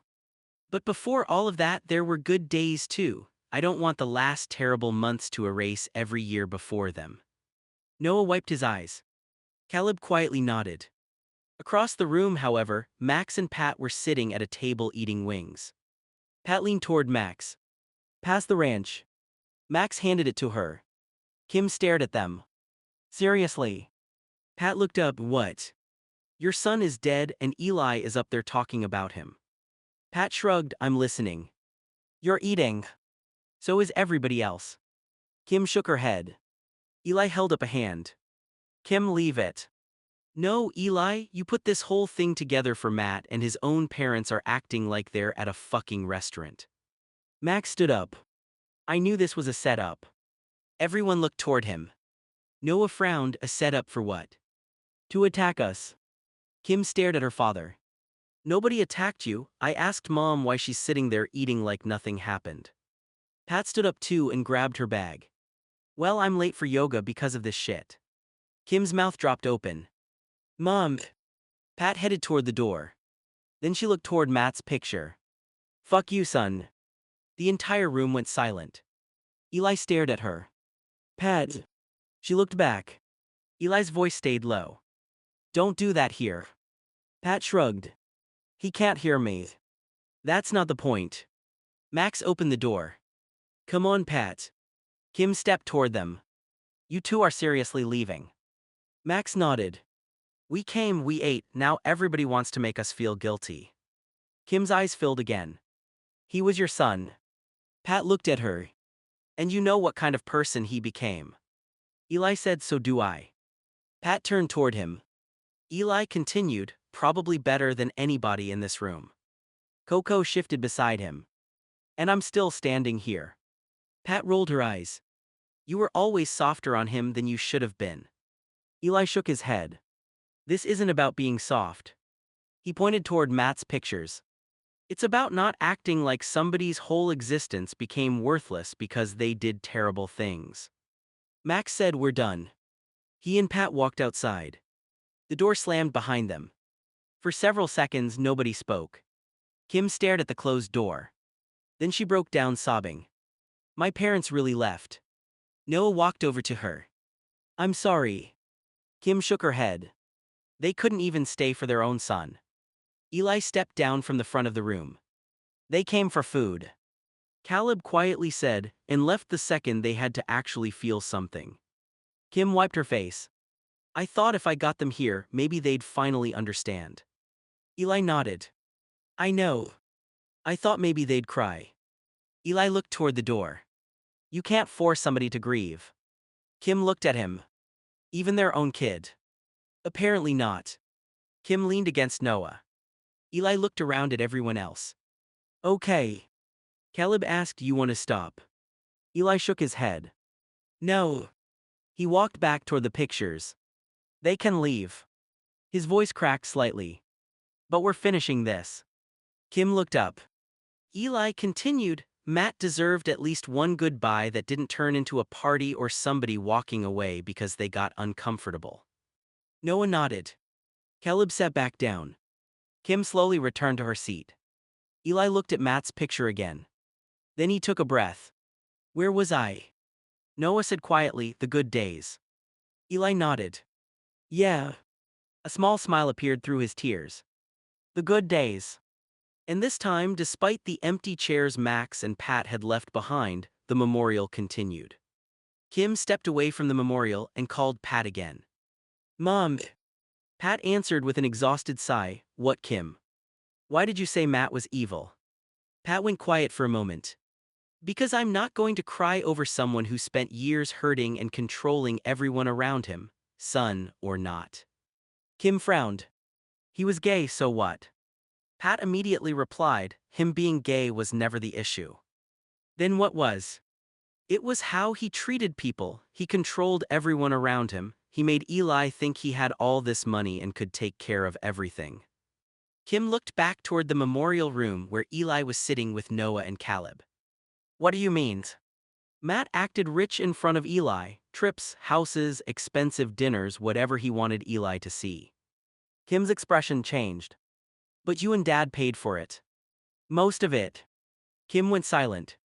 Pat continued, Matt would call us whenever he needed money. He always promised he would pay us back. And he never did. No. Kim rubbed her forehead. How much are we talking about? Pat hesitated. Over the years. Yes, Mom, how much? About $700 million. Kim froze. What? About $700 million. Kim nearly dropped her phone. Mom, that doesn't make any fucking sense. How does somebody even borrow that much money? Pat sighed. It didn't happen overnight, it happened over years. Investments, properties, businesses, covering debts, keeping up the lifestyle he wanted people to believe was his. Kim sat down. And Eli didn't know. Not from us. Why the hell didn't you tell him? Because Matt always said he was handling it. Kim laughed bitterly. And you believed him. For too long. Pat's voice became colder. Every time we threatened to stop helping, Matt found another reason we had to keep paying. Something was always about to collapse. Some deal was about to go through. Some payment was coming next month. Kim looked through the doorway again. Eli was talking quietly with Caleb. So when Eli thought Matt was supporting their lifestyle, a lot of the time that was us. Kim closed her eyes. Jesus. Pat said, that's what I mean when I say you didn't know everything Matt did. But $700 million. Yes. That's not borrowing money for rent, Mom. I know. Kim stood and started walking back toward the memorial. Did Matt ever pay any of it back? No. Nothing. Not enough to matter. Kim stopped. And you still funded him. He was our son. Kim was silent. Pat continued, that's the part Eli never saw. Matt could be charming. He could make you believe helping him one more time would finally fix everything. Kim said quietly, sounds like you did care about him. Pat didn't answer. Kim noticed. You keep saying you don't care that he died, but you gave him hundreds of millions of dollars. That was when he was alive. That's not what I said. Pat's voice hardened. Kim, I'm not doing this. You spent years rescuing him. And I regretted it. But you still did it. There was another silence. Kim sighed. I'm going back inside. Fine. But I'm telling Eli. Pat immediately said why. Because Matt was his husband, he deserves to know that the life he thought they had wasn't what he thought. Pat sighed. Do whatever you want. Kim ended the call. When she walked back inside, Eli looked over. You okay? Kim sat across from him. No. Noah frowned. What happened? Kim looked directly at Eli. My mom told me something about Matt. Eli immediately looked exhausted. Please tell me he didn't secretly have another husband. Caleb muttered, don't put that into the universe. Kim shook her head. No money. Eli frowned. What about money? Matt acted like he had a lot more money than he actually did. Eli stared at her. I know he spent a lot. My parents were apparently funding a huge amount of it. Eli's expression changed. How much? Kim hesitated. Mom says around $700 million over the years. The room went silent. Caleb slowly lowered his drink. Noah said $700 million. Kim nodded. Eli stared at her like he hadn't understood. No. That's what she told me. No, Matt had businesses, investments, he told me. Eli stopped himself. Kim watched him. He told you what? That he was paying for our trips, the houses, everything. Kim quietly said, apparently a lot of that money was coming from my parents. Eli leaned back. So even the money was a lie. Noah said Eli. Eli laughed once. I married a man I apparently didn't fucking know. Caleb moved closer. Eli looked around the room at Matt's pictures. I came here trying to remember the good version of him. Kim nodded. You still can. But every 5 minutes I find out something else. Kim's eyes filled. I know. Eli stared at one of the photographs. Did he ever tell anybody the truth? Nobody answered. After a long silence, Eli shook his head. You know what? Noah asked what? I'm finishing the memorial. Kim looked surprised. Even after hearing this. Yes. Eli stood. Because this isn't about proving Matt was good. He looked toward the pictures. It's about admitting that he existed, that he affected all of us, and that now he's gone. Caleb nodded. Eli took a breath. And tomorrow? Noah already knew. Therapy. Eli nodded. A very, very long fucking therapy session. Eli stared at Kim for a long moment. Then he pulled out his phone. Kim, I have $28 million. Kim frowned, okay. Eli looked directly at her. Give it to your mom and dad. Kim's eyes widened. What? Give them the $28 million. Noah immediately looked over. Eli. Caleb nearly dropped his drink. Bro, what the fuck? Eli ignored them. Your parents spent years paying for shit Matt told me he was paying for. I benefited from some of that without knowing. Kim shook her head. Number Eli, absolutely not. Why? Because Matt owed them money, you didn't. Eli looked frustrated. But I lived in the houses, I went on the trips, I ate the expensive dinners. And you thought your husband was paying for them. Eli went quiet. Kim continued, Matt lied to you too. Eli looked toward Matt's pictures. I still feel like I owe them something. Noah said $28 million is not something. Eli looked at him. I don't need all of it. Caleb stared at him. That is not the point. Kim sat beside Eli. Listen to me, my parents made their own decisions with Matt. They gave him money because he was their son. They kept giving him money even after he stopped paying them back. Eli nodded slowly. That debt doesn't automatically become yours because you married him. Eli rubbed his face. I just hate knowing they paid for a life I thought Matt built. Kim said, then be angry at Matt for lying. I am. Good, but don't punish yourself by handing over everything you have. Eli looked down at his phone. Caleb asked, is that the money from the adoption arrangement and your own savings? Eli nodded. Some of it investments too. Noah said, and you're about to give away $28 million because you feel guilty. Eli frowned. When you say it like that, it sounds exactly like what you're doing. Eli sighed. Kim shook her head. I'm not taking that money. Kim. No. What if I give your parents part of it? No. Eli stared at her. Kim continued, if you really feel like you benefited from something Matt lied about, then talk to Bate. Figure out whether there's actually anything you legally or morally need to address. Eli looked toward Caleb. Caleb nodded. Please listen to her. Eli gave him a look. You're usually the irresponsible one. Exactly, if I'm telling you not to give away $28 million, something is wrong. Noah laughed despite himself. Eli almost smiled. Then he became serious again.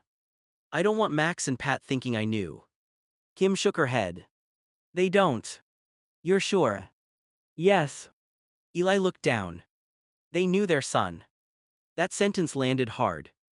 Kim continued, my mom might be angry at Matt, my dad might be angry at Matt, but neither of them told me you were part of whatever he was doing. Eli nodded. So keep your money. Eli sighed. I still want to offer something. Kim thought for a moment. Then offer them a conversation.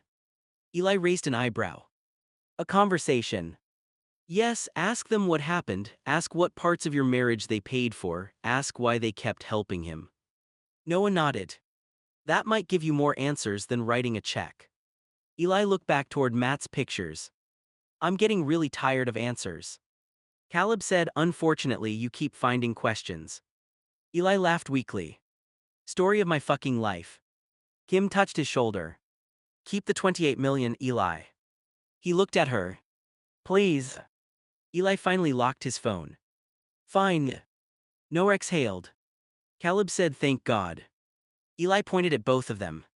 I said fine, stop acting like you just saved the economy. Kim laughed. Then Eli looked at Matt's picture again. But I am talking to your parents. Kim nodded. I think you should. Eli took a breath. Because if $700 million was hiding behind my marriage. He shook his head. I want to know what else I never saw. Eli drove to Max and Grace's house with the check folded inside an envelope. He stood on the porch for a few seconds before knocking. Grace opened the door. Eli. Can I come in? She looked at the envelope in his hand, then stepped aside. Yeah. Max was sitting in the living room. When Eli walked in, Max frowned. What's going on? Eli placed the envelope on the table. This is for you too. Grace opened it. Her eyes widened. Eli, this is $28 million. I know. Max immediately shook his head. No. Eli sat down. I'm not leaving until you at least hear me. Grace put the check back on the table. You didn't owe us this money. I know. Then why are you giving it to us? Eli looked between them. Because I benefited from some of what Matt did. Max frowned. You didn't know.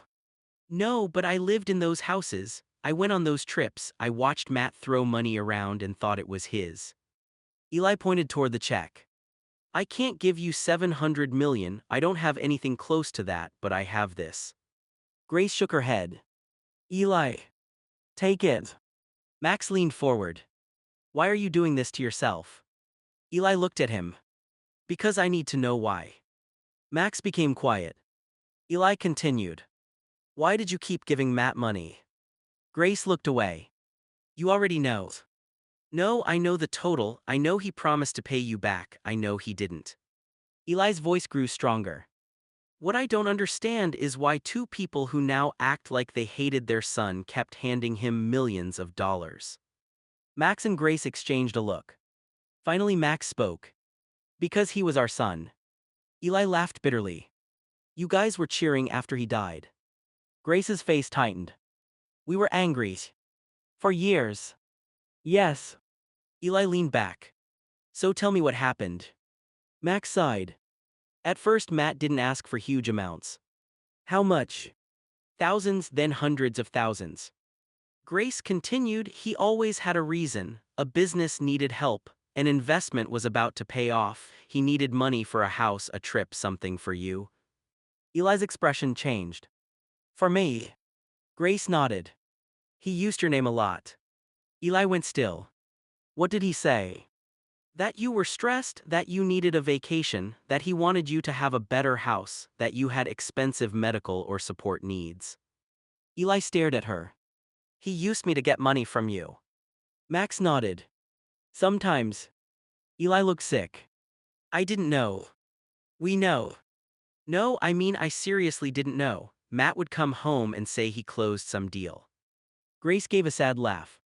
Sometimes the deal was calling us. Eli rubbed his forehead. Jesus Christ. Max continued. Then it got worse. How? He started making promises. What kind? That if we gave him enough to finish one project, he'd pay everything back. Grace said. Then another project appeared. And another. Max nodded.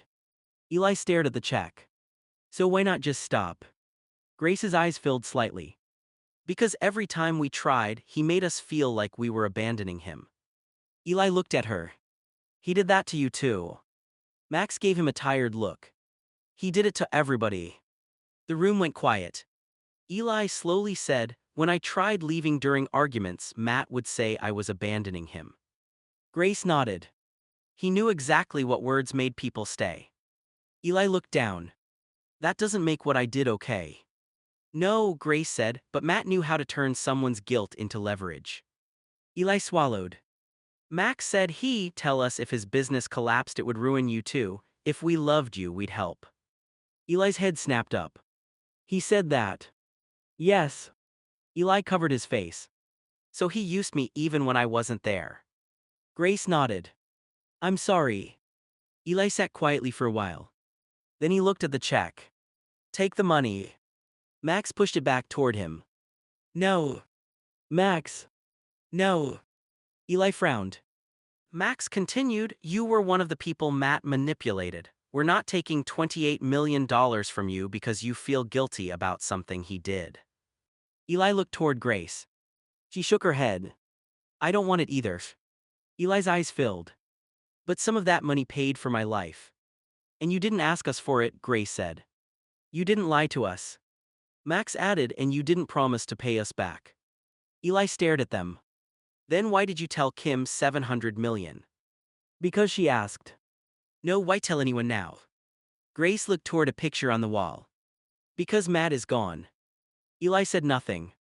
And when he was alive, Grace continued, every conversation about his behavior eventually became another fight, another threat, another promise. Max nodded. Now there's no reason to protect the lie. Eli looked toward the same picture. So the rich husband I thought I married. Max sighed. He had access to money. But it wasn't his. Not most of it. Eli laughed bitterly. I don't know who I married anymore. Grace sat beside him. You married someone who could be loving and funny and charming. Eli looked at her. And also controlling, dishonest, and destructive. Eli nodded slowly. Both things. Yeah. Eli wiped his eyes. I hate that answer. Grace almost smiled. Life seems to keep giving you that one. Eli looked at the check again. So you really won't take it? Max picked up the envelope and handed it back. No. Eli didn't move. Max placed it in Eli's hand. Keep your money. Eli stared at it. I came here expecting you to blame me. Grace shook her head. For what? For not seeing it. Grace looked directly at him. We were his parents and we didn't stop it for years. That silenced Eli. Max continued. If anyone should have seen it, it was us. Eli stood. I still feel guilty. Grace nodded. Then take that to therapy, don't turn guilt into a $28 million check. Eli gave a weak laugh. Everybody keeps telling me to take things to therapy. Max smiled faintly. Maybe because you have a lot to take. Eli nodded. Fair. He put the check back into his pocket. Then he stopped near the door. One more question. Grace looked at him. Did Matt ever actually love me? Max and Grace both went quiet. Eli's expression fell.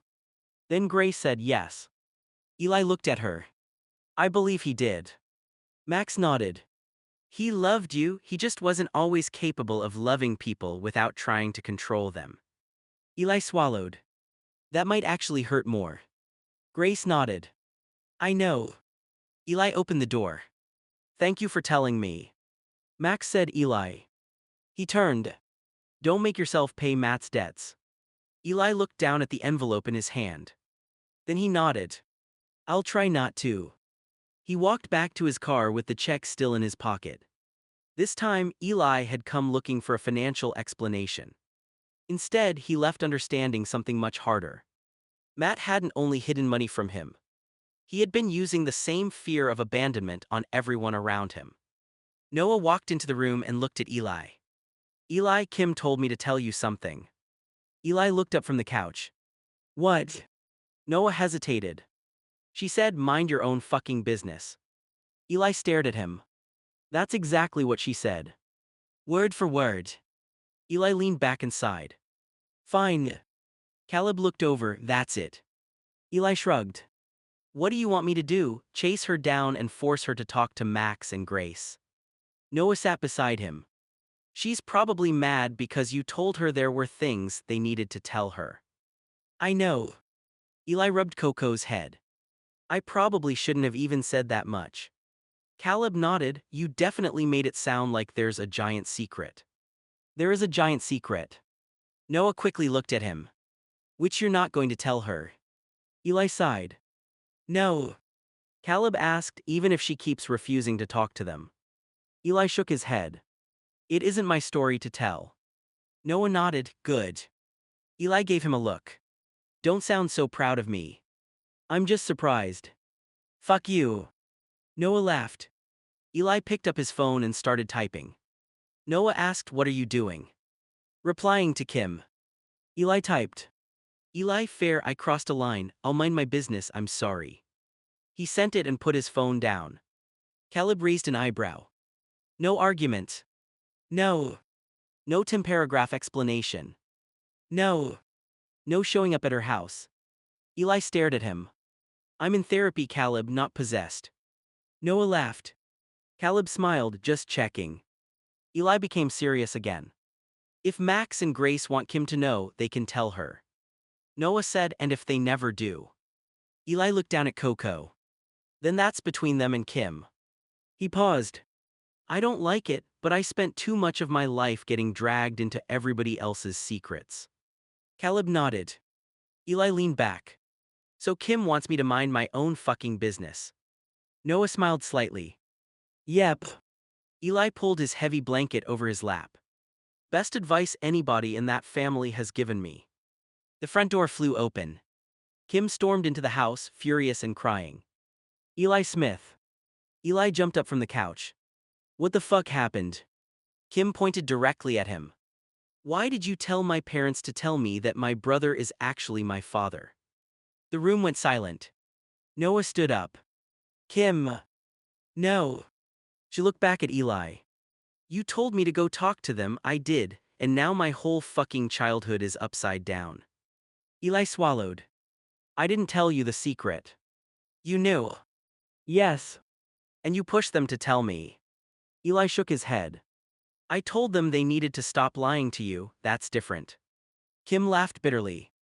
Don't put your family shit on me, Eli. Just because your family spent years hiding DNA and parentage doesn't mean you get to decide when my family blows up too. That hit Eli hard. You're right. Kim stopped for a second, clearly expecting an argument. Eli continued, I should have stayed out of it completely after you told me to mind my business. Kim wiped her face. But you didn't. No. Noah stepped closer. Kim, can we just? She turned toward him. No, we're done. Noah froze. What? I said we're done. Kim, what did I do? You knew Eli was hiding something from me. I didn't know what it was. Kim stared at him. Noah shook his head. I swear Eli never told me. Eli immediately said, he didn't know, Kim, that part is on me. Kim looked between them. I can't deal with any of this right now. Noah's face fell. So you're breaking up with me because of something Eli did? I'm breaking up with you because every time I'm around this family there is another secret, another DNA surprise, another person who isn't who I thought they were. Noah became quiet. Kim started crying harder. Matt wasn't my brother. Eli looked down. He was my fucking father. Nobody interrupted her. And now I don't even know who my mom is. Her voice broke. I don't know who my fucking mother is. Noah took a step toward her. Kim immediately backed away. Please don't. Noah stopped. Okay. Kim covered her face. My parents, my grandparents, whatever the hell I'm supposed to call Max and Grace now, raised me my whole life and never told me. Eli quietly said, I'm sorry. Kim looked at him. Stop saying sorry. Eli nodded. Okay. I don't need your apology, I need my life to make sense again. Caleb, who had stayed silent in the corner, finally spoke. That might take a while. Kim looked at him. Caleb raised his hands. I'm not trying to tell you how to feel, I just know what it's like to find out the person you thought somebody wasn't the truth. Eli glanced at him. Kim's anger softened for half a second. Then she looked back at Noah. I need space. Noah nodded slowly. If you want space, I'll give it to you. I mean real space. I understand. Kim wiped her eyes. I love you, Noah. Noah's expression changed. But I can't do us right now. He looked down. Okay. Kim seemed surprised he didn't argue. Noah continued, I don't like it, but I'm not going to chase you. Eli quietly sat back down. Kim looked at him again. And Eli. Yes. Stay out of it. He nodded immediately. I will. No text to my grandparents. Okay. No trying to find my biological mother. Okay. No calling bait and turning this into some investigation. Eli almost smiled. I wasn't going to. Kim gave him a look. You absolutely were thinking about it. Eli sighed. For maybe 3 seconds. Despite everything, Caleb gave a tiny laugh. Kim shook her head. This family is exhausting. Eli nodded. Yeah. Kim walked toward the door. Noah called after her. Kim. She stopped but didn't turn around. I'm sorry this happened to you. Kim closed her eyes. Me too. Then she left. The door shut. Noah stood there silently. Eli looked at him. Noah. Noah held up a hand. Don't. Eli stopped. Noah sat down heavily on the couch. I just got dumped because your ex-husband turned out to be my girlfriend's father. Caleb stared at him. When you say it out loud, it somehow sounds even worse.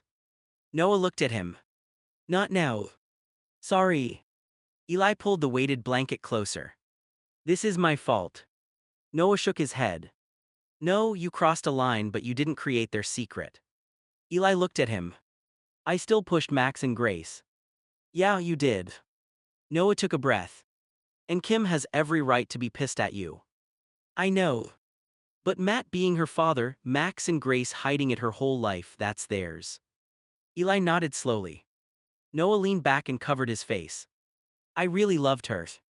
Caleb sat beside him. I know. Eli looked toward the door. And now she doesn't know who her mother is. Noah immediately pointed at him, without even looking up. Mind your fucking business. Eli stopped. Then he nodded. Yep. Caleb almost laughed. Eli picked up Coco and settled him beside him. No research. Noah nodded. No calls. Yep. No DNA detective shit. Eli sighed. Fine. Noah finally looked at him. I mean it.